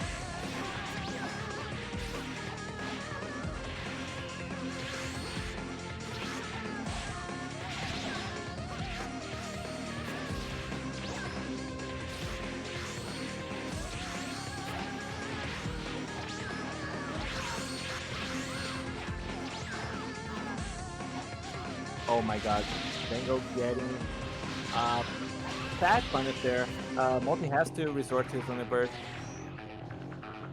Tries to seal his opponent's transformation, does not really get it. It's PU, so it's not crucial for Dango's strategy, but it is a very good transformation. Lots of damage and damage reduction for no drawback.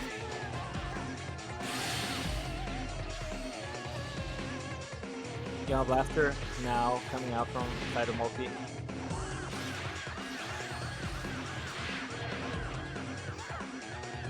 Oh my god, another grab from Dango, sending him to the ground, finally where he wants him. And Multi is on the outside looking in here, just not really sure how to approach against this Freezer Race of Dango. Dango's just playing so patiently. Gets a perfect block on the Gamma Blaster, not phased in the slightest, as Multi tries to crack open this defense of his. Oh, goes for the grab, gets comboed out of, but Multi does not trust the combo, just vanishes on combo. Now we're back to a pretty even situation in terms of stamina, in terms of neutral, but Multi is down 2 health bars, so it's just not realistic here that he... Oh my god, punishes the Evil Whirlwind with a back hit into a Steel Mirage, does not... Dango gets the correct evasive timing this time, so not a determining factor there, but clips him with the Gamma Blaster, tries to go for something special there, but not really getting much of anything. Multi now one interaction away, one grab away from death. Trying not to stay die, trying to keep his hopes alive in the series, but Dango's just floating. He knows he's playing with house money. 2 minutes left in the match. Multi is just accruing as much HP as possible by step vanishing. Dango dashing around, pressuring his opponent just to be on his toes, keeping him honest. And oh my god, this is so terrifying if you're Multi. If I see that boost dash startup, I'm considering going for a Gamma Blaster if I'm Multi, but it's just so risky. He has such little health to work with.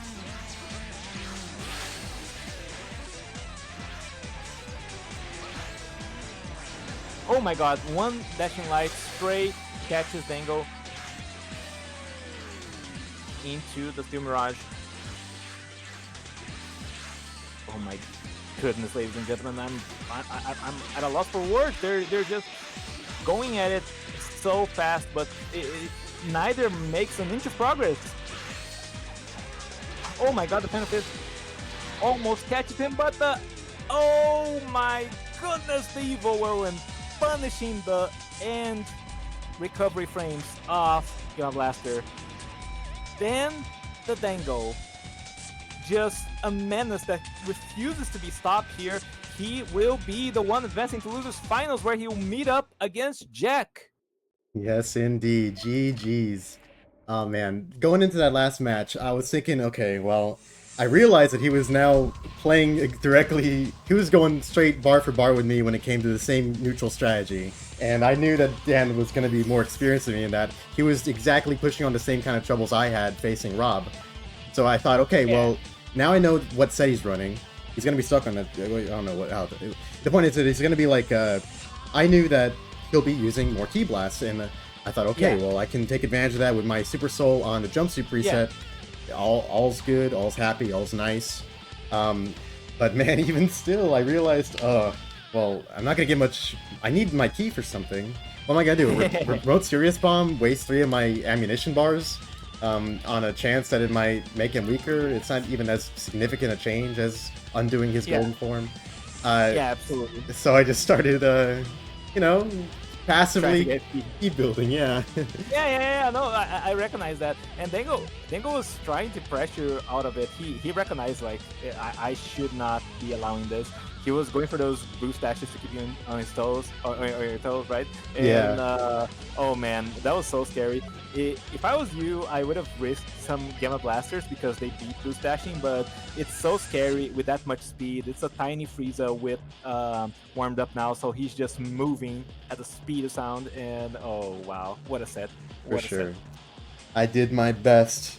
Dango has triumphed. I hope he makes it all the way through. Me too!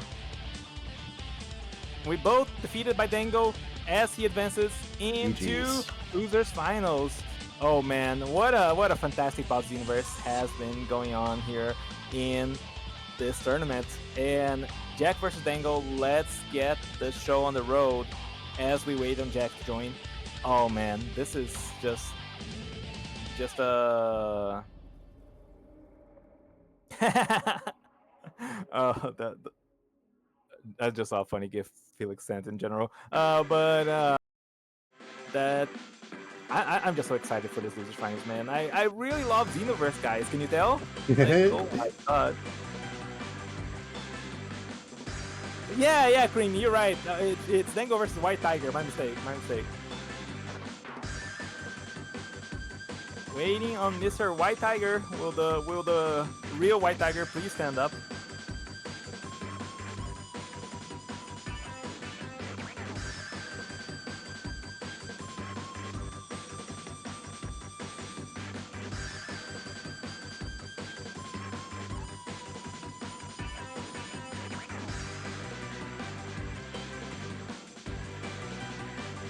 That gif Felix sent is freaking hilarious.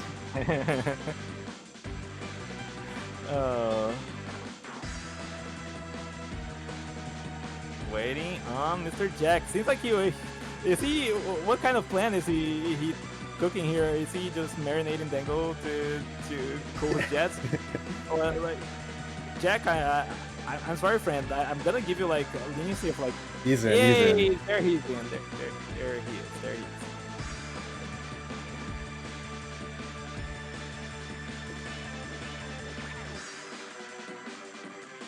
As we get into what will be the second to last match of the tournament. What are your thoughts, Multi? Man, that came up fast. Time flies when you're having fun, I guess. Absolutely does. This has been my favorite tournament in a while. Can you believe it? It's so exciting. Every single fight.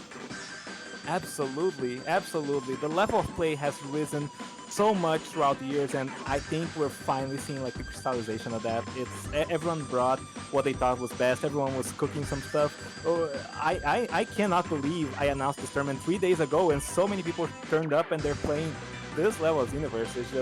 It just warms the heart. Heck yeah.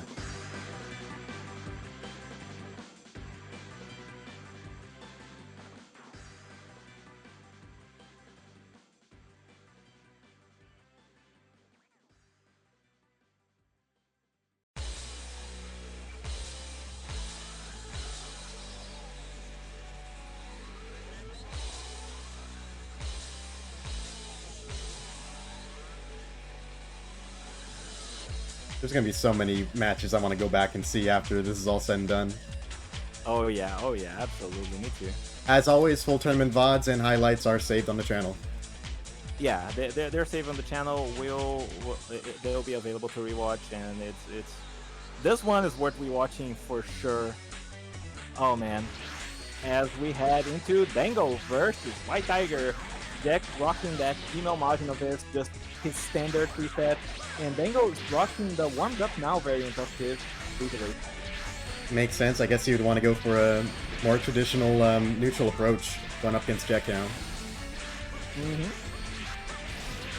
As the slow activate, now Dango will be moving at roughly 300 miles per hour. He just is going so fast with that speed rate.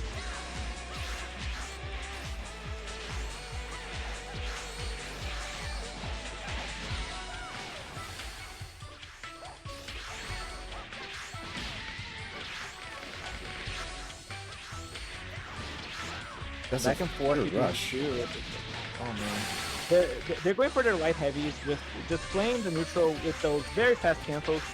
Dango's just playing Jack bar for bar right now, and stamina situation is looking scarily even between these two.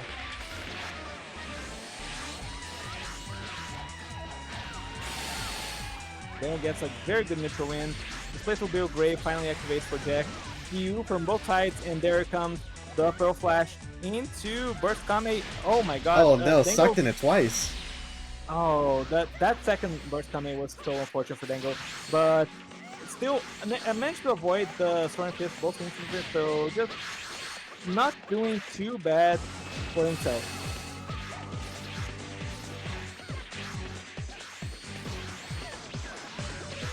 Goes for the Evil Whirlwind in response to basic Key Blast, gets dragged back in by the Burst Kame. Jack's stamina looking kind of precarious right now. I assume he's gonna be going to the ground soon to bait Dango into approaching. And gets Pearl Flash for his troubles, tries to get a grab, does not manage to get it. Jack now close to self-break territory, but won't be quite enough as he has to dash around quite a bit to actually self-break himself.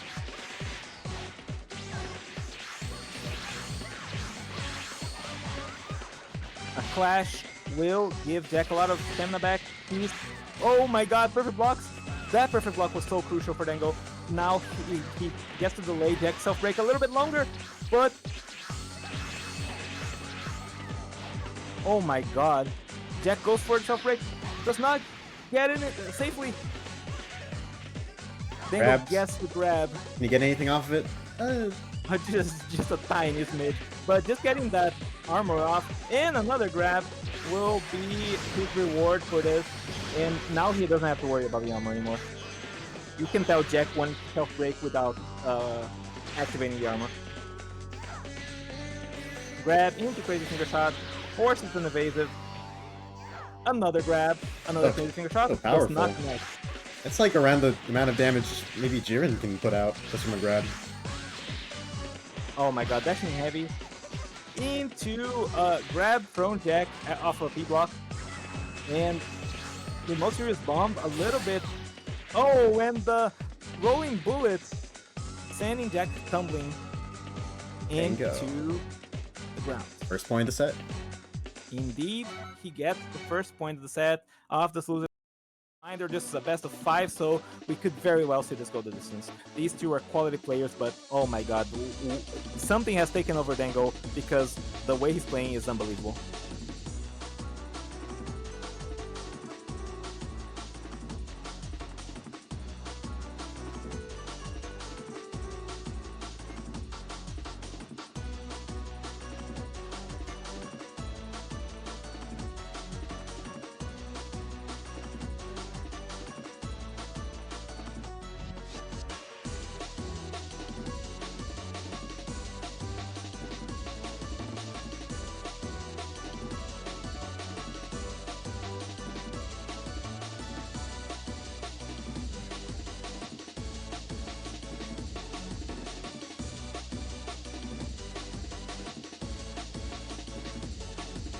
Dango versus Jack. Jack now going onto his Say and trusting it to be a more viable answer here to the Freezer race. Just wanting that better grip in neutral, that female margin flash a little bit, just to be able to overpower his opponent. But Dango is just playing flawless neutral right now, so he has work cut out for him. Let's put it that way. Warmed up now, activate for Dango. Future Spit Stay on the side of Jack. Candy Cannon. Nice Phantom Fist as always. Very nice Phantom Fist.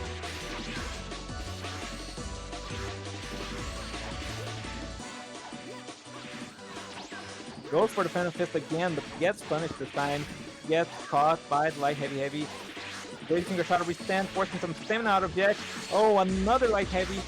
Dango is just winning neutral time and time again. Jack might be looking to self-break soon, but it's not even like 1 minute past in the match.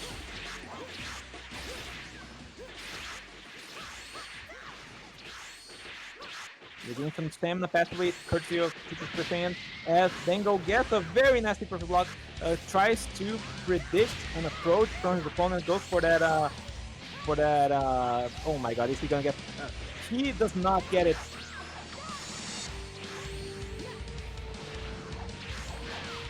Yeah, very low on resources, but been hanging in there for this whole minute. he really wants to ride the high. Absolutely. Going for those Phantom Fists.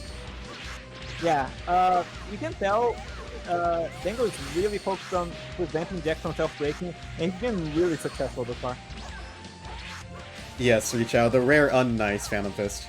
But you can see why he's going for it, you know? Anything to replenish his ki, his stamina, without having to go for the risky self-break option. Oh my god. Especially when your Limit Burst is full power energy wave attack up. I forgot about that. I know. Yeah, for all the upsides that Real Hellbegins here has, it's quite lacking in the Limit Burst department, as most PCs don't even want to equip that move, let alone... Oh my god, is he dead? Oh, Dango allows the self-break to go through. Oh. And for the record, Jack isn't running full power energy wave anyway. Not even for the meme. Yeah. Yeah, no. You really want all your ultimates to do at least something worthwhile, so no point in doing that.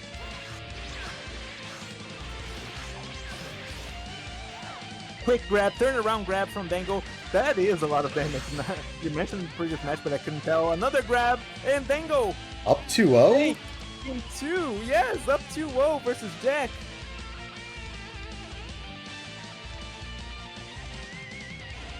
Could it be? Could it be missing the Dark Horse, then the Dango just threatening to take the title for himself. If he wins one more, he goes into Grand Finals. Why does Dango not have remote serious bomb? Creamy asks. Why are people allergic to it? I don't think it's worthwhile anymore. Like Super Saiyan Blue is niche now because of the Kiwi Gen Souls. Like it's still very usable, but you can sort of stall it out. And just like there's no giant, there's no purification. There's like there's no real reasons to run remote serious bomb most of the time when you can just use more useful ultimates.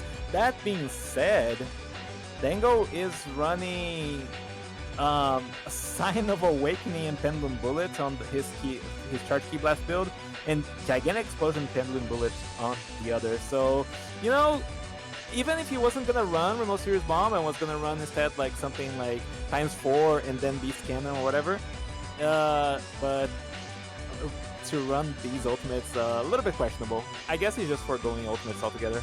Yeah, which adds into another thing I was going to say, is that most people have been kind of, not just allergic to Remote Serious Bomb, allergic to ultimates in general throughout this tournament. Yeah. And I think the reason for that might be similar to why the Remote Serious Bomb reason. Well, Remote Serious Bomb is... it's a cornerstone of one of my strategies against Dan. You saw that. But, yeah. I mean, at the same time, it's also not completely reliable. And when it comes to Duracity ultimates, I mean... they're not as reliable as just having a high damaging super, especially in this current landscape that this tournament has shown us with, these Tri-Beams and Energy Wave combos and Gamma Blasters and what have you. I mean, yeah, absolutely. I know I sound like an old man, but no one's Stamina Break punishes anymore. Yeah, I mean, just everyone has been so focused on the self-break tools and just like getting off as much breakless damage as possible that ults don't factor into it anymore that much. That being said, I mean, it is also a matter of how well people are playing. It's really hard to get any stamina break on anyone right now. That's true. Everyone always finds a second wind to them every time they get within the danger stamina level. Yeah, absolutely. I was trying earlier to get a break onto, I believe it was Lemon, and I just couldn't because their stamina wouldn't go down enough. Oh my god, Dango is in deep trouble here against this Earthling of Dex. Just struggling to make something happen, but gets an Evil Whirlwind off against the...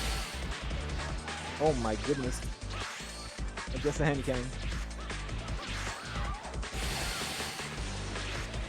Another, quick grab, will, praising No your shot, follow-up. it's not connect on that height.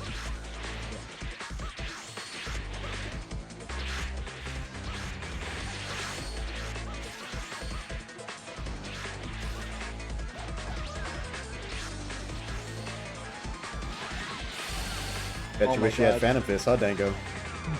Evil Whirlwind doing wonders here for Dango. He landed 2 of those in this match. Goes for the Rolling Bullets. Will he try to self-break? He does not. Instead, oh my god, the Handy Cannon protection from the Enduring combo so tight there. He could have, that could have gone really badly. Quick descent, tries to get some threat of going to the ground at least. Effective range for his grabs. Oh, the gigantic Oh my God. explosion! Brand A new! little bit. Oh. He tried to be a little cheeky, but unfortunately not safe enough.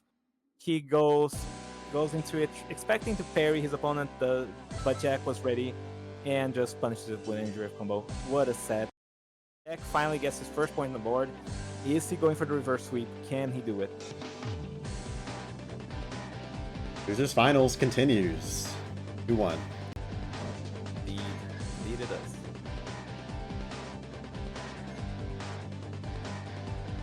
Oh yeah, Bruno's saying to tell people about his ult damage. In practice, with his set all build, he was getting light heavy into Beast Cannon from his female Earthling with like max stacks because he's cracked the perfect blocking, so he gets max stacks very easily. He was doing over 20k damage with Beast Cannon.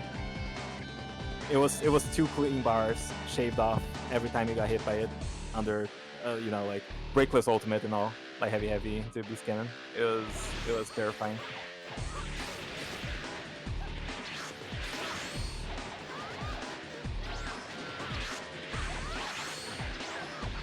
Oh my god, back and forth here right now between Jack and Dango. What could be the last set of loser finals. Dashing Light by Jack connects very nicely. Dango with the I'm warming up now. Warmed up now, finally activating. Very nice overhead there, but does not manage to continue the combo. The ground correction just a little bit. Oh my god, the raw evil whirlwind. Hit from behind as well. Practically. Yeah. The raw evil whirlwind just deals tremendous amount of damage and will be just crucial there for Dango to squeeze in as much damage as possible versus the female Earthling of Jack. Just tremendous damage from that female Earthling. Oh my goodness. Go for the grab, does not get it. Go for a light opener, does not get it. Finally gets a grab. What is the follow-up? Handy cannon. Crazy finger shot, gets Jack. Is that all? Activation. Dango content to just get the perfect block, does not go for any grab, does not go for any risk. Just trying to keep himself afloat in this match as Jack is overwhelming him with the Steam Earthling neutral. But he is being very wise with his backflip usage. Now it seems like his evil whirlwind troubles are a thing of the past as long as he's able to keep his wits about him. Indeed. Wow. Dango back and forth here against Jack. Just Jack is slowly but surely running out of key here, but it does not seem to matter. He's managing himself very well, his super usage, and trying to squeeze in as much damage as possible against Dango. Very nice perfect block. Goes for the raw. Nice. Yeah, he was expecting to regular block it, I think is what happened there. But sometimes you're expecting to regular block, you get a key block just on those evil whirlwind activations.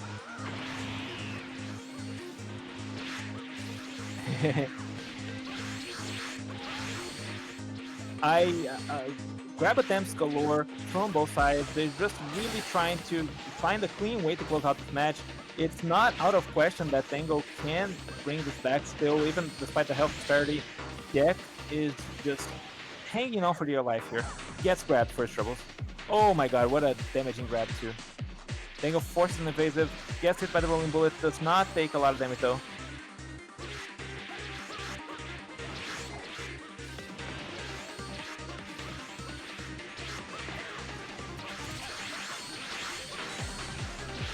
Penny cannon flying. Oh my god, the grab. Crazy finger shot. Forces the evasive.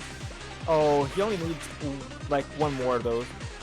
Jack goes for the back just to get some distance in case Dango tries to tack on to something there. But oh my god, the Hedrick combo almost does him in. And he managed to get grabbed. Oh my god, can he get a follow-up? He can. Burst dash for the win. Jack evens up the series 2-2. Nicely done. We are going to a game 5 here. Oh my god, everyone. We are leaving in Station Peak with this game 5 in our hands. Losers finals. Who will be the winner? Who will be advancing to grand finals to meet up against Felix?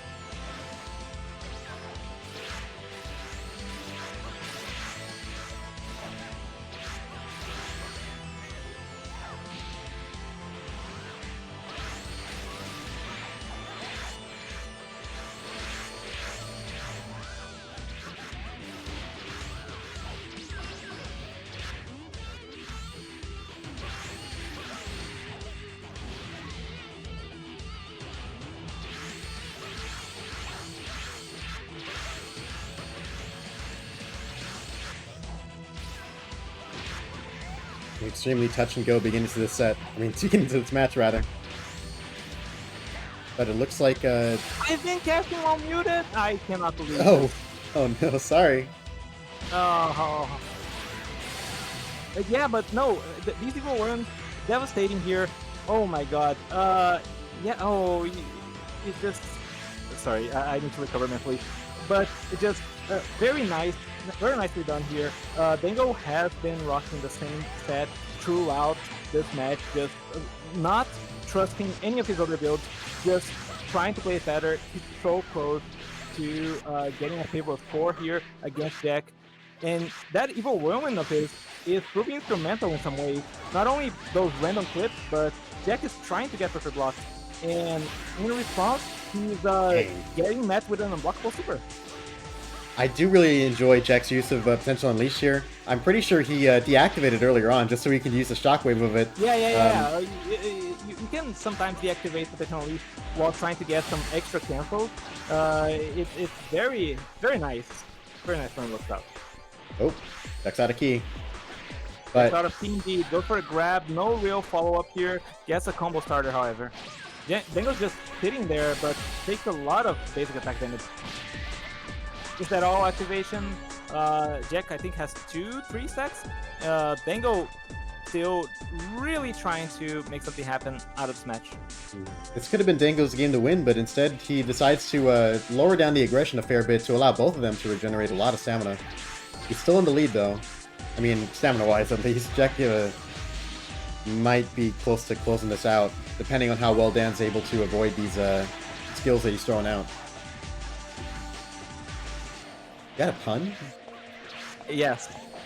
When we when the score was 2-2, I said everyone aboard the train to the finale of the set. Anyway, Everyone, pretend that you just heard that for the first time and laugh. No. The delivery was so much better. I'm so upset. Anyways, we are getting towards the final stretch of this match. What will be the end result?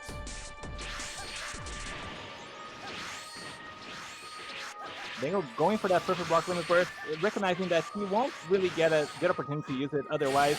He's getting just the damage reduction and the damage. Oh, but the EWC will be enough. Jack pulls off the Incredible. reverse sweep. Stomps Dango's hopes. Oh my god.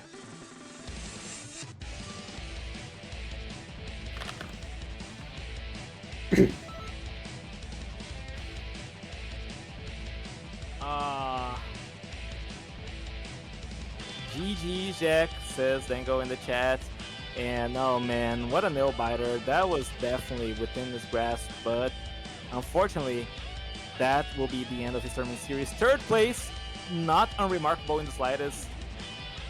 And now we go into grand finals. Felix versus Jack, Jack versus Felix. We've seen the show before. It was 3-2 in winners finals. What will be the score here in winners? Or in grands, rather. Grand finals. This is probably the longest name I've ever had to write down the scoreboard. The longest name? Oh, okay. I see now.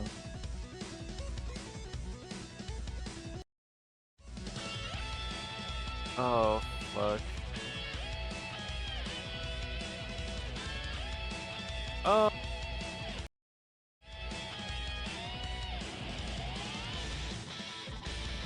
Man, what a blast has this tournament been. This is. Let's hope for a fitting conclusion as we get into Jack versus Felix.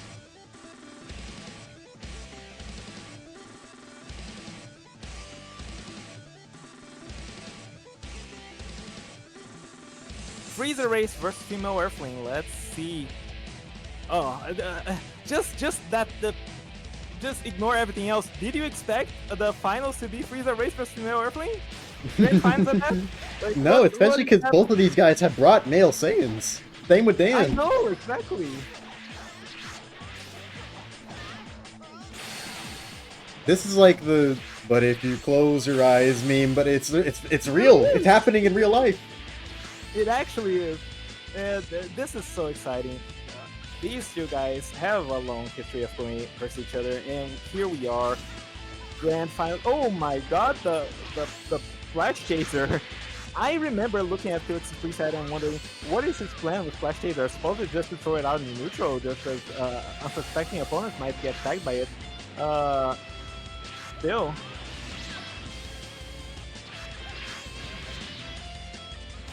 Jack just dominating the neutral with those dashing heavy into backflip.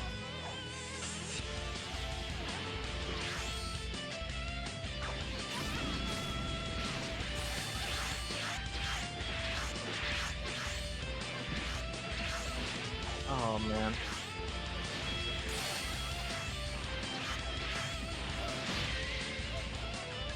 Quick grab into real hell begins here. Felix has a hell of an advantage right now.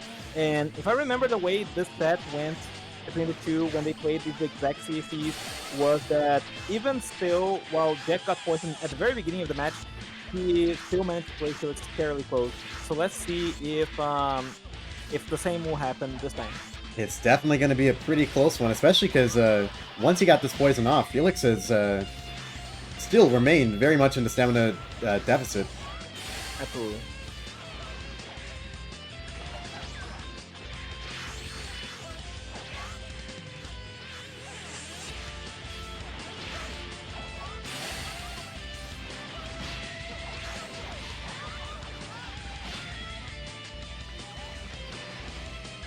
Oh my god, Handy Cannons galore as he tries to catch Felix. Felix just pondering his advantage, just playing a passive game as he is best suited for.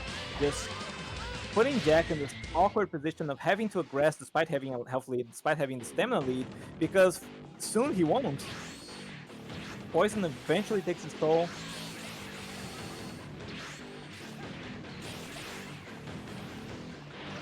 Oh my god, the stray variable snipe shot snipes Jack from across the map, fittingly. Main advantage to the grab, tries to go for the snipe shot yet again.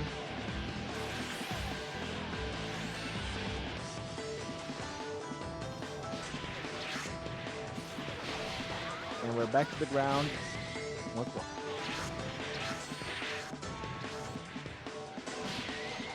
Clipped by the Handy Cannon. You feel like Felix is struggling to find a good opportunity to throw out some burst damage? Yeah, no, he's definitely just trying to stay afloat as Poison does his work. It wouldn't be outlandish to expect Felix to get timed out in this situation. But seems like he's quite content in just accruing that advantage and forces the opponent to him to the bitter end.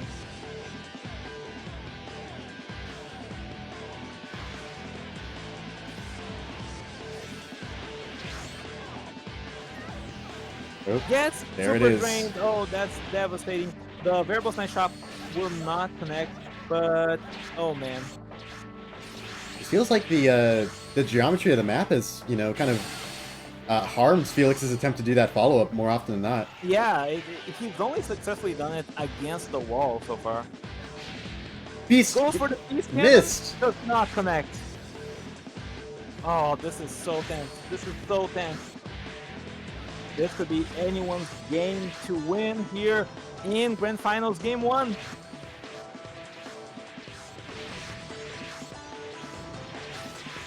"40 seconds on the clock.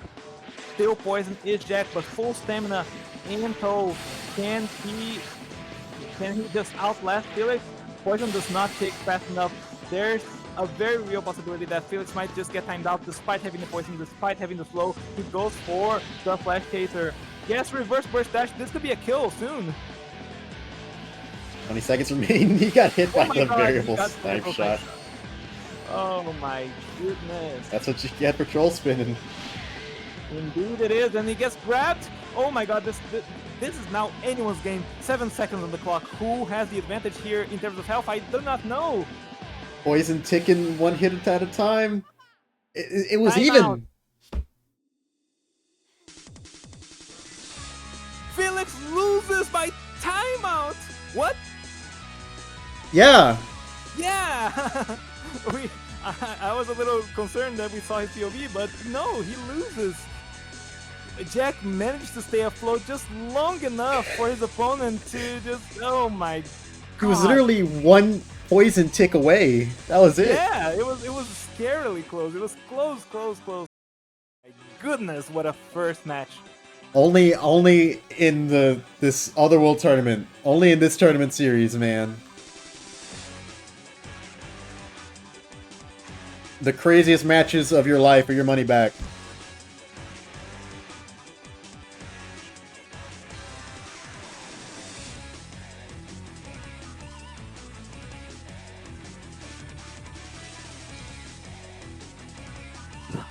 Oh man. Game 2 Abound. Same CCs, no changes, no nothing. We're just going back into it.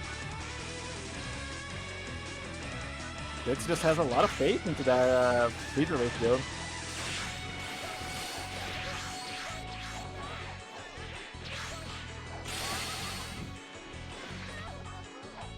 Quick grab. Tries to get a paralyzed speed blast, but a little too high up is Felix.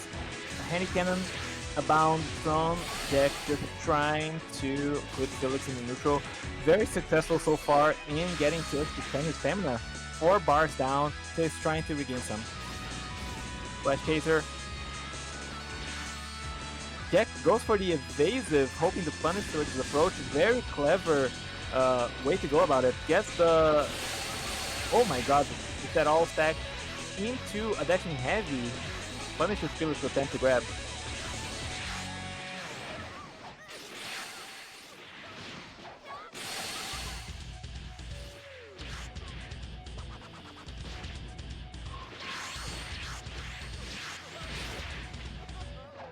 A quick grab, real hell might finally activate.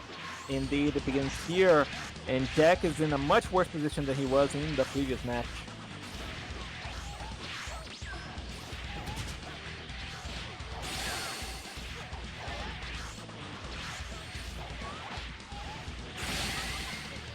Oh, is that all stack achieved?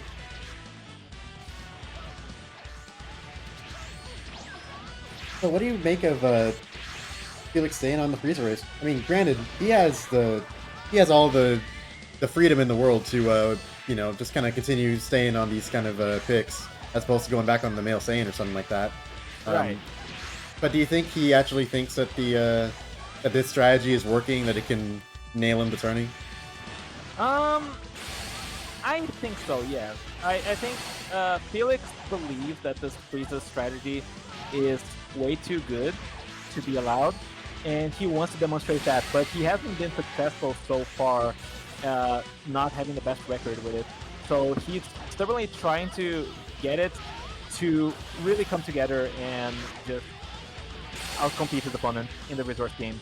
But and so far he might be able to do it, but it's still a tough game here because of all the disadvantage of Freezer Race and just how well Jack's build also works in his favor.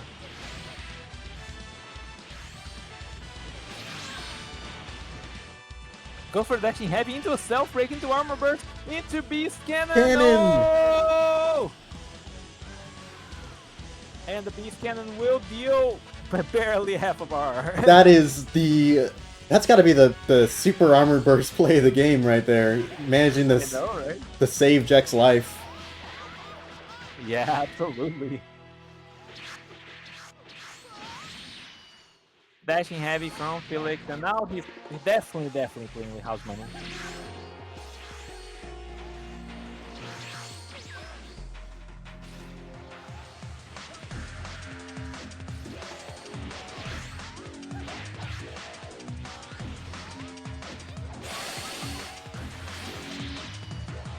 Jack is about to get low enough that the poison will deactivate. Yes. But unfortunately, it does not matter. A rolling bullet will do the trick. Felix, 1 point on the board.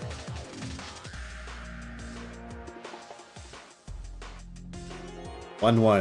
Why do I feel like this is going to be the an extremely stressful best of 5 before even the end, before even a bracket reset can be considered? right?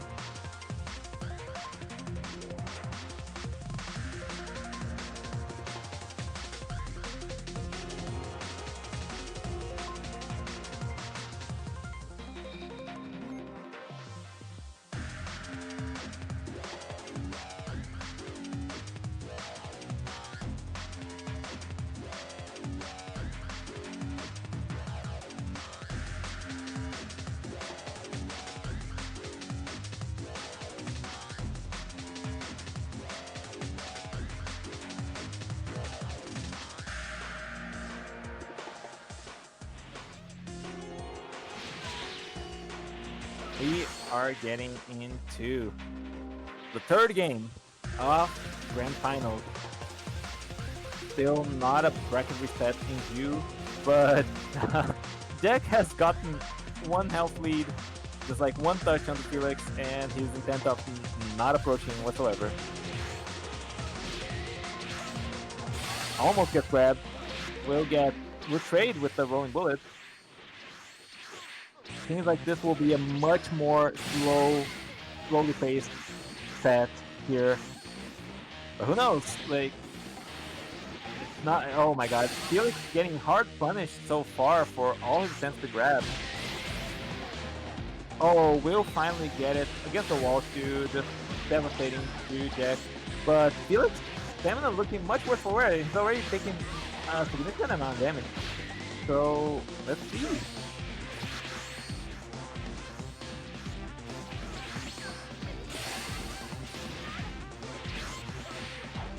This is such a tense set of Grand Finals. PU coming out from Jack. Oh, gets a very nice hand cannon, forces another evasive by Felix. Felix was in this kind of situation before, you know, getting the poison off, but also being at a pretty severe stamina disadvantage. It's gonna be up to him to make sure it doesn't go the same way as before. Yeah, at least if it's gonna be that close, at least make sure you're on the winning end of it. Yeah, for sure.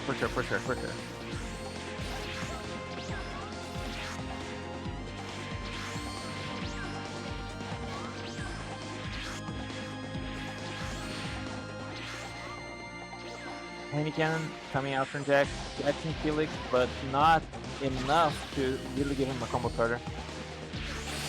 Oh my God, Felix now on one bar stamina. If Jack could catch him, that could prove devastating. EWC scoring some significantly high damage there, and is that all stacked? Felix not going for the stealth break. Incredible restraint, but will get broken for trouble into rolling bullet. Jack has done it. He's up 2-1 against Felix.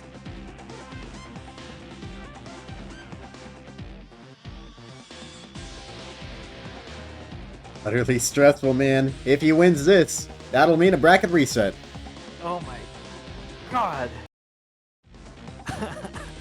Xenoverse. Am I right, ladies and gentlemen? It sure is Xenoverse, and I wouldn't have it any other way.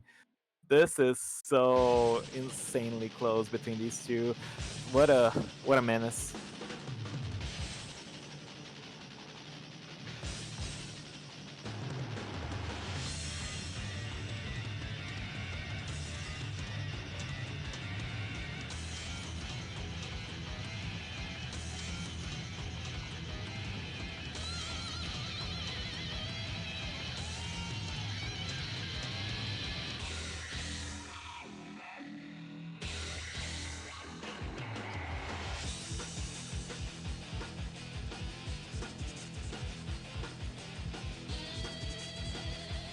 Oh my God, still on the free race.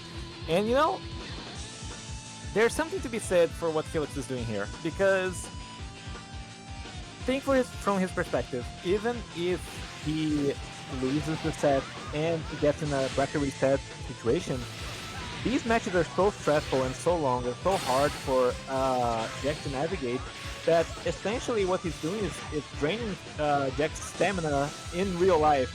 He's basically just slowly whittling down his patience and just forcing him play these very tight, very uncomfortable scenarios, it wouldn't be surprising to me if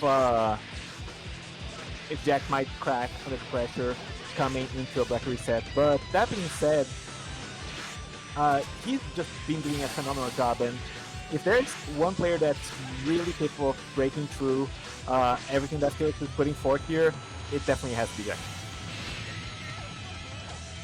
Very good burst dash, but unfortunately does not get it in time.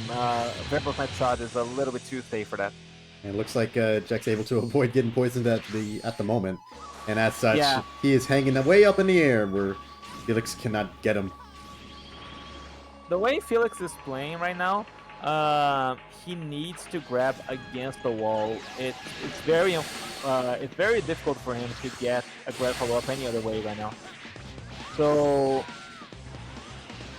Jack is just making the most out of that awkward situation for Felix, because Felix, look at him, he's rotating himself to face towards the wall so that he might get that. Oh my God, that's a break. That could be that should be death by our count.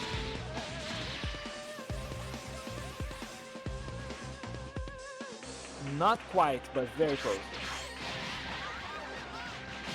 And a clash will greatly benefit Jack. Felix already at full key. Jack just getting more in the tank to be able to chip Felix down to his last amount of health. Oh my God, and the rolling bullets too.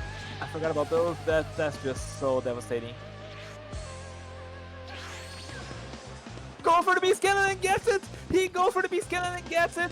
Oh my God, life sucks if you're Jack right now, but still, it's not enough. Yeah, for a freezer race, I mean, yeah, Jack is probably just thinking, wow, so all I have to do is hit him one more time? Sign me up. Absolutely. Absolutely, and the handy cannon will do just that. Oh my God. Means what I think it means. Bracket reset on our hands. Jack looking poised to dethrone Felix.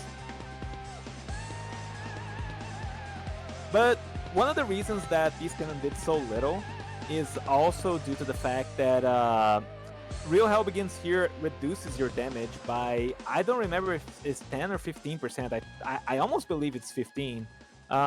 So it's honestly not an insignificant damage drop.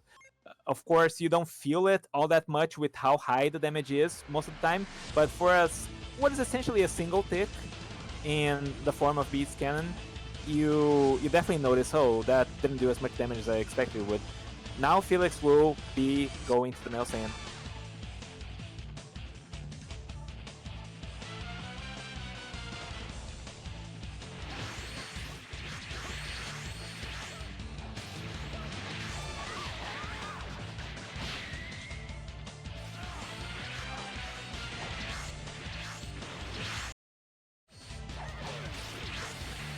Nothing beats flying.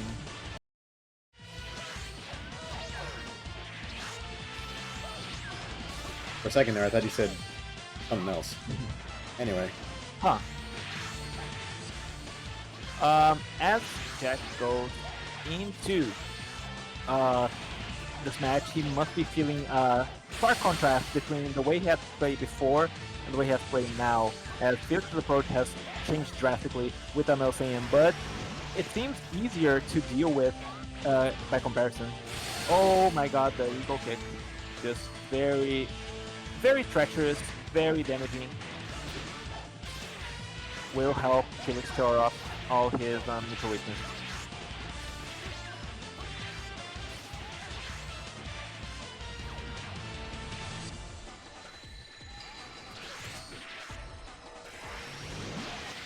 Ooh, tagged by the Pro fully Flash. charged.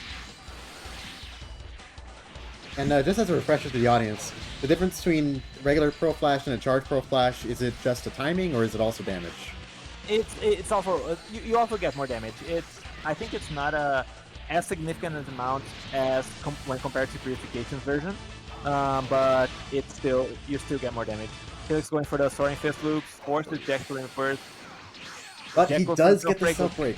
That was actually Ooh. perfect. He moved the minimum amount of distance in order to pull it off. Yeah, just enough.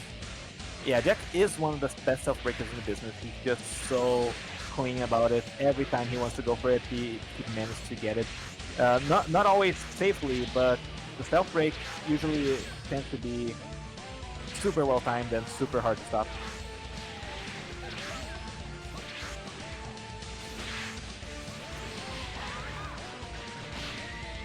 A clash will prove beneficial for both players here, as they want more Ki in the tank to spam all these fantastic supers that they have equipped on their KCs, and Felix just using AO Kick reactively to shut down Jack. Oh my god, it's making it so much more difficult to approach.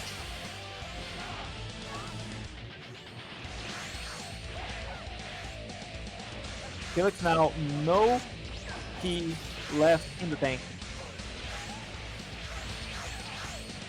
Quick grab will send Jack towards the wall. Follow up is a dashing light, forcing some stamina. Jack just trying to hang on here, but it's so much more difficult.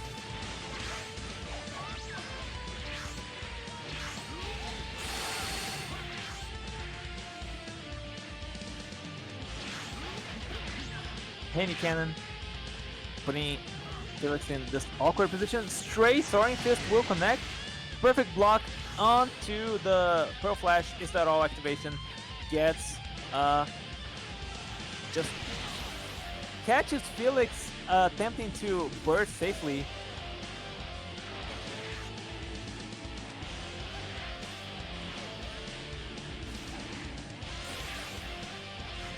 Oh, WT almost connects, but Felix still in knife frames. And dashing heavy will do the trick. Felix up 1-0 in this bracket reset. Grand finals going the distance so far.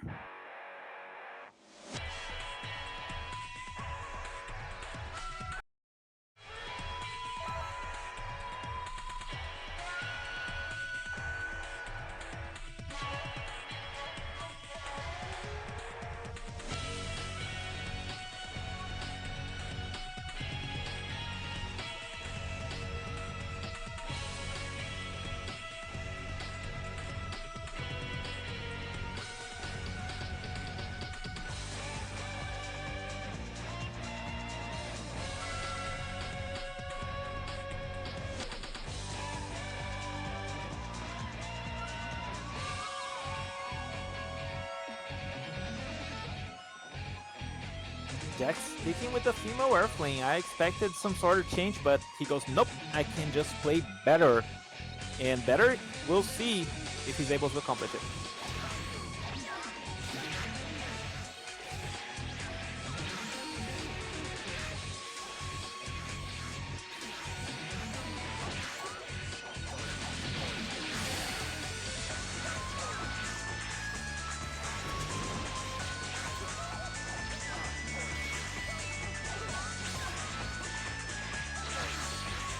Man, this is so tense.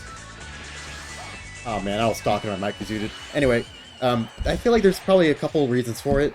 If it's not just like I want to preserve my health, or I want to preserve my. I feel like I can do this if I just play better. It might also be that I don't want to use my male Saiyan too early for fear that Felix will adapt to it by the time I get to a position where I can actually win everything. So like, Right. tough to tell, but.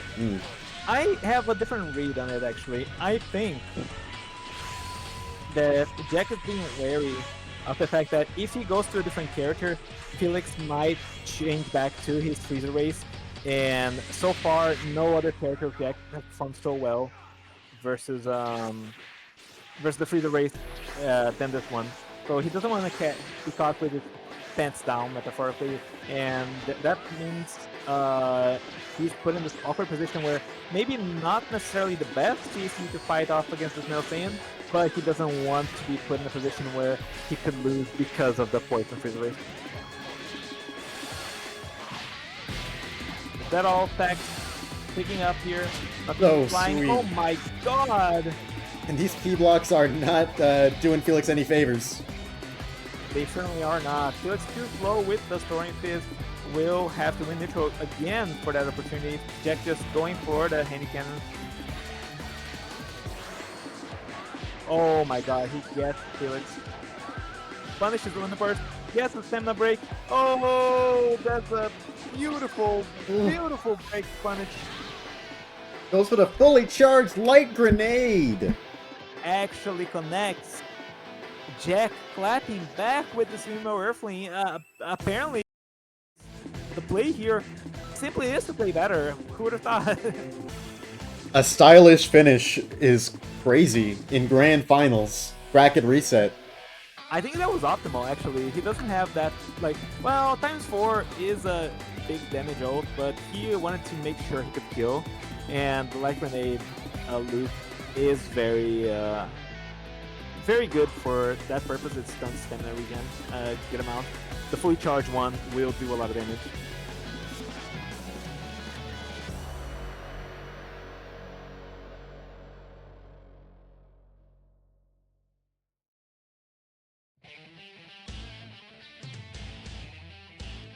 One to one here in grand finals. This could keep going the distance. This could be another game 5, you know, like oh. And what if what if Jack wins and then has to fight Felix again? Yes, fight Felix and as a different CAC. Oh man, that would be hilarious. I don't know. I'm not sure how proceed in a case like this. I don't think we do it. Yeah, we don't do it. It's been a minute since we had such a recurring champion, but Felix is back to form, so should Jack win, he will not have to fight Felix again. My heavy throwing fist. Blocked, expecting an evasive, expecting something. Good recognition there by Felix just to pressure his opponent the best he can. PU coming out from Jack, gets punished by a light heavy. No stamina to his name is Jack, throwing fist. Oh, Felix predicts the limit burst, but drops the combo, or predicts something. Drops the combo as a result. Jack trying to get some space, now he's in a super precarious position. I assume he's going to be trying to self-break.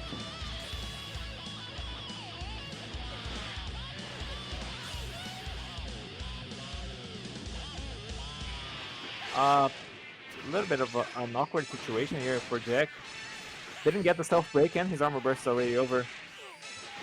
Has to make a miracle happen here to really scrounge back through this match, but not out of question, as so long as no one's at 0 health, the match is not over. Oh, could have broken Felix in return, I think. Maybe. Will get broken for real this time though, and Felix has more than enough key to just cap this match off with fully charged Soaring Fist. Woo. Felix up 2-1. We are going in what could be the final match of the tournament. Will Jack be able to bounce back? Oh my god. I believe he can. I believe he can as well. He's just such a competent player, and oh my god. I fucked up a break opportunity, says Jack. Yeah, happens. You will get this, Jack. I trust you.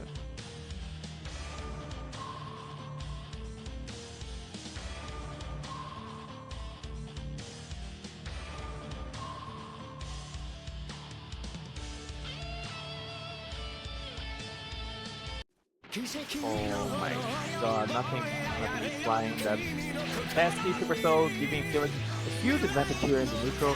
Very fast boost dashing neutral, and not losing nearly as much stamina over the course of a match thanks to boost dashing not consuming any.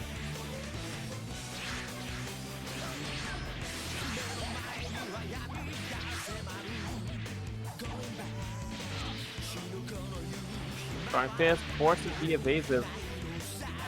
You know, I definitely didn't expect Nothing Beats Flying to be a Super Soul that made it all the way here either. I mean, I guess it's happened before, but I didn't expect it to not be used by Kami. Oh no, yeah.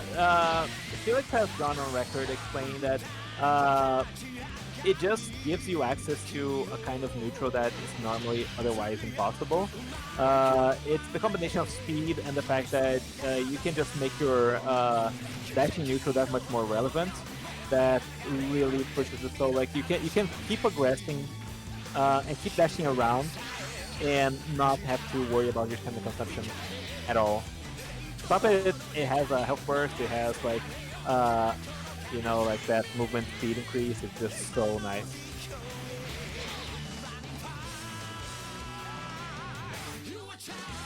Like clockwork. Shadow Crusher, which is then promptly backflipped. Indeed, indeed. These two understand each other's rhythm so well. This is an elaborate dance of the universe right now, before our eyes, and it's just unbelievable. There's so much going on.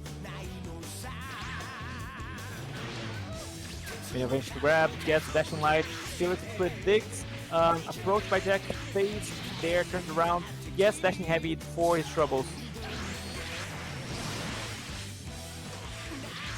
Pearl Flash, fully charged Pearl Flash, is that all? Says Jack, as he gets one key bar from it and a whole bunch of damage increases.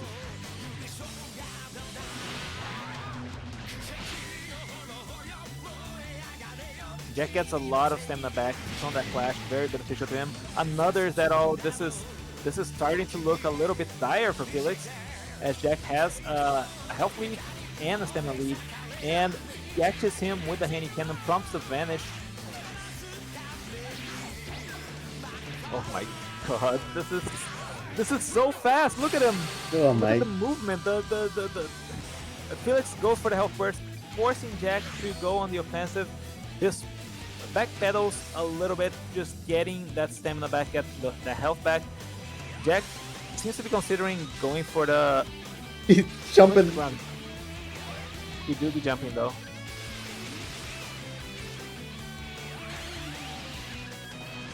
Nothing beats flying as Felix flies back in. No burst his name anymore, but certainly not out of recourse as he has so much health and a lot of stamina. We'll get perfect block. I think Jack's up 3 stacks right now, maybe 4. That he should be accruing a lot of damage right now. Just I think 40% increased key blast damage. Just devastating. Another Pearl Flash. This time will connect. Jack couldn't get the perfect block as he was descending.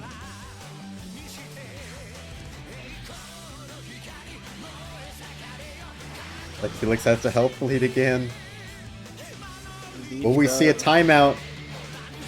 Oh, that would be insane to expect. So he's just trying to get some distance, trying to get some chip. Gets the Pearl Flash, so devastating for Jack. If he got the perfect block there, it would have been so nice for him. He would have gotten so much damage out of it.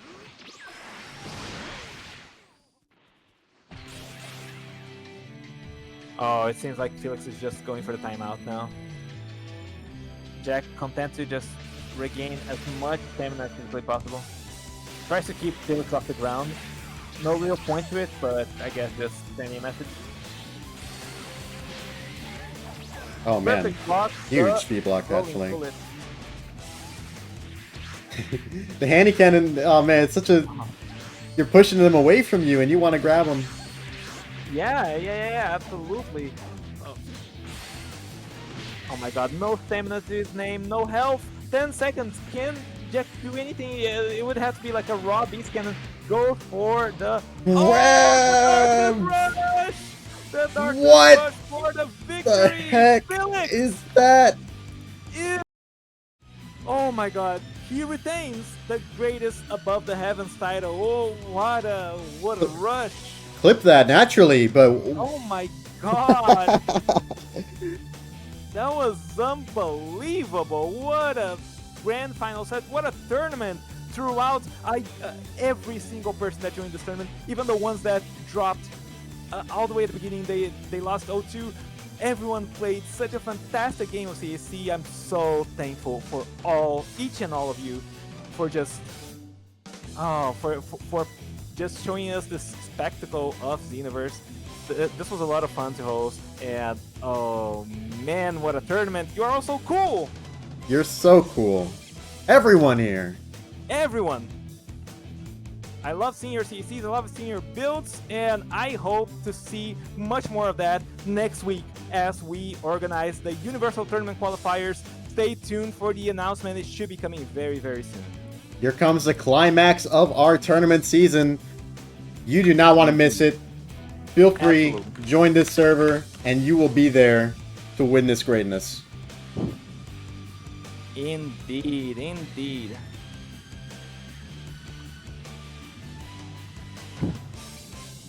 Felix Mirror.